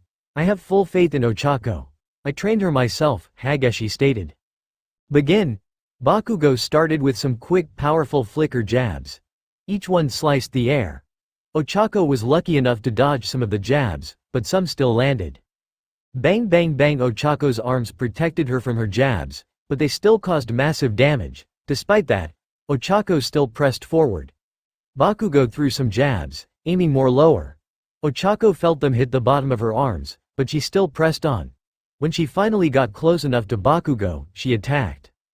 Bang! A quick punch was thrown at Bakugo's nose. The blonde boy recoiled in pain. Covering his nose immediately, blood immediately came out. Ochako was about to throw another punch but was then met with Bakugo's counterattack. Boom! Bakugo threw his palm right at her stomach and used his quirk. "That hurt you, bitch," Bakugo groaned. Ochako was again on the receiving end of Bakugo's attacks. A swarm of punches was sent her way and she could barely block them all. Ochako tried, but Bakugo's quirk was too strong. Right as Bakugo threw a punch, Ochako was about to catch it, but it was a fluke, and Bakugo kneed her right in her stomach. However, it still worked out for Ochako. "I got you," she mumbled with a small grin. Ochako just needed to touch Bakugo for her to use her quirk. A faint glow came from Bakugo's leg before the boy started to float in the air. "Shit, I was too careless," Bakugo was thinking. His stomach was exposed, a perfect chance for Ochako uppercut. Boom! A powerful uppercut sent Bakugo a few feet up in the air. The boy immediately groaned in pain. Ochako then released her quirk on him. As Bakugo fell to the ground, Ochako was reading her punch. This was her knockout blow. But it never landed. Boom! Bakugo used his quirk to blast himself away from his female opponent. Then he used his quirk to blast himself forward. Boom! A flying knee hit Ochako's stomach, causing massive pain. Ochako had to hold her stomach, trying to ease her pain. "No, I can still fight. Deku is counting on me," Ochako was thinking. She tried to throw one more punch, but it was not enough. Bam! Bakugo gave a right kick right towards Ochako's head. The girl fell on her knees before laying flat. Bakugo Katsuki is the winner. Bakugo smiled as he wiped away the blood on his nose. "That was a good match, Uraraka. No wonder Deku likes you." "Wow, what an asshole, he didn't have to be so tough on her," Awase said. "That's just Bakugo," Kaminari committed, "really." "Yeah, you get used to it," Kyoka said. "He's still a jerk though." "I already hate him," Yui muttered. Karen then noticed the very long absentee of a certain someone. "Hey, where's Izuku? He's been gone for a while." "Don't worry about him," Himiko Toga said. "Just let him take his time." Bakugo walked out of the arena, still bleeding from his nose. "Damn, she packed quite a punch. You got quite a feisty one," Bakugo said to the man in front of him. "Katsuki," Izuku looked right at Bakugo. "Why did you hurt her so much?" Katsuki signed. "Relax, it was nothing personal. In fact, during the whole fight, I barely even thought of you." And Izuku was calming down a little bit. "I just wanted to have a good fight. That's all. Besides, should you be somewhere else?" Izuku raised his brow. "By the way, did you tell her I had a sensitive nose?" Izuku looked away. "No, you son of a bitch, you did." Ochako woke up in a hospital bed. The light of the nursing room blinded her. As she got up, a comforting hand eased her. It's okay, Izuku said, "just stay calm." "What am I doing here?" Ochako then remembered. "Oh," she slumped forward. "Hey, I think you did a good job." Izuku was trying to calm her spirits. But it wasn't enough. Ochako began to tear up. "I wasn't good enough." "Why would you say that?" "'Cause I didn't win. I couldn't prove myself to the other heroes. I couldn't help my parents even with all my training. I couldn't live up to my aunt, despite her training me. I couldn't impress you. I'm a failure." Ugly tears began to fall off her face. "You know, I lost once," Izuku said. Ochako turned to him, not believing what he just said. "It was right after the Kriki fight. I had a sparring match with some sword guy. I lost in less than 10 seconds. Ochako was amazed by what she was hearing.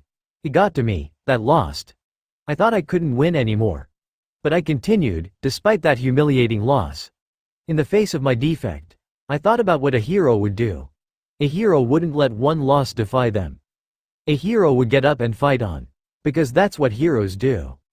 Ochako was now filled with excitement and courage. "Yeah, that's what heroes do." "By the way," Izuku out on a sly grin, "what did you mean, you couldn't impress me?" Ochako immediately blushed. "What, I don't know what you mean." Izuku then kissed her right on the cheek, making her face turn even redder. Ochako, I'm not stupid. The girl then hid right under the bed covers, much to Izuku's amusement. I guess we should tell her, Himiko. From behind the curtains, the blonde girl came out. Sorry to spy on you too. But I guess we do have to explain. Ochako took a peek out. Ochako, do you know what a poly is? The second to last match of round 1 is about to begin. From the class of 1B, we have a prodigy. Don't let his small frame fool you. He's packing an extraordinary amount of power. He can handle anything you throw at him. Quick like a snake and has a hold just as tight. The king of strangling. It's a my Cosmo. Well, that was a nice introduction, Cosmo said as he got to the arena. He began stretching his body, might as well go all out. Hey, why was Sato so tense? Shiro asked. Oh well, his opponent is Amai, Mina replied. Yeah, what about it? Well, before they joined UA, Sato and Amai used to be sparring partners. However, Amai won nearly every single match they ever had, Mina explained. And Amai has even beaten Midoriya before. He's someone to look out for, Kirishima said. I'm sorry to say, but Sato has a low chance of winning. Yes, but you're forgetting something, Momo replied. Winning when you have low odds is the manliest way you could win. You're right. It's super manly, both Kirishima and Tetsu yelled. We're cheering for you, Sato. The Sugarman is here, the wrestling giant, the muscle man, it's Sato Rikido. The large teenager stepped out into the arena, stretching his arm along the way. Let's do this, he said with a serious voice. Getting started already, I like it, Cosmo smiled. Are you ready? Both reply with a nod. Take your stance. Amai took a low stance, his hands were free and his center of gravity was constantly shifting. Opposed to that was Sato. He had a high stance and his arms were far apart. Begin. Contrary to what people may have believed, the exchange between the two grapplers began with a jab. Cosmo gave a quick left jab aimed right at Sato's face. Sato immediately blocked it with his right arm. Sato then used his left arm to grab Amai's arm. Using his immense strength, Sato threw Amai to the ground. Amai immediately landed on his feet, countering Sato's throw. Amai wrapped both of his arms around Sato's and pulled him toward the ground. As Sato's body fell forward, Amai used this chance to wrap his legs around Sato's body, putting him into a triangle choke. However, Sato prevented Amai's attempt by using his free hand to wrap around one of Amai's legs. Sato then slammed Amai onto the ground. Crash. Despite the powerful throw, Amai got up perfectly fine. The blonde boy then distanced himself from the wrestler. You got better, nice, Amai's smile grew even bigger. I had to, if I wanted to compete with you. Sato put back his stance, I know you're holding back. Yeah, I guess it's time to show you what I'm made of. Amai put on his stance as well, but this time something was different. The air around him was more serious than before. Cosmo was getting serious. It started again with Sato beginning the initiative. He dashed straight towards Cosmo, not wanting to wait for Cosmo's attack. Surprisingly, Cosmo allowed Sato to grab both of his arms. Yet, before Sato could make any moves, Cosmo intervened. Bunkomo's knee met Sato's chin. Sato immediately recoiled, letting go of his opponent. Before Sato could get away, Cosmo continued his attack. Numerous hooks and kicks landed on Sato's body. While at first, they looked weak, it caused numerous stings and pain throughout Sato's body. While throwing a jab, Sato used this chance for an arm whip. It connected and Sato was about to smash Amai on the ground again. But suddenly, Sato's arm was empty. What? Sato's answer came when a pair of arms launched themselves around his neck. Cosmo had put Sato right into a python hold, with his legs trapping Sato's arms and Cosmo's arm choking him out. Sato fell on his back, Cosmo's hold tightening with every second. Come on, Sato. We both know how this ends, Cosmo said. With a face of disgust and scorn, Sato tapped out. Sato Rikido has tapped out. Amai. Cosmo wins. Cosmo let go of Sato, releasing him from his hold. Cosmo got up and proudly waved to the audience. He also extended his hand to his fallen opponent. Don't let yourself down, Sato, that was a good match. As much as Sato hated losing, he happily accepted Cosmo's hand. Even though he would never fully admit it, Sato just could never hate Cosmo. Damn, he lost, Tetsu grumbled. Then again, Cosmo is my classmate, so I'm glad he won. Yes, a 1B member has finally beaten a 1A member, Monoma stated. Oh shit, you're right, Denki said. I never noticed. Did anyone notice? Monoma yelled. You did, Itsuka answered, much to Monoma's annoyance. Now, the last fight of round 1. This matchup is special. All those at home, you better keep your eyes on. First up, our representative from UA. His red hair shows his hot-blooded spirit. His quirk represents how tough he is. The manliest man of Class 1A, Jiro Kirishima. The red hair boy walked out with full confidence and manliness. Let's do this. Now, the boy you all been waiting for. He came from Thailand for this tournament. The best Muay Thai fighter of his generation. The rival of Izuku, Midoriya. The one, the only, Chisai Chakrii. The Thai boy entered the spotlight, with a menacing aura around him. Instead of cheers, the audience was silent by his presence. No one said a thing as Chakri went to the arena. His footsteps were the only thing that could be heard. As soon as he entered the arena, he broke the silence. Let's do this, Chakri said in Thai. Are you ready? Kirishima cracked his knuckles. Chakri stretched out his whole body. Take your stance. Kirishima put on a boxing stance similar to Ochako's, except more forward. On the other hand, everyone expected Charky to use a Muay Thai stance. However, what he used shocked everyone. What's this? A boxing stance. It was true. Charky had his right hand forward, with left at his side. Wait, I thought Charky was a Muay Thai fighter. Why is he taking a southpaw stance? Ochako asked. Southpaw? Toga was unfamiliar with that term. It means someone who dominant with their left hand. The term is often used for boxing and baseball. Since Charky is using his right hand forward, instead of the traditional left. Though I never expected this, Izuku explained. Charky had a normal stance when I fought him. Why would he change so suddenly and why a southpaw? Kaosai Galaxy. Izuku and Toga turned to Ochako. Ever heard of Kaosai Galaxy? He's considered the best Thai boxer to ever live, and he was a southpaw. By why boxing? I think it's my fault, Izuku answered. Begin. Kirishima started by dashing right towards his opponent. Chakri remained calm, waiting for Kirishima to come into his range. Kirishima continued to charge, like a raging bull. Yet, Chakri maintained composure, until boom, a right jab right at Kirishima's face. However, he had managed to block the jab with both of his arms. It seemed like he was perfectly fine until he put his arms down, revealing a bloody nose. What's wrong? Can't take a bloody nose, Chakri joked. Despite his insult, Kirishima remained firm. Now in range, he threw a left hook aimed right at Chakri's body. Chakri stepped back and barely dodged the attack. A small cut ripping through his shirt and scarring his body. However, Chakri couldn't dodge the next attack. Bam, a hardened right straight aimed at the face. Chakri's head went backward, blood oozing out. Chakri put a hand to his face before noticing his bloody nose. Now we match, Kirishima joked as he regained his stance. Hey, Chakri put his stance back on, that's funny. Kirishima used his hardening on both of his arms, transforming them into a rock-like state. Alright, a hardening quirk. Bring it on, Chakri roared while putting on his most menacing grin. The two began their exchange. Kirishima started with a powerful uppercut, which connected with Charky's chin. A bloody rash appeared as Charky's head went up. At the same time, Charky gave a strong left hook at Kirishima's face. A small pinch of blood escaped Kirishima's mouth. They punched each other again. Each gave a strong right punch in the gut, making each of them gasp for air. They stepped backward, both of them trying to get some breath. Chakri was the first to recover, now sending some fast right jabs. Bam bam bam, all three jabs connected right at Kirishima's face. Then, Charky shifted his body and landed a devastating left hook at Kirishima's body. Despite protecting himself with his quirk, the punch badly hurt Kirishima's body.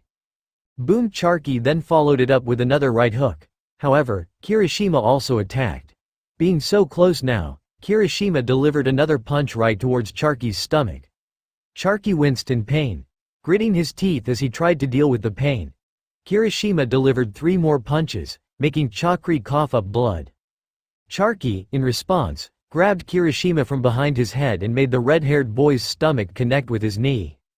Kirishima backed away, covering his stomach. First, you were a Muay Thai fighter. then a boxer. And now back to a Muay Thai fighter. Can't you make up your mind? Kirishima asked. Sorry, I'm extremely stubborn, Sharky joked. He put on his bloody grin before continuing the fight. Isn't that just manliness? Sharky's next attack was a jumping right elbow, aimed right at his opponent's head. Kirishima blocked it, but it caused him to stumble, which opened him up for a right knee directly at the kidneys. Kirishima couldn't block that and suffered massive damage. Sharky then followed it up with a left elbow on Kirishima's chin. Kirishima tried to throw some more punches, but all of them were countered. Jabs was countered with a left roundhouse. Hooks were countered by a backward elbow. Downward strikes were met with a flying knee. Numerous strikes landed on Kirishima.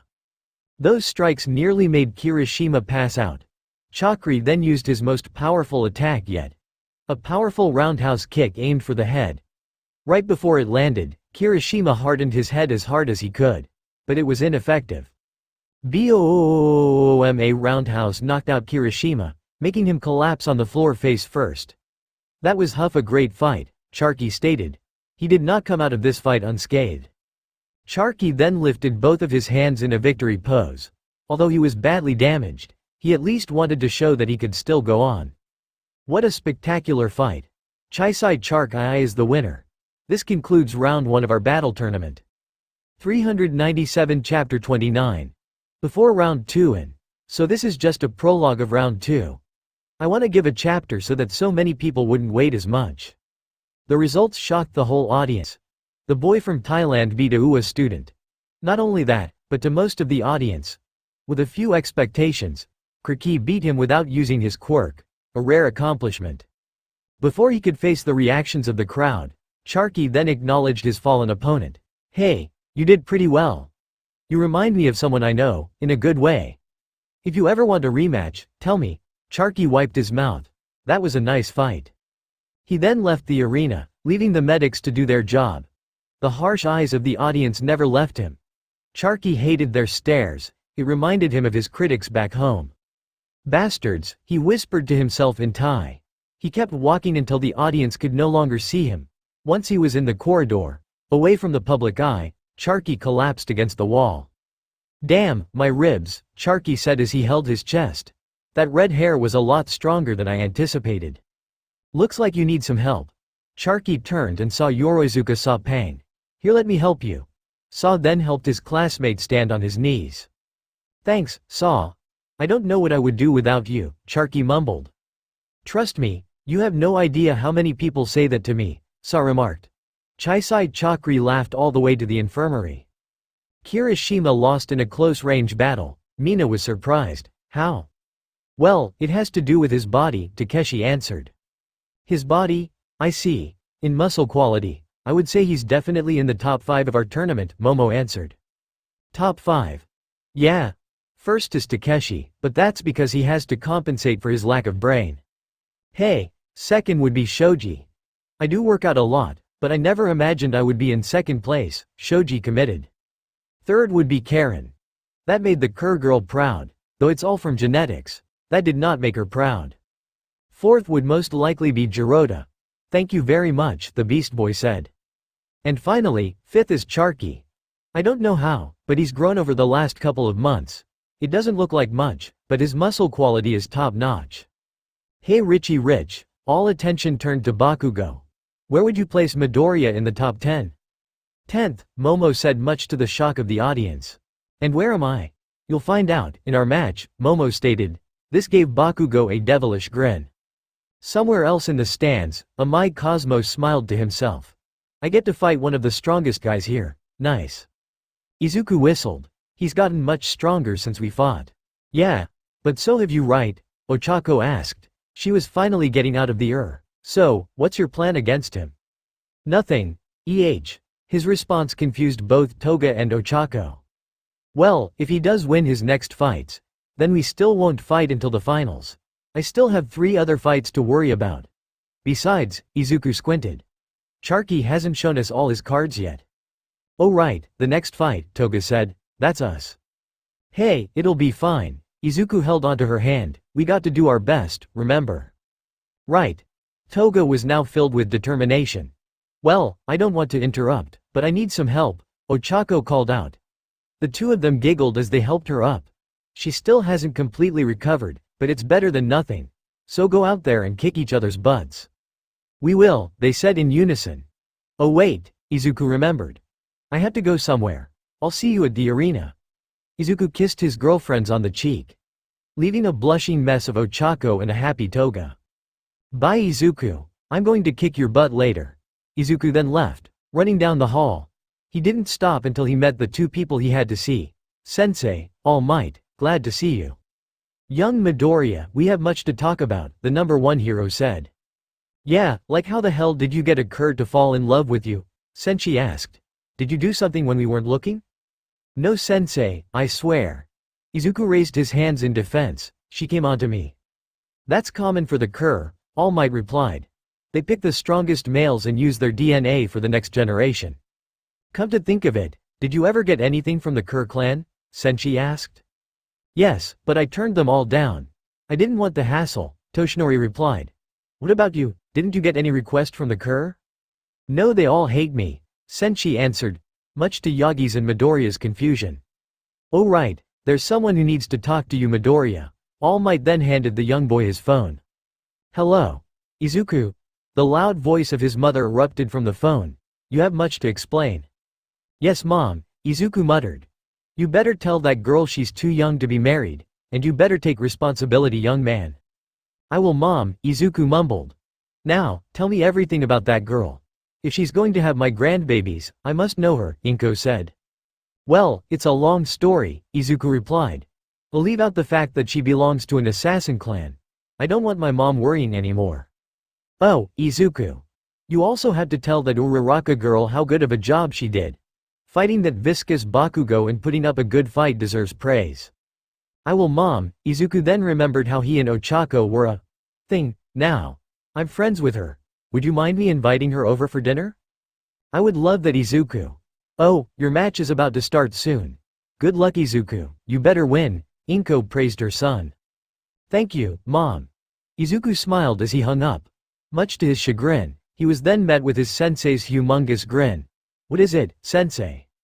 Were you going to tell your mom about the time you kissed the Uraraka girl? Izuku immediately blushed.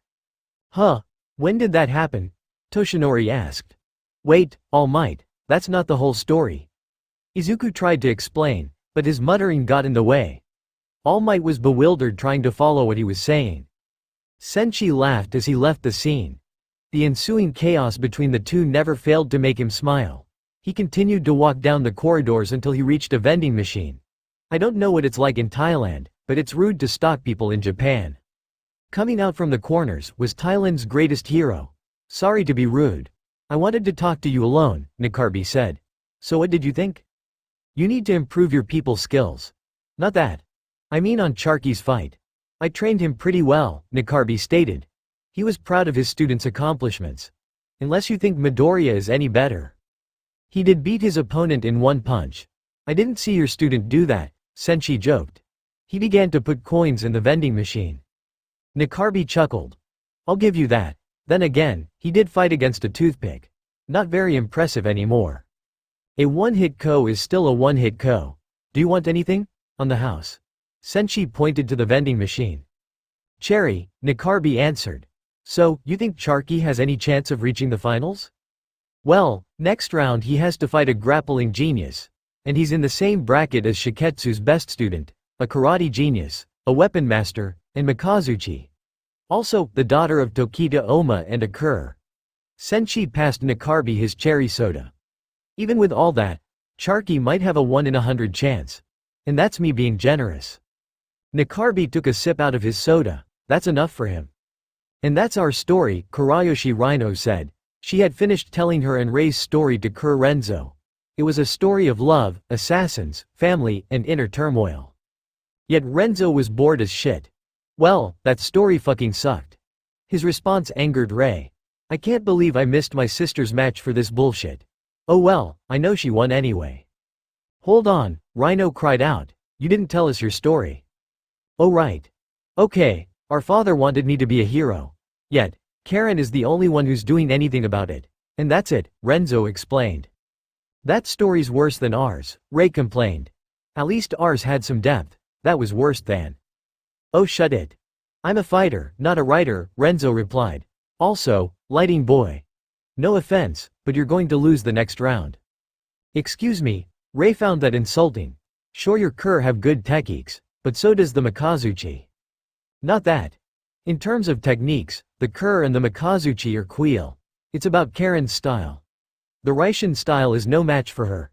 Trust me on this. It's better to give up. Renzo then waved off. We'll see you losers later. Hold it, Ray shouted, much to Renzo's annoyance. Why did you tell us this? You could have minded your own business and gone on your merry way. Why bother with us? Renzo rubbed his head. You're interesting, I guess. That's all. Bye. Before the two could blink, Renzo disappeared. Most likely the work of one of his Kur techniques. Ray clenched his fist. Damn Kur. Karen skipped down the halls. A happy smile on her face. I can't wait to see Izuku-kun again. We haven't discussed what we should name our children. Ring ring, oh. It's Mom, Karen answered the phone. She was awaiting a joyful response to her victory in the previous match. She got something else instead. Karen, what the fuck, Fushi asked. Mom, what's wrong? Karen was upset at her mother's tone of voice. Karen. Tell me why you would think yelling, let's get married would be a good idea. Especially at an event where millions of people would be watching you, her mother asked. Well, Carla says, if you want to prove your love, confess it to the world. So I thought, why not? Karen answered. I see. Thank you for telling me. By the way, Uncle Ryan says hi, Fusui said before hanging up. Bye, Mom. Have a swell day, Karen replied before shutting her phone off. I hope Mom and Carla don't get in a fight. Daddy would have never wanted them to fight amongst themselves.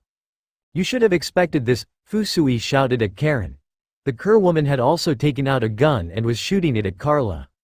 I'm sorry Fusui. Carla was dodging all the gunfire. This is all my fault. You're damn right it is. When you met OHMA in the afterlife, you better pray he's not as disappointed as I am. Meanwhile, in the corner, Ryan was laughing his butt off. Ha ha ha ha ha, fight. This was the second most fun he had all month.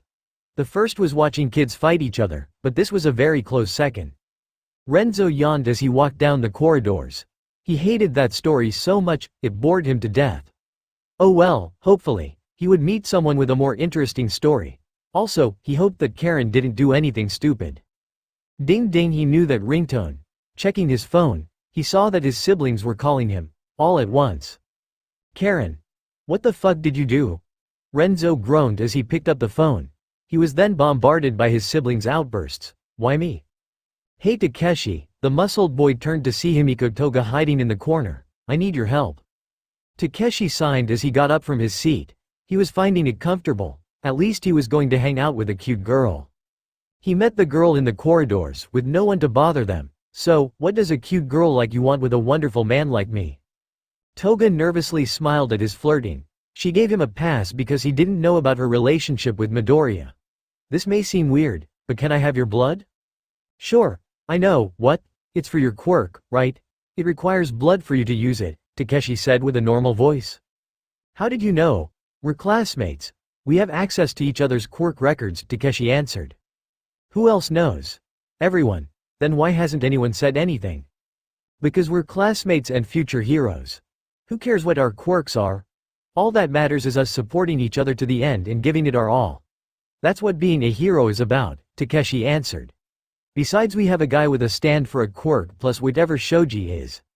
There's also the fact that I'm a dude with muscles for muscles. I'm pretty sure a blood quirk is the least weird quirk in this class. Thank you, Takeshi. Now, if you can, stay still for a little bit. Toga then pulled out a syringe. Takeshi revealed his whole arm, ready to help his classmate in any way possible. Izuku cracked his knuckles. He took a deep breath, relaxing his lungs. He stretched out his arms and legs. He then closed his eyes and calmed his mind. He took one look at the arena in front of him. With a big smile on his face and determined eyes, Izuku said, let's get this show started. Round 2, Fight 1. Izuku Midoriya vs Himiko Toga. Fight 2. Mezzo Shoji vs Yoroizuka Sa Pang. Fight 3. Hachi Takeshi vs Jurotashishida. Fight 4.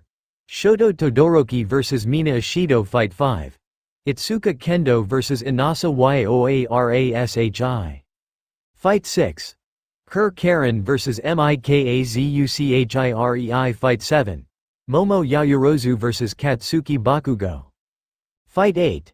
Amai Cosmo vs Chaisaicakrii. 397 Chapter 30. Round 2. And sorry for being so late. Life is being a bitch and 2021 was a horrendous year. Hopefully I finish this arc before summer. Well look who it is folks. Ua's rising star. The green fighter of 1A Izuku Midoriya. Izuku walked out. He rolled his arms while making his way to the stadium. Alright, it's showtime. And his opponent. The blonde menace. Don't let her cute face distract you or she'll sink her fangs into you. The vampiric shapeshifter of 1A, Toga Himiko. The blonde girl stepped right into the arena. A smile on her face as she skipped onto the arena. The two stood a good 6 feet apart from one another. Remember Izuku, don't hold back on me. I can handle anything you throw at me. Toga began stretching her legs. If you say so. But remember Himiko, don't underestimate me. Izuku's air changed. He began to get serious. Are you ready? I sure am. Toga put on a karate stance that Izuku taught her. Meanwhile, Izuku responded with a classic boxing stance, his left fist out and his right protecting his body. Take your stance. Though, that was a bit too late, yet, both Izuku and Toga's focus deepened. Begin. To no one's surprise, Izuku was the first to attack. At fast speeds, Izuku closed the gap between the two and attacked with the tip of his elbow right to her stomach. Boom! Yet, to Izuku's and the audience's surprise, Toga was able to tank that blow. Toga's defense surprised Izuku. It feels like I hit a brick wall. But that's impossible. The only person I know with muscles this strong is, oh no. Sorry Izuku, but I won't go down so easily, Toga said. She then raised her right arm, which was so covered in gray goo before increasing in size. Toga then brought her now massive arm down, creating a massive attack. Boom! Toga had left a huge crater where she struck. Izuku was lucky enough that he was able to dodge the attack before it hit him. To Toga's left, Izuku was trying to regain his breath. But Toga wouldn't give him that chance. She transformed her left hand and attacked Izuku with a swing. Izuku ducked right in time. Before Toga could attack again, Izuku jumped backward. This was fortunate for both of them. It gave time to Izuku to think, and it gave Toga time to transform. Her entire body was now covered in that gray liquid. Underneath, she began to grow larger and larger. Izuku took a deep breath and regained his composure. That was a terrible performance. Sorry for that. He then put his left hand out and made a bickering gesture. Come at me. Toga finally emerged from the gray ooze as someone else. She was a different person when she came out of the cocoon. She looked like a certain muscle-bound blonde. Oh, so now you've become Takeshi-san. Interesting choice, Izuku said. Yes. To be honest, I was jealous of his body, Toga said in Takeshi's voice. All this natural-born strength, anyone would be jealous of it. You're right. I'm a little jealous, but because you have his body does not mean you can beat me. Izuku cracked his knuckles. Let's do this. Like a rhino, Toga then charged right at Izuku. The green-haired boy also charged right at Toga. Both had enthusiastic grins on their faces. They began to build up momentum. The two of them both became the unstoppable force and immovable object. Toga raised her right arm, preparing it for an attack. Meanwhile, Izuku pulled his right arm back. The two of them were ready to attack. And right when they made contact, they struck. Boom! Toga smashed the place where Izuku was supposed to be.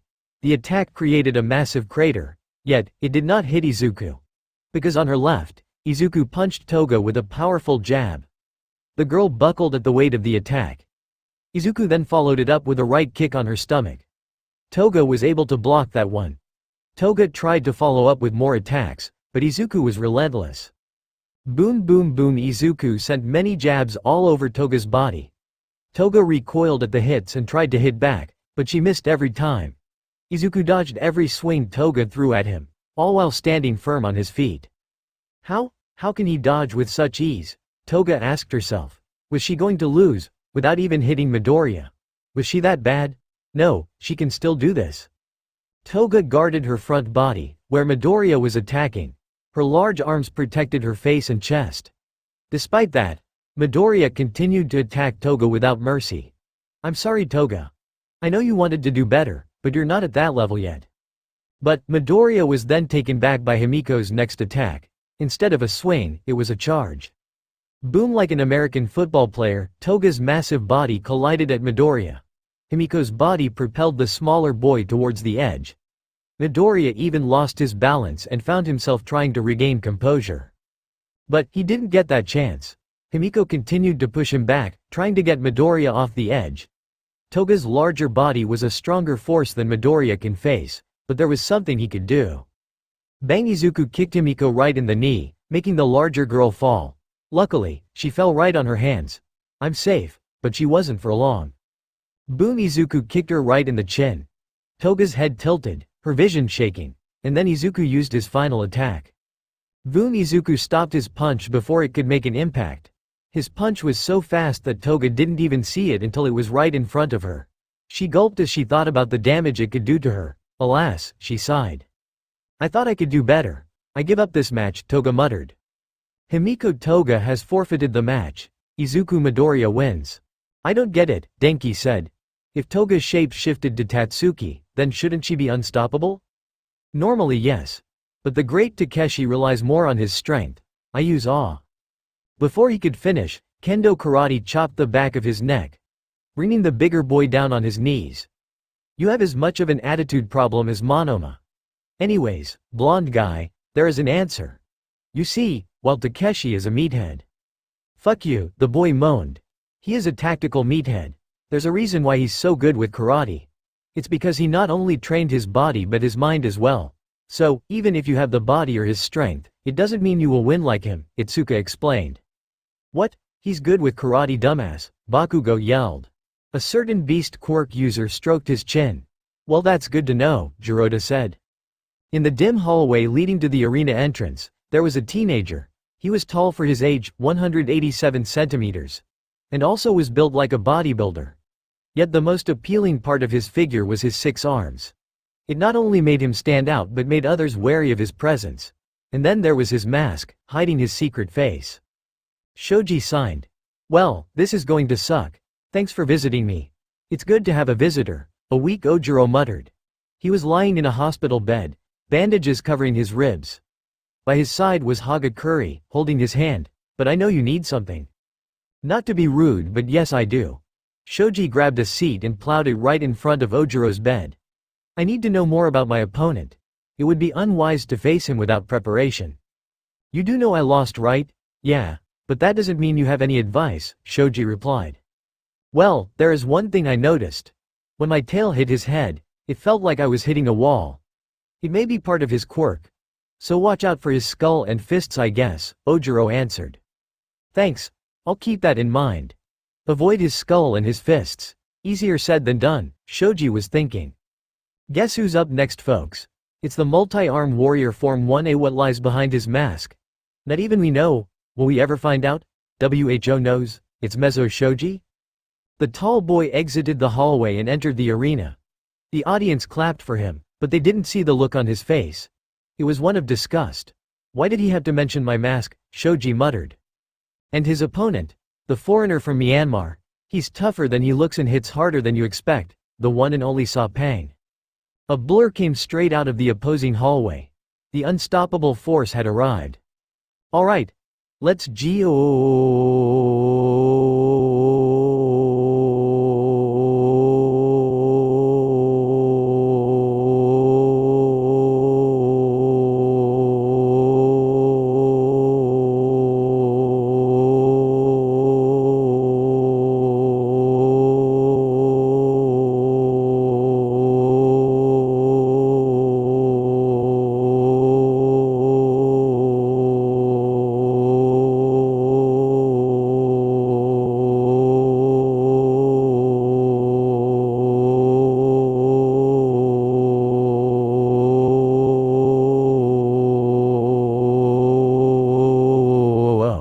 Sa screamed loudly, much to the disdain of the audience and his opponent. I swear, I want that kid to lose because of his voice alone, Aizawa said. Oh come on, Aizawa buddy. Since when was a little noise a problem for you? The dead-eyed man gave a chilling look towards his coworker. In his mind, the countless memories of Mike waking him up every day for the past 20 years came alive. You have no idea. Hey Shoji, right, Saw called out. The tall boy was surprised that his opponent could remember his name. Let's make a bet. If I win I get to see what's under your mask. Alright, what happens when I win though? Shoji asked. You get to hear an embarrassing secret from me, Saw Pang answered. Fine then, Shoji replied. All I have to do is win. And since I have the right plan for this, it should be a guaranteed victory. Are you ready? Both Saw and Shoji nodded, with Saw cracking his neck and Shoji cracking all 6 of his knuckles. Take your stance. Saw put both of his arms right next to his face. He had his left leg and body leaning forward, while his right leg was behind him. Shoji extended his wings, giving him an intimidating presence. Fight! Boom! Saw leapt through the arena and tried to punch Shoji right in the stomach. But, his attack was blocked with Shoji's entire left wing. My turn. Shoji used his right arm to grab Saw and judo through to the ground. Bam! Saw's entire body cracked the ground. He gritted his teeth to endure the pain of the throw. Down. How was that? I was in judo in middle school, Shoji explained. Sweet. Saw got up in a rush. His feet were on the floor before Shoji could even react. I fought a samurai and now a judo master. Best day ever. I'm not a master though, Shoji was thinking. He then shook his left wing. He did a lot of damage already. If I didn't have tough muscles, it would have been broken. Saw spat out blood from his mouth. Judo versus Lethway, let's see who's the best.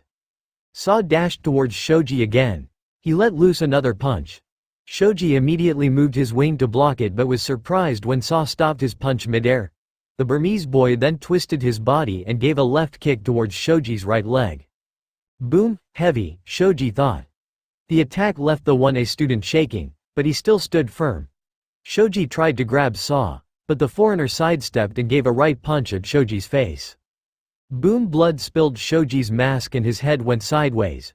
Before the octopus boy could do anything, Saw then unleashed a wave of punches at Shoji's body. Boom boom boom boom! Shoji gasped for air.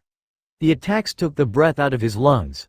Saw was going to attack again, but Shoji was able to intervene this time. The taller boy was able to grab Saw from the waist, also getting his right arm in the process. Saw slammed his left elbow down on the taller boy, but it had little effect. Shoji lifted Saw in the air before slamming down on the ground. Slam! Saw spat out even more blood than before. Shoji was able to mount the smaller boy, putting Saw at a huge disadvantage. You're not the only one with heavy punches. Saw grinned as Shoji began to rain down punches. Bam bam bam bam bam bam bam! No matter how many times Shoji punched Saw, the Burmese boy wouldn't stop smiling. Why is he smiling so hard? And why are my fists hurting? Shoji would soon get his answer. Right when Shoji threw another punch, Saw adjusted his head, making sure that Shoji's fist hit his skull. Crack! Shoji yelled in pain.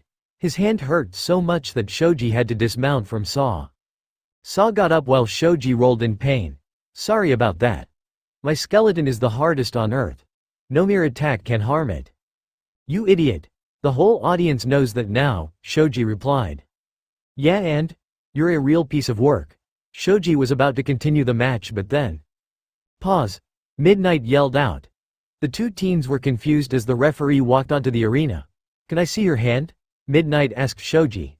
He gave it to her and she examined it. Is this your primary hand? Shoji nodded. I'm not a doctor, but I can tell the damage is deep. If you continue this fight, it could be permanent. Shoji shuddered at that idea. Do you wish to proceed? Sweat ran down his forehead. He was scared. He knew being a hero involved risking his life, but he wasn't a hero yet. I'll throw in the towel. Mezzo Shoji forfeits the match. Saw Pang wins. At the infirmary. That was a smart choice, young man, recovery girl said. She was bandaging Shoji's hand. It was fine after a good kiss, but it still needed help. Was it? There was a bit of disappointment in Shoji's voice. Kid, it was. Trust me, every hero wants to sacrifice themselves to save others. But heroes forget that they need to save themselves as well, recovery girl explained. For some reason, that helped Shoji. Not completely, but enough. Also, you have a guest. At that moment Saw burst through the door. His face had the look of irritation. Mask guy. I have a name. I need to talk to you. Saw took a chair and placed it right in front of the masked teen. You sir have. Bonk. Keep it down. Recovery girl hit Saw in the head with her cane. We have patients here who need rest, so keep it down. Yes ma'am, Saw muttered, rubbing his head. He then turned right back to Shoji. So, how are you? My hand is healing. It's going to be fine in a week thanks to recovery girl, Shoji answered. How's your head? It's fine. I told you I have the strongest skull on earth. Nothing can break it, Saw answered. To show, he knocked on it like it was a door. But, why did you give up? What's wrong with me forfeiting? Because it's unmanly. Saw then noticed RG about to attack again and quiet down. Where I come from, you fight till you die. What? Saw sign. 4 years ago, my father and my brother died. Shoji gasped. My mom had already died years before that. They were the breadwinners of the family. The money they had left behind soon turned to nothing as scammers and ungrateful relatives. My brothers and sisters need a way to live, so I started Lethway. I had to fight or else my family would starve. So when I see you quit, it enrages me. Saw gave a pissed look at the masked teen. I'm sorry, Shoji replied. I'm sorry for what happened to you. I mean it, but I'm just some kid. I'm not some super guy like you. I'm not a son of a big shot. I'm not even the main character. I'm just some guy. Then why be a hero? Why take one of the riskiest jobs in the world? Saw asked. Remember our bet? Saw nodded. Well, let me show you what's under the mask.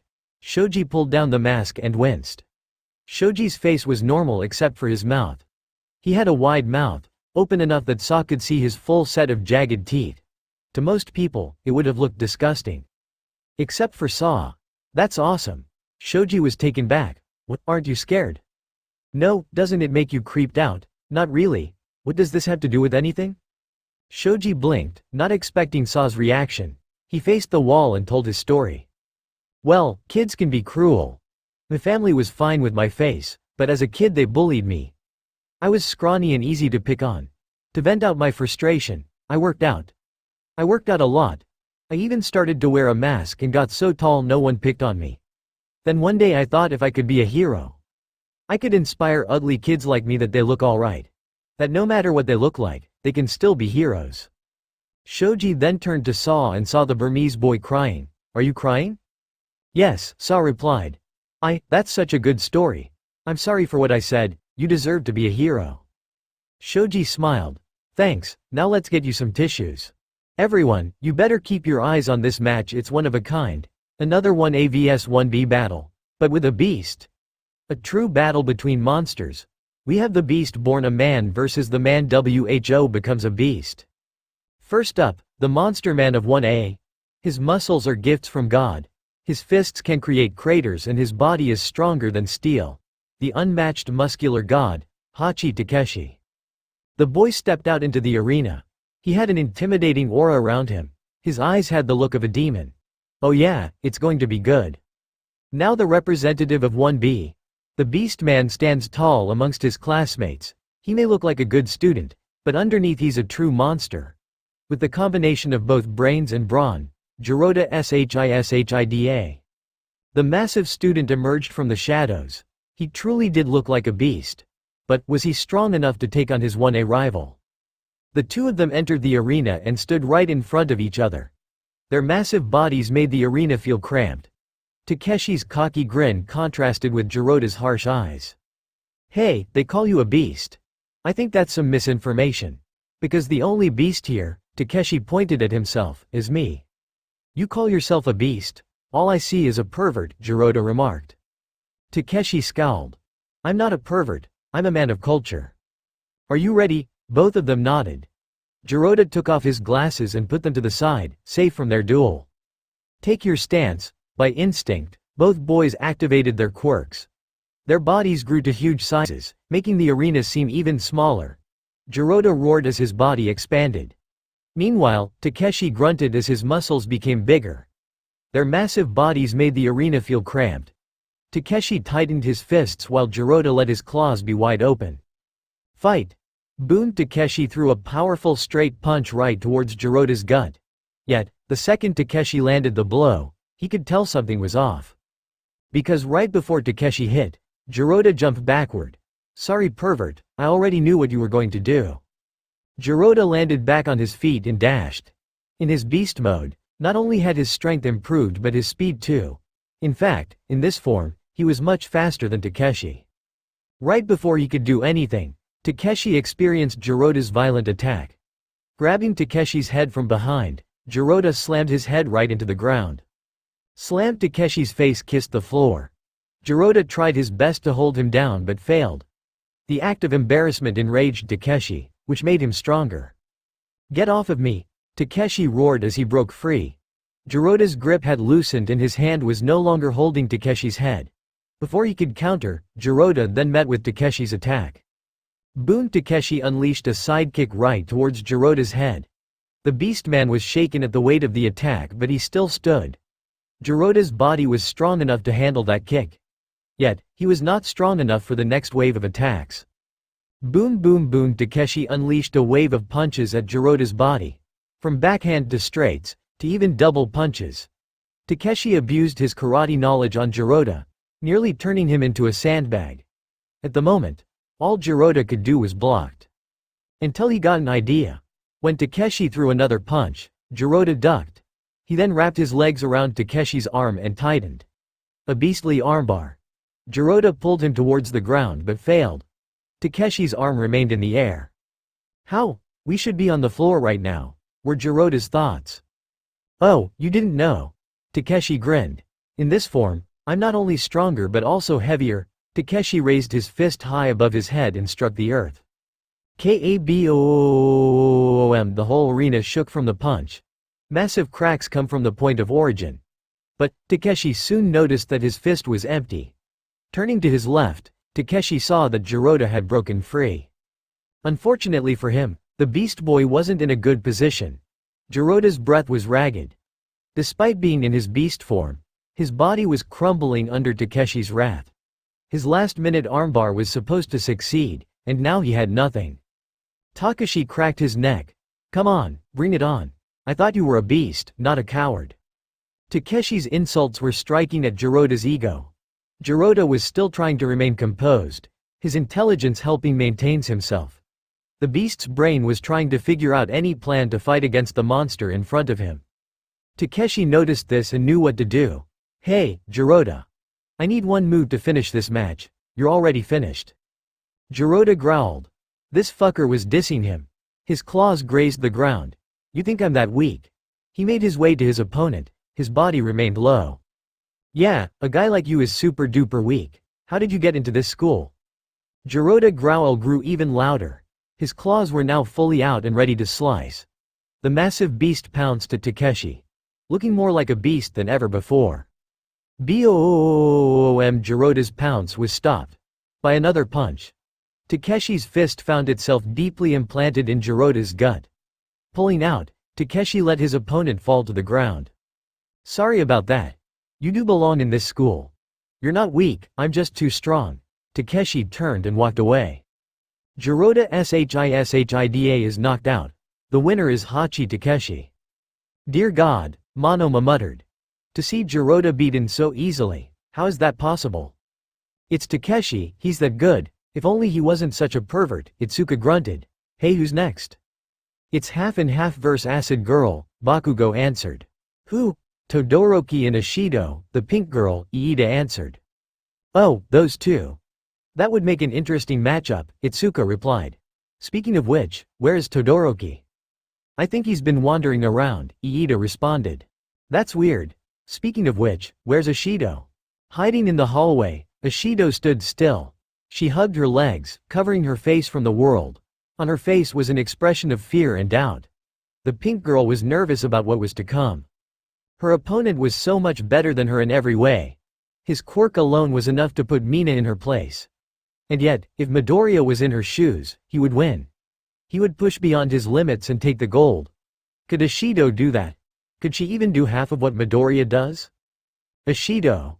Right down the hallway, was him standing the hallway. The boy she was pondering about. The boy she had fallen in love with. Are you alright? She immediately gave him a fake smile and closed her eyes. Yep, Midori. Everything is going well. He gave a blank stare. Instead of letting her be, he sat right next to her. What's wrong? Nothing, he stared back. You know, I don't believe that. She broke free from her lie. I'm sorry, I'm so nervous. I'm fighting Todoroki and he's so cool. So, you think you have no chance? Mina tilted her head towards him. Do you think I have a chance? Well, I have some ideas. Izuku then took out his notebook and a pen. He then immediately started writing. Would you like to hear from them? By the time he finished his sentence, he had already written 4 whole pages of notes. Coming from his icy chamber. The heir to one of the best heroes in Japan. His looks would even melt his ice, the ice and fire student, Shoto Todoroki. The dual-haired boy came out of the arena entrance. He still had a cold expression on his face. Not one of boredom but hatred. Yet the audience didn't see that. Instead, they saw some cool guy they could root for. In the other corner, she left quite an impression in her first match. With her bright personality and her acid quirk, she'll melt right into your hearts. The acid girl from 1A, Mina Ishido. Mina jumped right out of her entrance and with her bubbling energy, she entered the arena. Hello everyone. The audience couldn't help but love her personality. It was a sharp contrast to the previous fighter. Are you ready? Todoroki nodded while Mina gave a thumb up. Take your stance.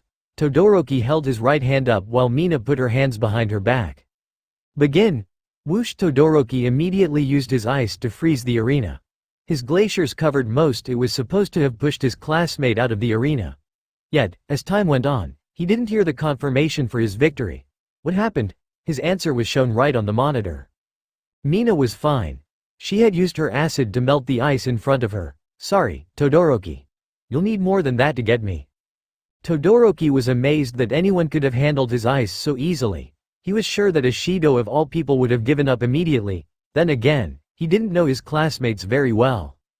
Mina began melting away more and more of the ice in front of her, until the ice that separated them was all gone. Come on Todoroki.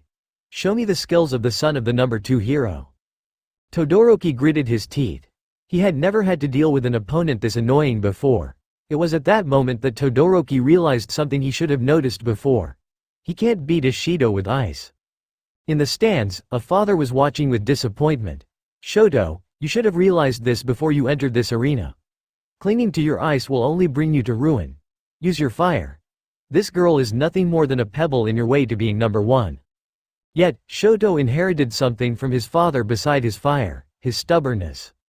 Shoto sent out another wave of ice at Ishido. However, it was much smaller and faster. Mina couldn't react in time and found herself being pushed by the ice.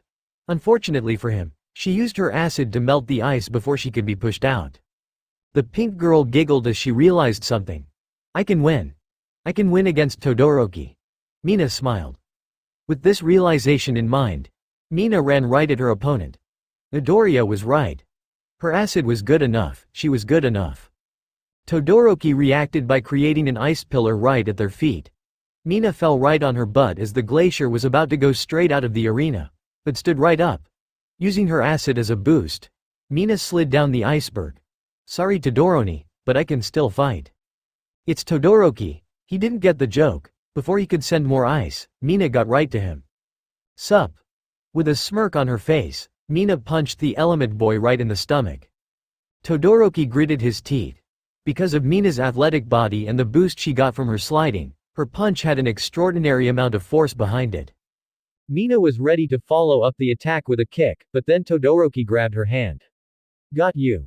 Mina pulled away, but it was too late. Her arm was covered in ice. She tried to form the acid to melt the ice away. However, Todoroki wouldn't let her. He grabbed her frozen arm and threw her to the ground. Ishido tried to get up but noticed that Todoroki had frozen other parts of her body. Using this moment, Todoroki grabbed her free arm and pinned her to the ground. Sorry, Ishido, but I won. Mina struggled to break free. She tried to use her acid but it was melting at a slow rate. My turn. Shoto created another wave of ice, this time to push Mina right out of the arena. Despite all her effort and acid, Mina was pushed out of the arena.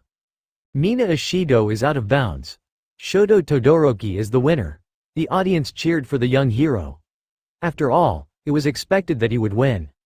Mina cried as she went back into the stadium halls. She wanted to win so badly, and she was so close, she was so damn close. Hey, Ishido. Here he was. The last person she wanted to see. She looked up and saw Izuku still smiling.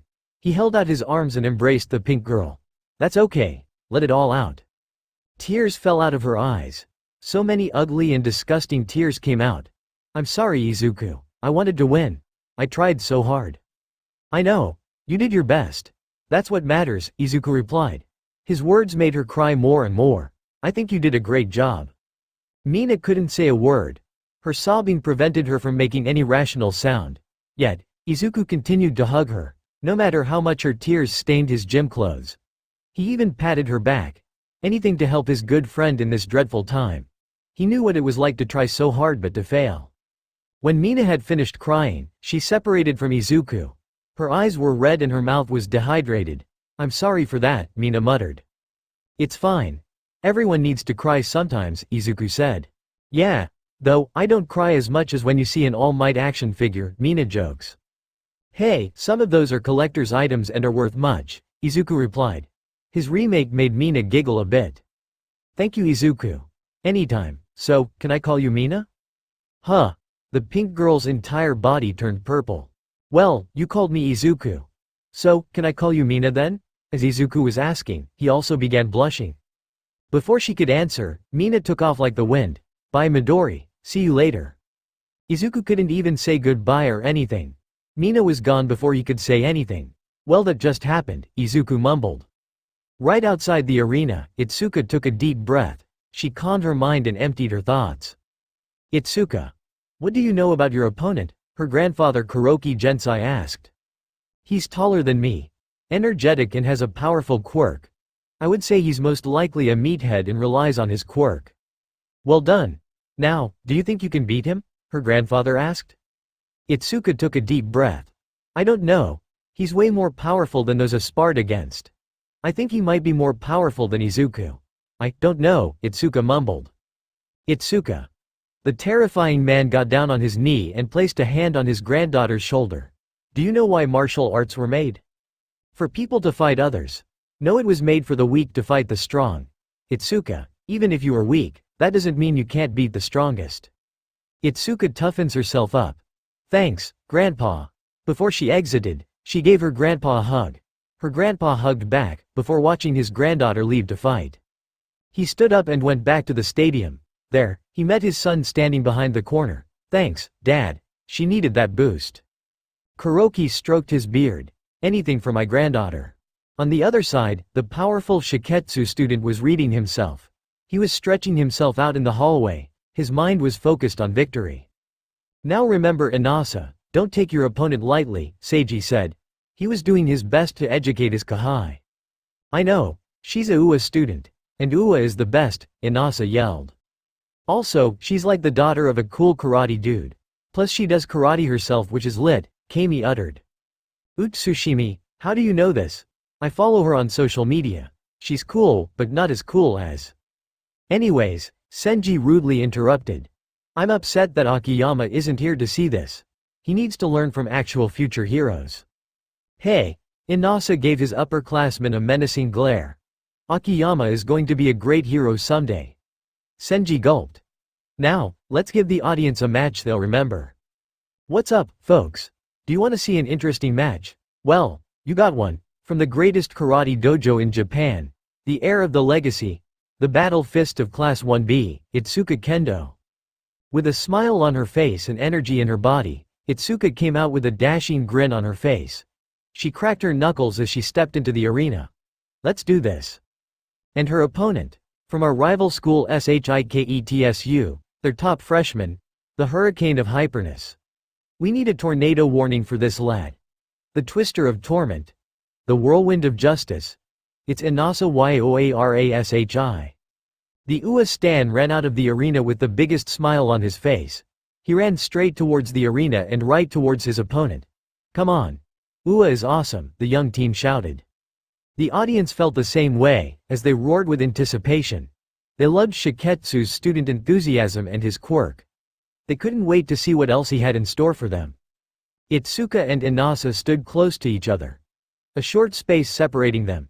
"You're very close. You sure you want to be this close to a twister?" Inasa asked. "Don't worry, I can handle anything you throw at me," Itsuka remarked. Determined and motivated. "That's wonderful. That's the energy that makes me love Ua," Inasa yelled out. "If you love it so much, why didn't you come here?" Itsuka asked herself. "Are you ready, Osu?" Kendo replied. "Ready? Take your stance." Inasa pulled one arm back, a small whirlwind circling it. Meanwhile, Itsuka had her hands right by her side, with her left hand front and center. "Begin!" Inasa was about to unleash his cyclone of destruction and pushed his opponent out of the ring again. But Itsuka stopped him before he could. Bam! A quick and powerful Kizami Tasuki straight towards Inasa's face. Inasa recoiled in response, but the orange-haired girl let loose on him. Bam bam bam bam! Itsuka repeatedly attacked Inasa in the stomach, making the bigger boy flinch. Before he could do anything, Itsuka delivered a roundhouse kick straight to his ribs. POW! Inasa gasped as pain filled his front body. He tried to counter with a counterattack, but Itsuka countered that with a backhand to his face. "Damn, she's relentless," Renzo stated. "Though I'm amazed Inasa isn't doing anything. Shouldn't he use his quirk to push her away?" He and his brothers were watching the fight on the monitors. Both of them were just waiting to get to their sister's fight. "That's the problem," his brother Akiyama replied. "His quirk requires him to charge it before unleashing it. That karate chick must have seen that and attacked before he could do anything." "Damn, she's one to look out for," Renzo smirked. Inasa was not liking this. He knew Ua girls were strong, but this was too much. Every time he moved, his body was met with a fierce attack. The Shiketsu student was trying to fight back, but Itsuka would not allow it.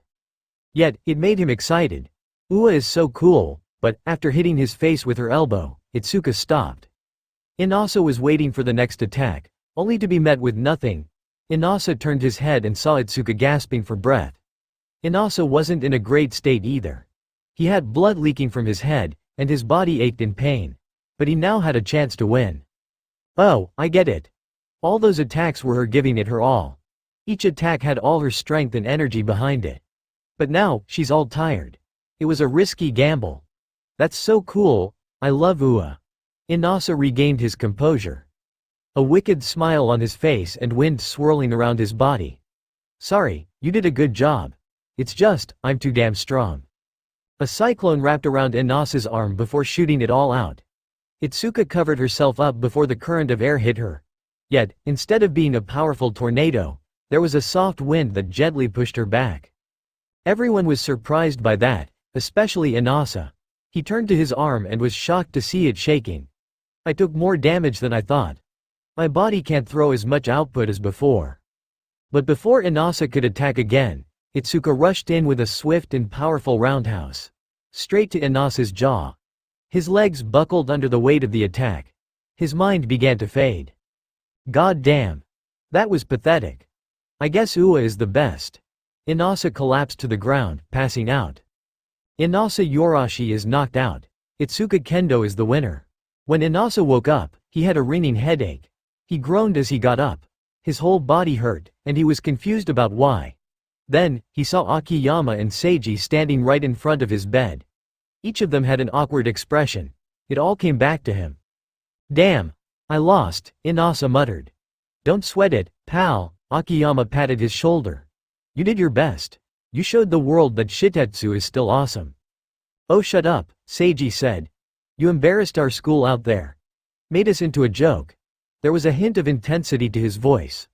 "Shiketsu is going to be a joke. A meme. All thanks to your awful performance." Akiyama turned to his upperclassman. A glare of rage at his senior. "You watch your mouth. 'Cause last I checked, it wasn't you out there to get your butt checked. So you admit, he did make a fool of himself out there." "I said shut it." Akiyama stood right in front of his senior, glaring right at him. "Or what? You know, I'm glad Yorashi was out there and not you. He may have been a joke, but even a clown would laugh at a quirkless hero." Seiji was walking a dangerous line. Akiyama clenched his fists, his veins showing. "Keep talking, meat boy." At the same time, Seiji popped some flesh off his body. "Excuse me?" Come on, quirkless hero. Show me why you got into our grade school. Before anything could happen between the two, a gust of wind separated the two. Enough. You two are giving me a worse headache than my fight. Sorry, Akiyama muttered. Inasa looked around and noticed something. Hey, where is Utsushimi? Akiyama shrugged. Eyes then turned to Seiji.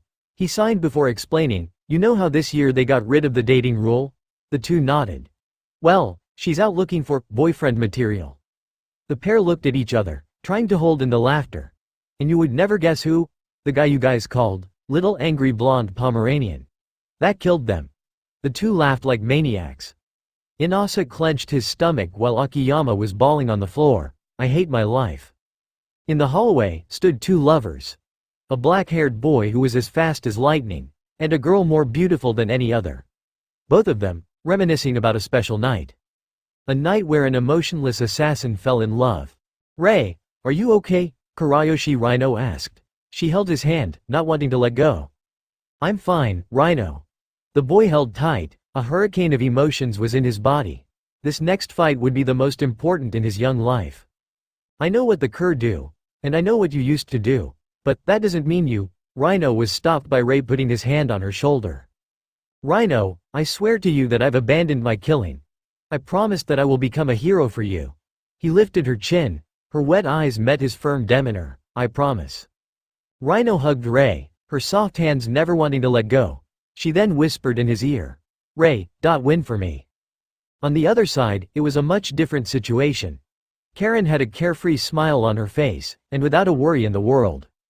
So, I get to fight a Mikazuchi. Ua is the best, Karen said with much delight. You know, our family has a blood feud with them, right? Renzo asked. We've been hating each other since the Kamakura or Edo period. I can't remember. You should improve your history, Karen replied. That's what you get for being an idiot and dropping out of high school. Shut it, Renzo grunted. Hey look. Renzo grabbed his sister by her shoulders. Remember the Mikazuchi clan excels in speed. So keep your distance, wear him down, and use your quirk. You got this. Karen smiled. Don't worry bro, I got this. Besides, my hubby Izuku is watching, and I won't lose in front of him. Renzo signed. Yeah, good luck. Karen smiled before stepping onto the arena. It's our 6th match folks. A battle of strength versus speed, coming up. Representing Class 1B, infamous from her stunt last round, the lovable demon in the hero course. Possible future wife of Izuku Midoriya. The one and only Kure Karen. With a beam on her face and energy in her body, Karen skipped to the arena. Izuku, are you watching me? Kick his ass Karen, Tetsu yelled, still jealous over his previous defeat. Somewhere in the arena, Izuku was hiding in embarrassment. Hey, don't you want to see your fiancé fight? Bakugo teased. And her opponent. The biggest surprise from round 1. The general studies student WHO blitz all our expectations. The current record holder for the fastest match, the speedster, Mikazuchi Rei. The black-haired boy emerged from the shadows. His aura was intense, to be expected from someone born and raised for killing. Yet, today he wasn't going to kill anyone. He was here to win. Wow, someone is anxious, Karen joked. Can't wait to lose. I'm sorry, but it's you who is going to lose, Rei remarked. A privileged demon like you can never hope to defeat a warrior of love. Karen giggled. A demon, that's funny if you knew who my father was. But also, a small blush appeared on Karen's face. I am also a warrior of love. Are you ready? Rei nodded. Meanwhile, Karen began jumping in anticipation. Take your stance. Rei took the stance he used last round. Karen chose a more relaxed stance. Her arms were close to her body and her fingers were open. Close to a grappler's stance. What's with that stance? Is it a new Kur technique, or something else? Begin, as fast as she could. Karen blocked her head with both arms. She knew all about the Mikazuchi style. Especially the fact that users have a habit of attacking the head. But Karen was not prepared for how fast Rei was. Zoom, a powerful impact struck at Karen's core. Her entire body bulked under the weight of the attack. But what shocked Karen more wasn't the attack, it was the speed. Why? Because Rei was faster now than ever before. I'm sorry Kur, Rei said behind her, but love only has one champion. RAISHIN style. Lighting flash boom. Karen's back exploded in damage. Confusion and agony filled her body. How is he so fast? Then a surge of electricity filled her body, frying her body. Karen regained her composure and tried to track where her opponent was. She then found herself surrounded by afterimages of Ray. Each time she focused on one, another came. Before the Kerr could counterattack, Ray began his assault. RAISHIN style. Sunfire. Many high-speed attacks came at Karen all over. Some she blocked, but most landed their mark. Karen's body went under the full assault of Ray's attack. Always wondering where did all this speed come from. Not only that, but every time Ray landed a blow, a surge of electricity filled Karen's body, making it harder and harder to block the next attack. From the entranceway, Kurayoshi Rhino watched as her lover brawled. His new speed is thanks to her quirk. User. Kurayoshi Rhino quirk.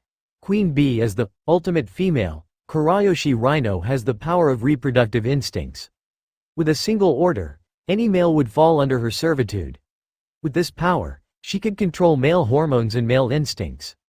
This includes an order that would enhance the recipient's physical prowess beyond its limits. This is how Ray has become faster and stronger than ever before.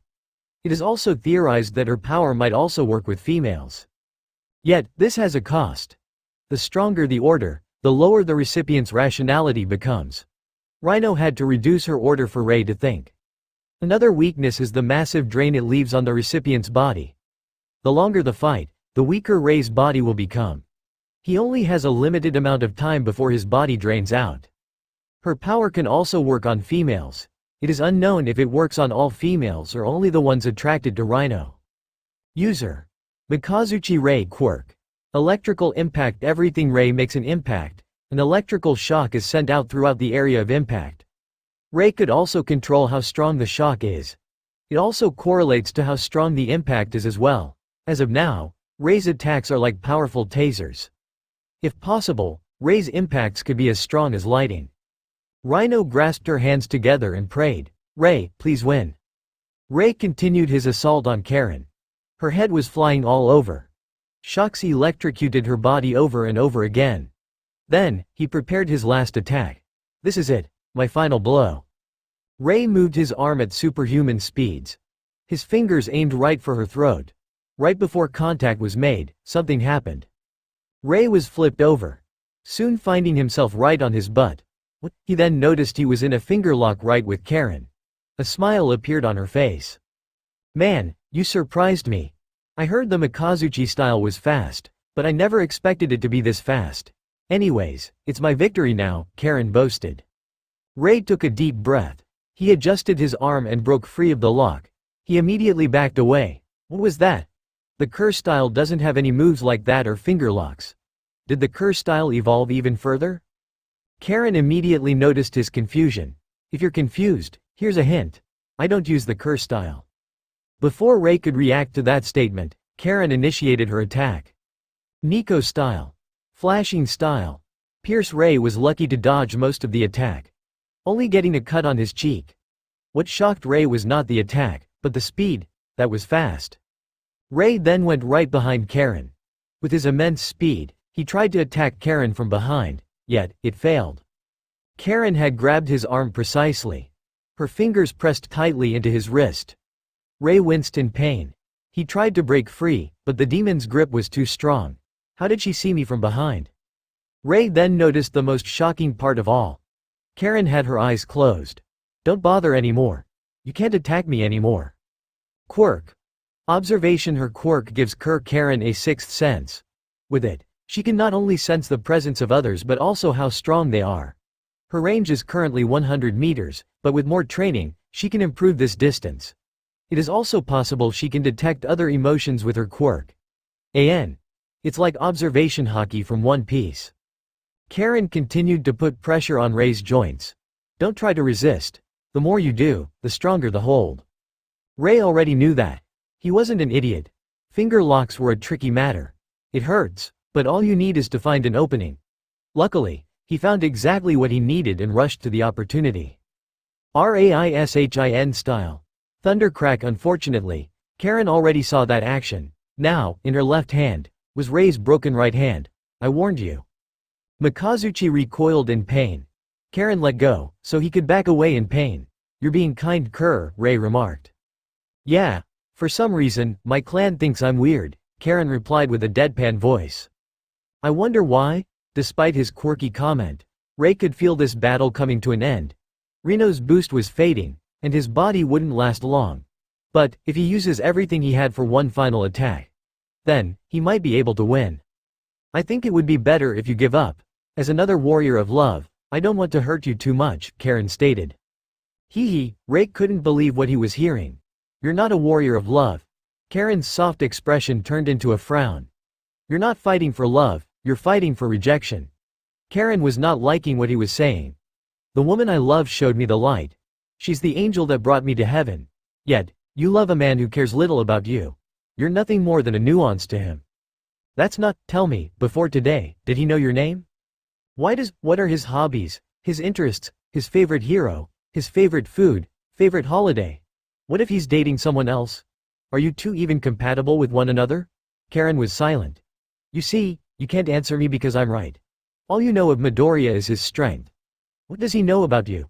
He doesn't know anything about you except that you annoy him. Because of that, he will never love you. Karen's rage allowed her to open her eyes and give a terrifying look at Ray. The aura she radiated chilled most of the audience. It was a reminder that despite all her quirkiness and happy attitude, she was a member of the Kerr clan. Repeat what you said. Instead of being scared, Ray saw his chance. He saw an opening that he couldn't let go of. Raishin style. Lighting FL Ray soon found a hand on his face. A tight grip that almost cracked his skull. Karen grabbed his face and slammed his head into the ground. Boom! A massive crater formed around Ray's head. Blood came out of his mouth, but it did no good. The boy was immediately unconscious. The fight is over, Karen is the winner. Yet she didn't feel like a winner. Karen walked out of the arena, her mind not focusing on the crowd cheering her name. Her brother was right there to greet her. So, how was it fighting a Mikazuchi? Renzo asked. I bet it sucked, since he went down like a chump, Kiyoshi stated. I don't want to talk about it. She brushed past them and went on her way. Renzo tilted his head. That's new. Bakugo made his way to the arena, stretching his limbs. Yet, he was interrupted by someone. Wow, you're so cool, dude. You're like the coolest bruh, a strange voice said. Bakugo turned and saw a blonde Shiketsu student waving at him. Who are you? Kami Utsushimi at your service. The blonde girl took a bow. I came to see you fight. You look so cool, so I wanted to see you up close. Well, you're right about that. Bakugo cracked his knuckles. I am the coolest one here. Momo Yaoyorozu took a deep breath and exhaled. Her mind and body were ready for battle. She needed to be in peak performance for her next opponent. Because he is the most feral in the UA tournament. Yet, she was not fighting for herself but for someone she cared about. The boy fights not for himself but others. The embodiment of heroism. Yaoyorozu, she turned her head and saw the boy she cared most about. Izuku Midoriya. I need to talk to you. She turned her attention to the green-haired boy. A part of me is worried for you, scared that you're going to do something reckless. And the other part? Well, it says that you're fighting for something, or someone, Izuku answered. Momo grinned. You're right. I'm fighting for someone I care about. I'm fighting so a demon who tormented him can be properly punished. I'm fighting so that I can protect those I care about. Izuku signed. Momo, I know you never liked Kachan. I never blamed you for that. But, my battles shouldn't be yours. Before he could say anything, Momo kissed him on the forehead. He froze, not expecting the rich girl to do something so bold.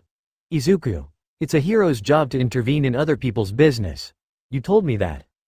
She left the boy like that, as her fight started. Everyone, turn your attention to this fight.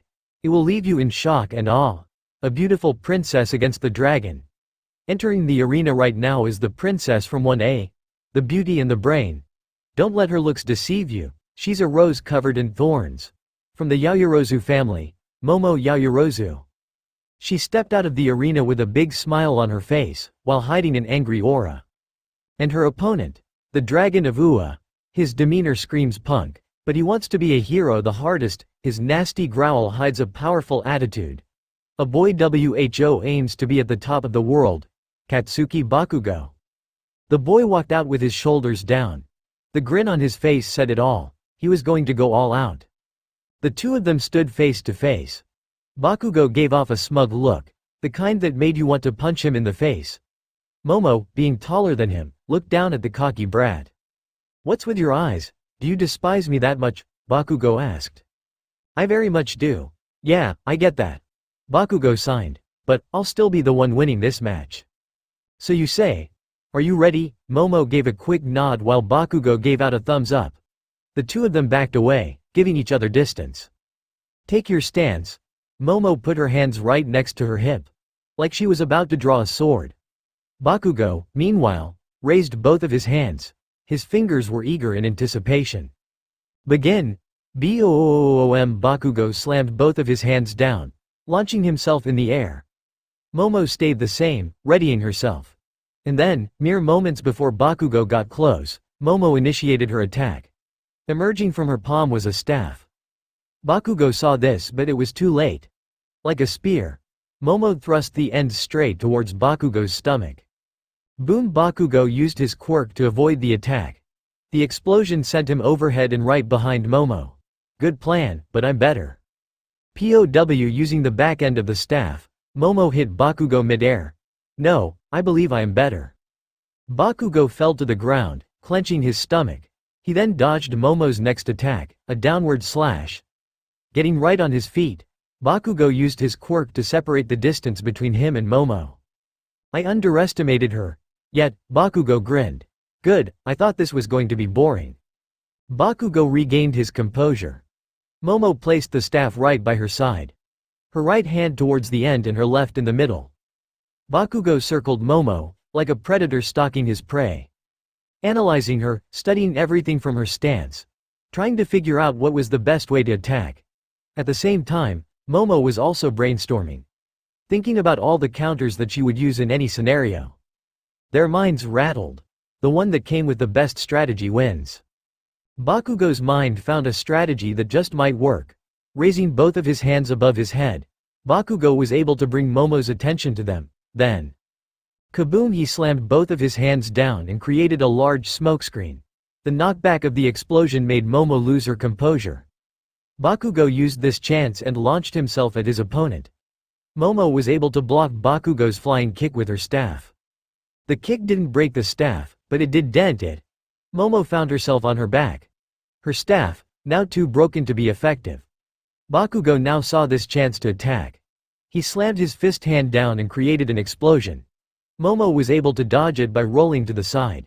But that wasn't the end of Bakugo's onslaught. He continued to make explosions across the ground. Momo barely dodged all of them. As soon as she could, she got up and immediately began creating a new tool. Bakugo kept his distance, not wanting to risk the back end of another staff. But instead, Momo created a pair of goggles over her eyes.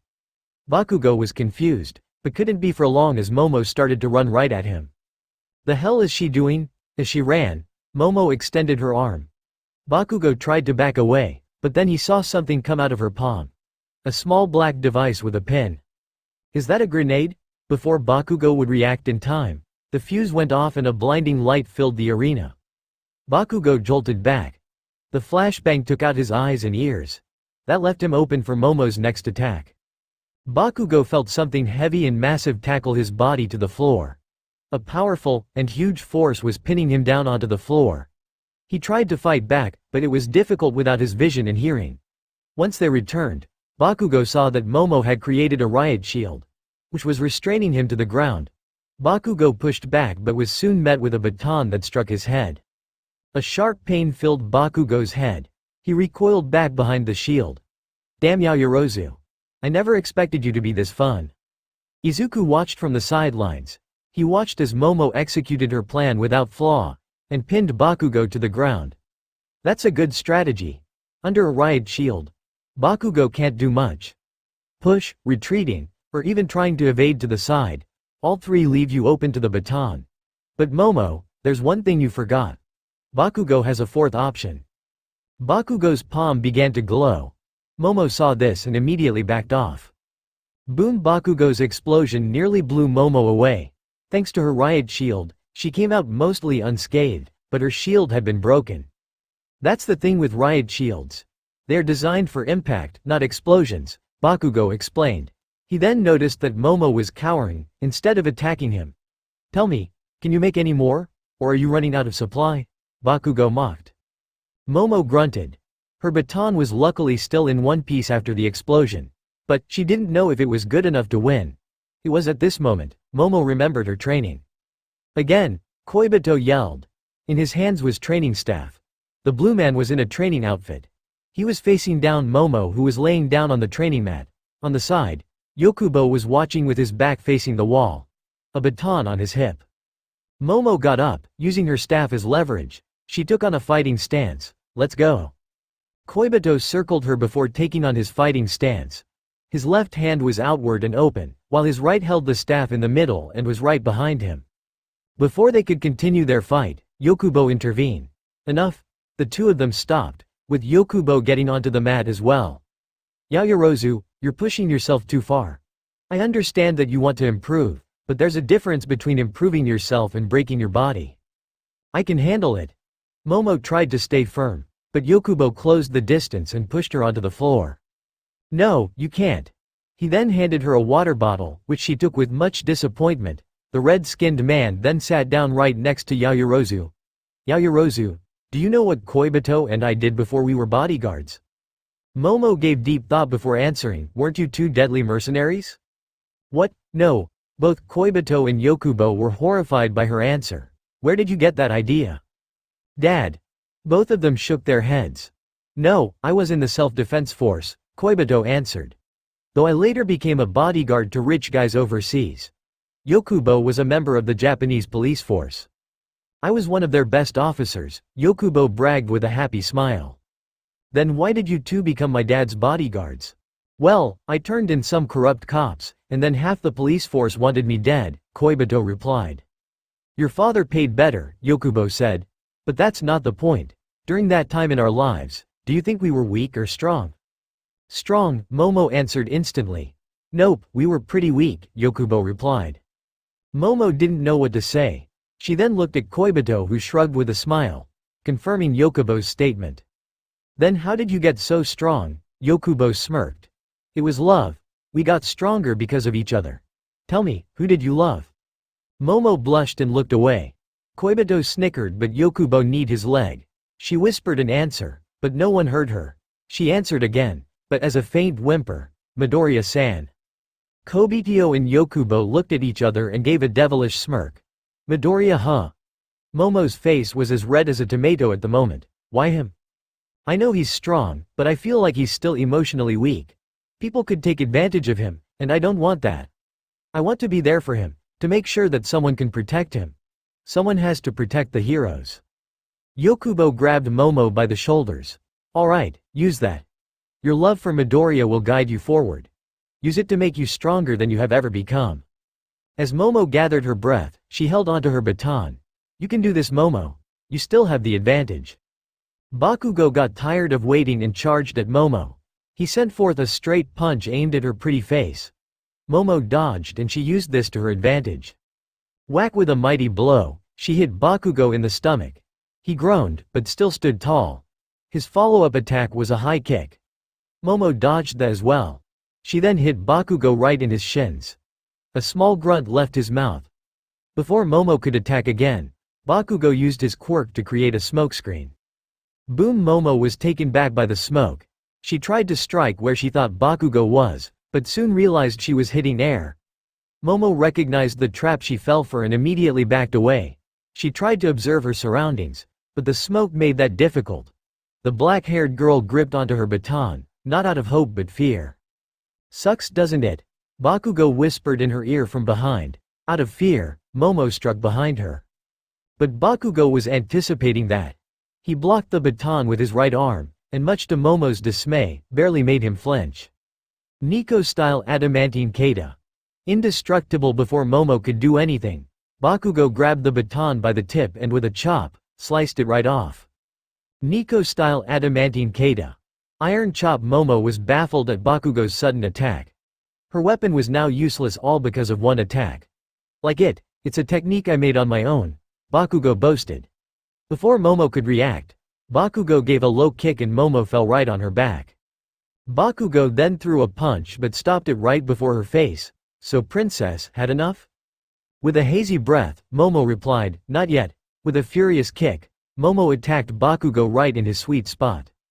Smash! Bakugo groaned before collapsing on his knees. Every male in the audience shivered in pain and they covered their legs. They could feel his pain. Momo got up and backed away from him. She had given herself time to think. The problem was, she had lost too many fat cells. All her previous creations had taken up much more energy than they should have. Especially the riot shield. Yet, she had one last creation. One last plan that could make her win. No, she will win. Bakugo got up, angry that his little man was hurt so much.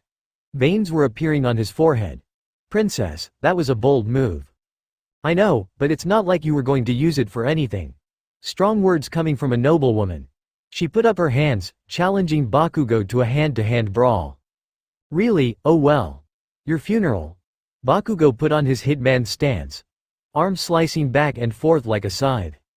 Momo was the one to start the exchange. She threw a right hook, but Bakugo dodged and threw 3 jabs as a response. Momo dodged 1, but 2 hit her right in the abdomen. Momo grunted, but she pressed on. Bakugo threw more jabs, half she dodged, the other half hit their mark. But then, right when Bakugo let his guard down, Momo unleashed her final move. A palm attack right to Bakugo's face. Of course, Bakugo dodged, with a backstep. But Momo stopped her palm inches before his face. Before he could respond with a counter, Bakugo was hit with a gas attack to the face. Bakugo immediately covered his face, trying his best not to take in the gas. But alas, it was futile. The gas had already entered his system and was filling his lungs. His eyes began to water and his mind began to drift. Sleep gas. Clever girl. He fell to the floor. He could barely stay awake. Momo watched from the side, amazed her plan worked so well.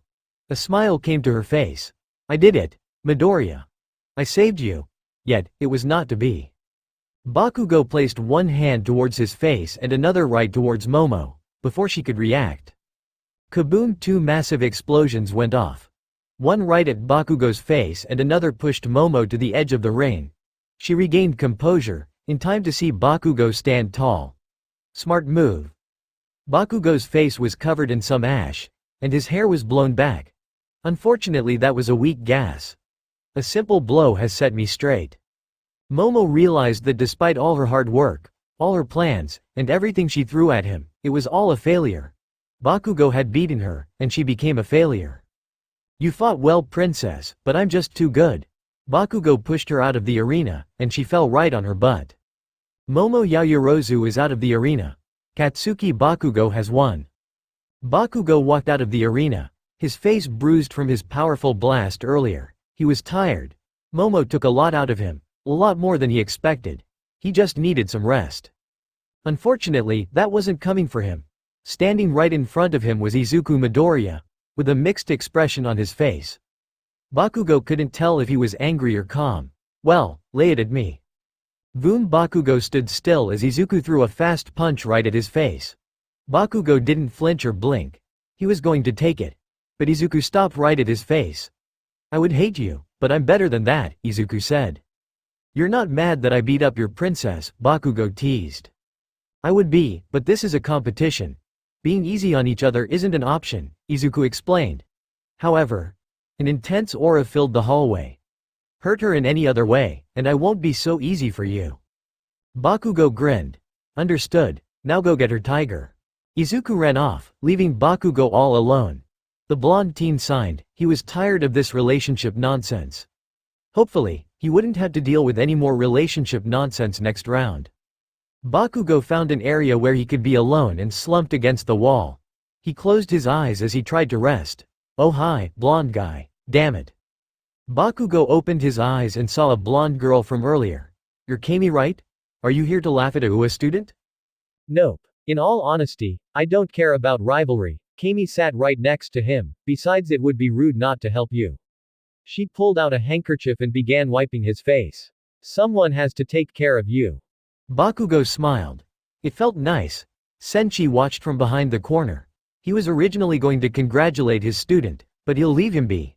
This was a good enough award. Momo laid down on the nursery bed, an ice pack on her head. Despite her light injuries, Recovery Girl still insisted that she get some rest. Her eyes were closed and her hair was down. She also had a hand covering her face. Her face was still. It wasn't sad or angry. Just still. Was she sad that she lost? Or was she disappointed in herself? Only she knew. Yaoyorozu. She turned her head and saw the last person she wanted to see. How do you feel? Terrible Midoriya. She stood up. I feel just awful. I understand. Everyone feels down when they lose, Midoriya replied. It's different. Midoriya was surprised by seeing Momo cry. He never saw her cry once before.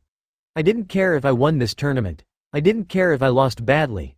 All I wanted was to beat him. Because I wanted to show you that you didn't need him. That there was someone to protect you.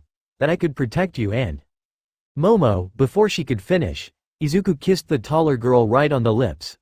Silence filled her body and for that brief moment, everything just shut down. I appreciate what you're doing, but you don't have to fight my battles. I'm strong enough to take them down on my own. But, thank you for, Momo. His words weren't reaching her. Her entire body had turned redder than an apple. There was also the fact that Momo wasn't moving an inch. Momo. Great Midoriya, you broke another girl, Recovery Girl said before taking out her cane. Amai Cosmo was on the floor, stretching out all of his limbs. His mind was calm and his motivation steady. Let's see. Nutrients, check. Limbs stretched, check. Mindset, check. Victory, Cosmo smiled, check. Oh Chakri, are you ready for your fight? His sensei Nakarbi asked. Sure, why wouldn't I be? Chakri was stretching his arms and legs. He flexed his muscles while making. Well, he's a good grappler.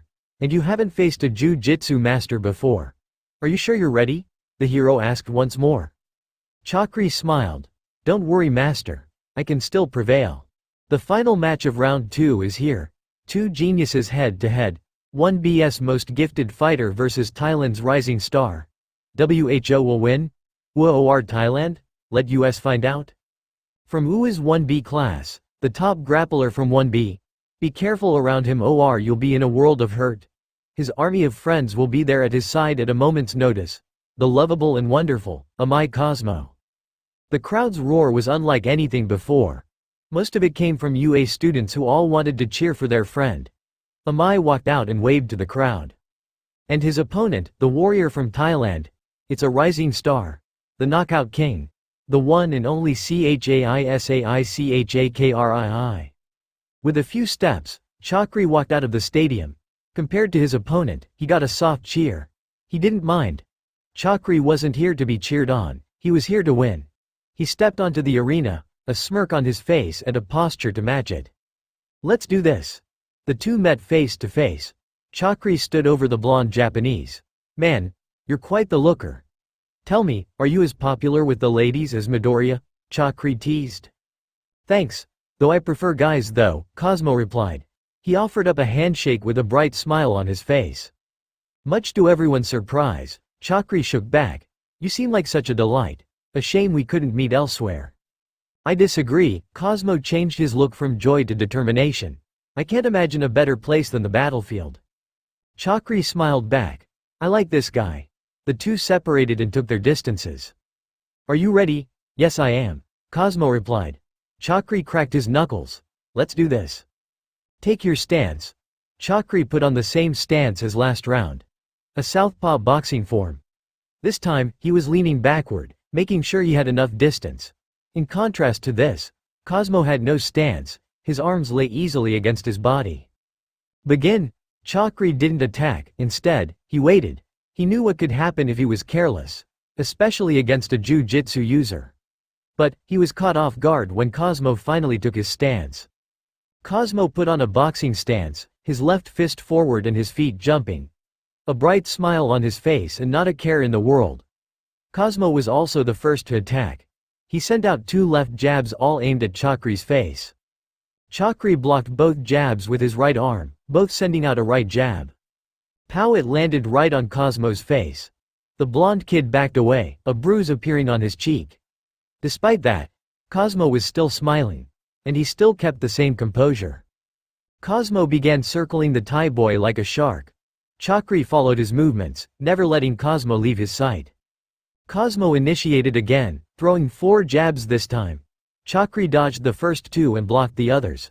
Before he could throw another jab, Chakri shifted his body and threw a right hook right towards Cosmo's ribs. Bam! Cosmo grunted as ribs took the power of Chakri's blow. It wasn't enough to break, but it still hurt like hell. Cosmo backed away immediately. He began breathing heavily, but the fire in his eyes burned bright. Chakri went from enthusiastic to a bit scared. Why did he keep smiling? That question terrified the Thai boy. Come on, let's go. Cosmo continued to have his hands up. Those blows were chump change. Chakri didn't like it, but he knew he had to end the fight now. For the first time in the fight, Chakri took the initiative. He threw a single right straight, but it was enough for Cosmo. Right before the blow landed, Cosmo activated his zone. Time slowed down. Chakri's punch slowed down, stopping right before Cosmo's face. Immediately, the grappler grabbed the arm with both hands. Time resumed. Cosmo pulled Chakri's arm down and wrapped his legs around his head, putting the Thai in a triangle choke. Sorry Chakri, but I can't waste time, it's over. Cosmo pulled his opponent down, but before they could meet the ground, Chakri revealed his hidden weapon. His right arm grabbed Cosmo's shirt. Before the blonde boy could do anything, Chakri raised Cosmo over his head and slammed him down on the ground. Smash! The ground cracked as Cosmo's body was met with the harsh concrete. Cosmo gasped for air, his back screeching in pain. Before Cosmo could recover, Chakri got on top of him in a mount position. Sorry, but you ain't the only one who knows how to grapple. Chakri proceeded to unleash an onslaught of downward punches. I didn't just learn boxing. I learned good old MMA. Cosmo was lucky to block all the attacks with his arms, but he couldn't do this for long. Chakri's punches each landed dealt intense damage. But Cosmo noticed a weakness. Chakri's balance. During a mid-punch, Cosmo shifted his hips, messing up Chakri's balance. Cosmo used this chance to escape, and he did so right underneath. Before Chakri could stop him, Cosmo kicked him right in the face. Bam! Blood splattered out of Chakri's face. Cosmo backed away as Chakri tended to his wound, a bloody nose. Damn, that didn't feel like a lightweight blow. You have strong blows for a grappler, Chakri commented. He wiped his nose clean. Yeah, but I'm a better grappler, Cosmo continued smiling. His arms were bruised, the result of guarding against all of Chakri's attacks. Yet, Cosmo still smiled. Chakri saw this and was confused by it all. Holy Buddha, are you a masochist? Nah, I love fighting. Cosmo messed with his hair before putting on another fighting stance. Chakri pressed on and attacked once more, this time using a right straight. Cosmo was able to catch his fist. Before Chakri could do anything, he saw his entire hand is covered in wax. Chakri desperately tried to pull back, but his hand was stuck in a wax tube. Cosmo finally let go, and the heavy weight of the wax tube came down on Chakri. His arm fell to the floor, and he had too much difficulty lifting it. Sorry, that's too heavy for you to lift. Or anyone our age. Chakri tried to attack with his left arm, but Cosmo caught it and did the same thing as before. Both of his arms were immobilized and his body was barely off the ground. It was the perfect chance for Cosmo. Before Chakri could do anything, Cosmo put Chakri in a rear naked choke. This fight ends in 3 seconds, Cosmo said in his opponent's ear. Chakri struggled to break free, but Cosmo's grip was too strong, plus he couldn't use either of his hands to help himself, leaving himself vulnerable. Chakri moved both of his arms right in front of his face. He then raised his head up. 3 smashed. Chakri slammed his head right into the wax tubes that covered his arms. Cosmo eased his grip to see what the hell happened. To his shock, he saw that Chakri's attack had destroyed both of Cosmo's wax tubes. What the h? Slammed. Chakri retaliated with a headbutt right towards Cosmo's face. Cosmo released the tie to cover his wounded face. Cosmo then realized his nose was bleeding heavily. That was the stupidest thing you could have done. Hey, Chakri got up. His entire body was wobbling and his head was bleeding. We're heroes. Doing stupid things is what we do. Can't disagree. Cosmo got into a low tackling stance. Chakri responded with a Muay Thai stance, his right arm and leg out, and his left close to his body. The next move would decide who wins or loses. The two rushed at each other at the same time. Cosmo was faster of course, and he immediately tried to grab his opponent's leg. Charky backed away before throwing a downward punch. Cosmo dodged and quickly seized the opportunity. Unfortunately, that was what exactly Charky was expected. Crack! Cosmo's face had Charky's right knee. I win. Cosmo collapsed to the ground, his mind leaving his body. My Cosmo is knocked out. Chisai Charki has won. Round 2 of the UA battle tournament is over. 397 Chapter 31. Before the quarterfinals AN. Sorry this took a while. Uni really kicks your ass sometimes. Charky stumbled out of the arena. His entire body was dizzy. His mind was weaving, not being able to hear the gossip of the crowd outside. His stumping continued until he reached a familiar set of arms. It's okay Charky. Nikarbi held Charky with ease. Easy there, rest. Sa Pang came and helped his friend. We should take him to the nurse. No, Nikarbi responded. We have our medical supplies. We can heal Charky on our own. But what about Charky? His head is bleeding a lot, Sa worried. I understand your worry, but it's what we have to do. You forgot you both sent UA students to the infirmary in a UA tournament. Alright, and you forget that some of those students are popular with other UA students. So, imagine what could happen if his future opponents knew he was injured. Sa was finally getting it. I'm not an idiot. I know what could happen if Charky is left untreated, especially in a tournament that is against him. The two carried Charky to their own special room. Nikarbi took out bandages and began to tend to Charky. Should I help? Sa asked. No, Sa was distraught by the sudden answer. Get ready for your match. If you enter with a weakened mind, you are bound to lose. Besides, it would benefit Charky knowing you fought at your best. Sa nodded. He tightened his mongkol and cracked his fists. I'll do it. I'll win for my friend. Bakugo watched Charky's victory on the monitors in the hallway. He was still resting from his match against Momo. He looks, think you can take him fam? Kami asked. She was resting on his body, her head right on his chest. Yeah, don't worry about it. I'm still the coolest guy here, Bakugo remarked. So that's the situation Momo, Izuku said. He was still in the infirmary, explaining his relationship situation to the rich girl. Meanwhile, Momo was sitting in bewilderment. Her mind was still trying to process what Midoriya had told her. So, you, Toga and Uraraka are in a relationship. And you also want me to join. Yep.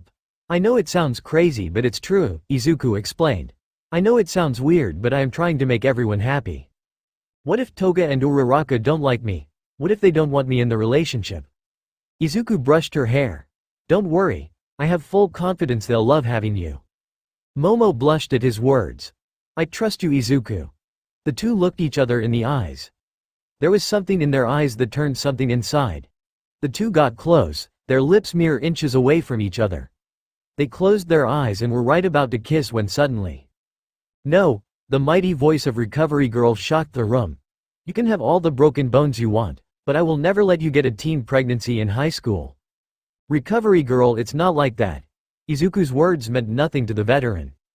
Get out before you infect more girls with your love hormones. Recovery Girl then proceeded to usher Izuku out of the room with force. He left without hesitation, but not without saying, I'll contact you later Momo. Izuku shouted before getting hit by the nurse's cane. Her cane hurt harder than most fighters' fists. The scene caused all in the infirmary to watch. Their eyes glued to the scene. What are you all doing? Rest you fools. The watchers turned away, not wanting to face Recovery Girl's wrath. And none of you do anything while I'm out, the nurse screamed before closing the door behind her. Momo was left in a blushing mess. Oh God, how can I tell my parents about this? The truth of the matter is, Itsuka Kendo was nervous. Her next opponent was going to be the toughest one yet. Karen was a monster. She was a beast in human skin. Itsuka looked back at all the hero training they spent together. Even during the worst of practice, Itsuka had seen Karen tire. The most is when she uses that technique of turning her body purple, but Itsuka couldn't rely on that. But Itsuka had an ace. Grandpa, you know how to beat Karen. Itsuka was in a private room, with both her father and grandfather accompanying her. She was on her knees in a Seiza position, with her father and grandfather in front of in the same position. Yes. Itsuka, in her fight with that Mikazuchi boy, did you notice anything? Her grandfather asked while stroking his beard. Yes, some of her moves look like our karate style, yet, it was different as well. Her style is called the Nico style, her father said. I am familiar with it. Some of its moves were based on our style. And the other moves are based on an ancient jiu-jitsu style. It is a mix between surprise attacks, jiu-jitsu, redirection, and striking, her grandfather explained. But, it has one weakness. Its secrecy. Izuku tilted her head in confusion. Because the Nico style relies on surprise attacks, if one were to know how the Nico works. They create countermeasures, Izuku replied, much to her forefather's delight. Luckily for you, my sweet daughter. I know exactly what to do, her father stated. Renzo and Kiyoshi were right outside their sister's room. They both knew she wasn't in a good mood, but neither knew the cause.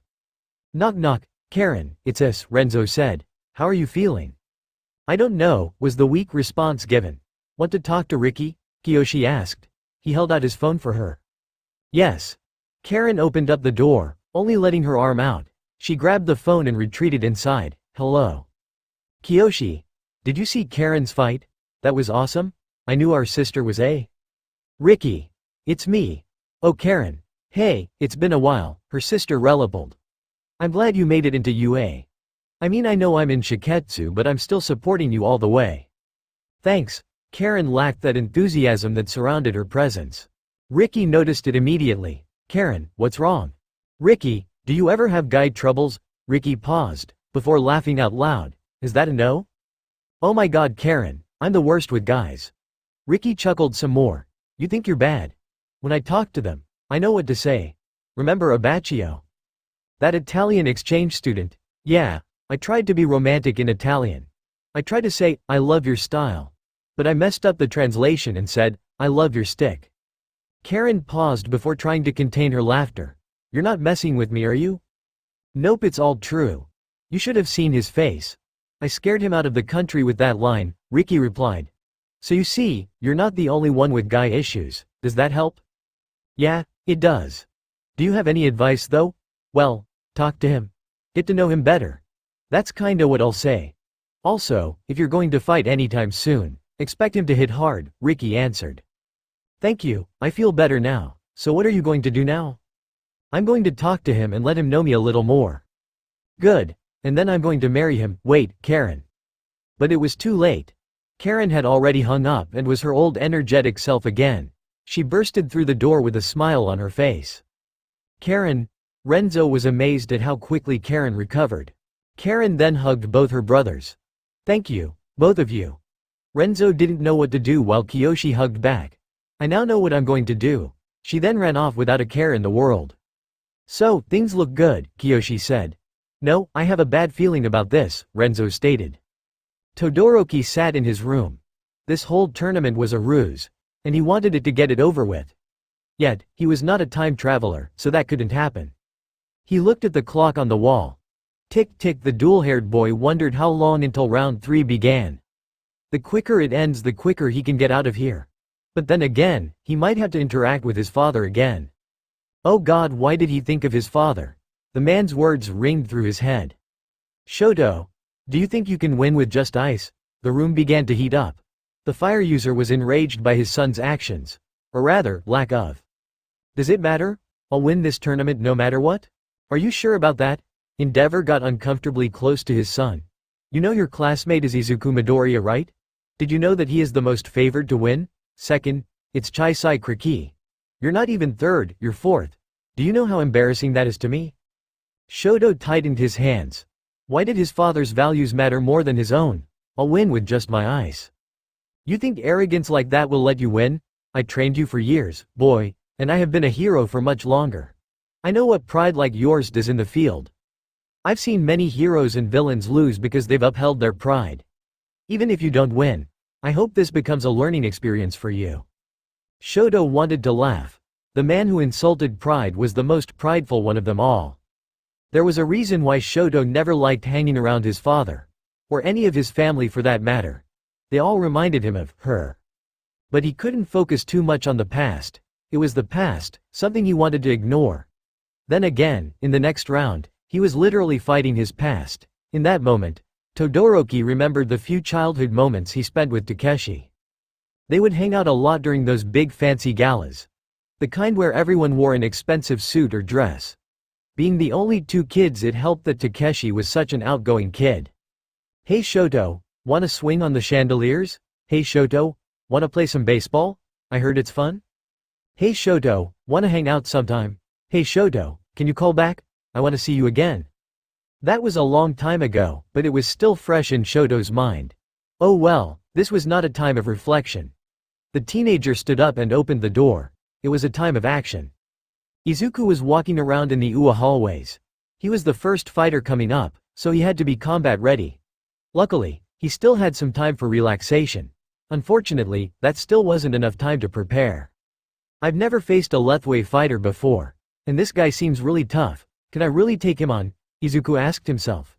Fortunately for him, he had someone who could give him advice. "Oh Izuku," Itsuka called out. "Fancy meeting you so early. Are you ready for your match?" "Honestly, I don't know," this surprised Itsuka. "I've never faced a Lethwei fighter before. And these guys seem to be the cream of the crop. Either way, this won't be an easy fight." "I can relate. Karen is going to be a pain to fight. But that's life sometimes," Itsuka explained. "What do you mean? Sometimes life throws tough battles at you. We aren't always ready for them. But we have just taken those battles head on. There's nothing we can do about it. All we can do is take it head on," Itsuka stated. Itsuka's words did something to Midoriya. It was exactly the kind of words he needed to hear. "Thank you Itsuka. I need that." Before he left, Itsuka said, "Hey Midoriya. When we get to the finals, if you beat me, then I'll tell you my greatest secret." Itsuka said that last sentence with a cheerful demeanor. A bright and joyful smile on her face.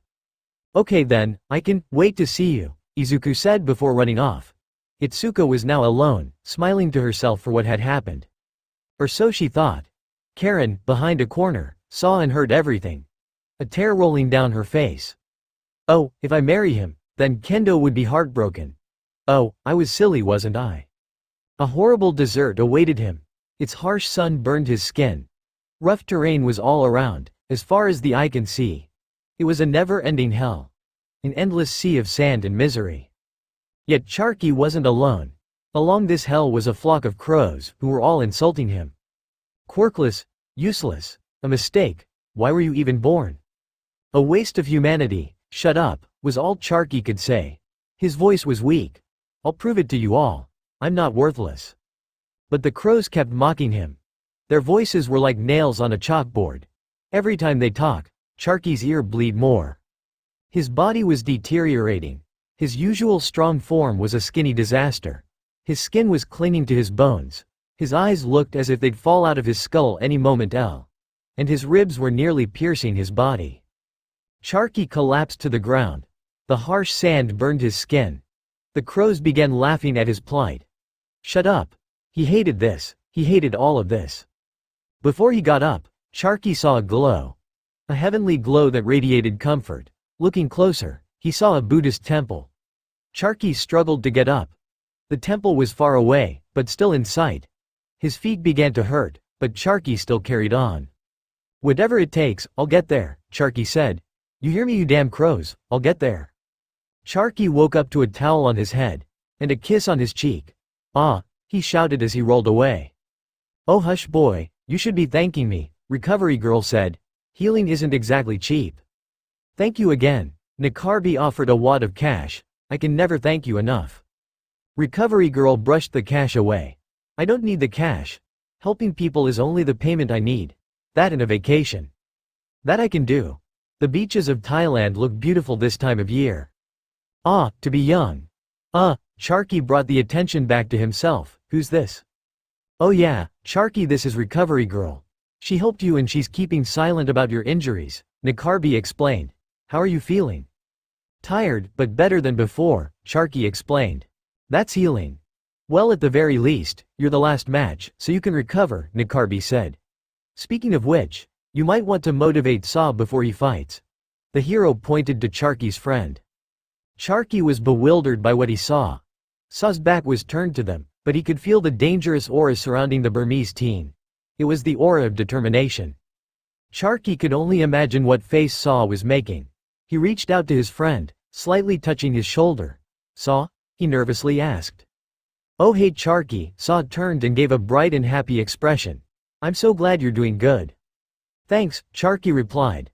My match is up first so I have to be in peak condition, Saw explained. A hint of hesitation was in his voice.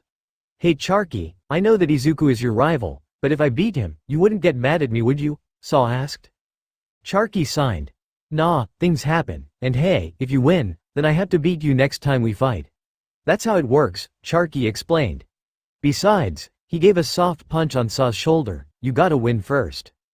Saw's face went back to determination. Oh, I'll win alright. Izuku stood before the entranceway. Behind him were two supporters. Deku-kun, you ready? Ochako asked. Izuku turned back to her before giving a bright smile. I am Uraraka-san, thank you. A blush appeared on her face. You can call me Ochako now, since we're dating. Oh right. Izuku blushed as well. Izuku, Toga whimpered, you can win. Thank you, both of you, Izuku replied. I win this match for the both of you, Izuku said before running out into the stadium. Coming up first for round 3, the Ua star. The one who's always made the headlines, one ace pride and joy, the green adorable star, Izuku Midoriya. The green-haired boy ran until he reached the arena. With his body full of pride and determination, he felt unstoppable. And his opponent, the unstoppable force and an immovable object. The raging bull from overseas, the teen with the strongest skull, Sa Pang. The Forgineer dashed towards the arena at full speed. He jumped up in the air before crashing down onto the arena. Let's do this.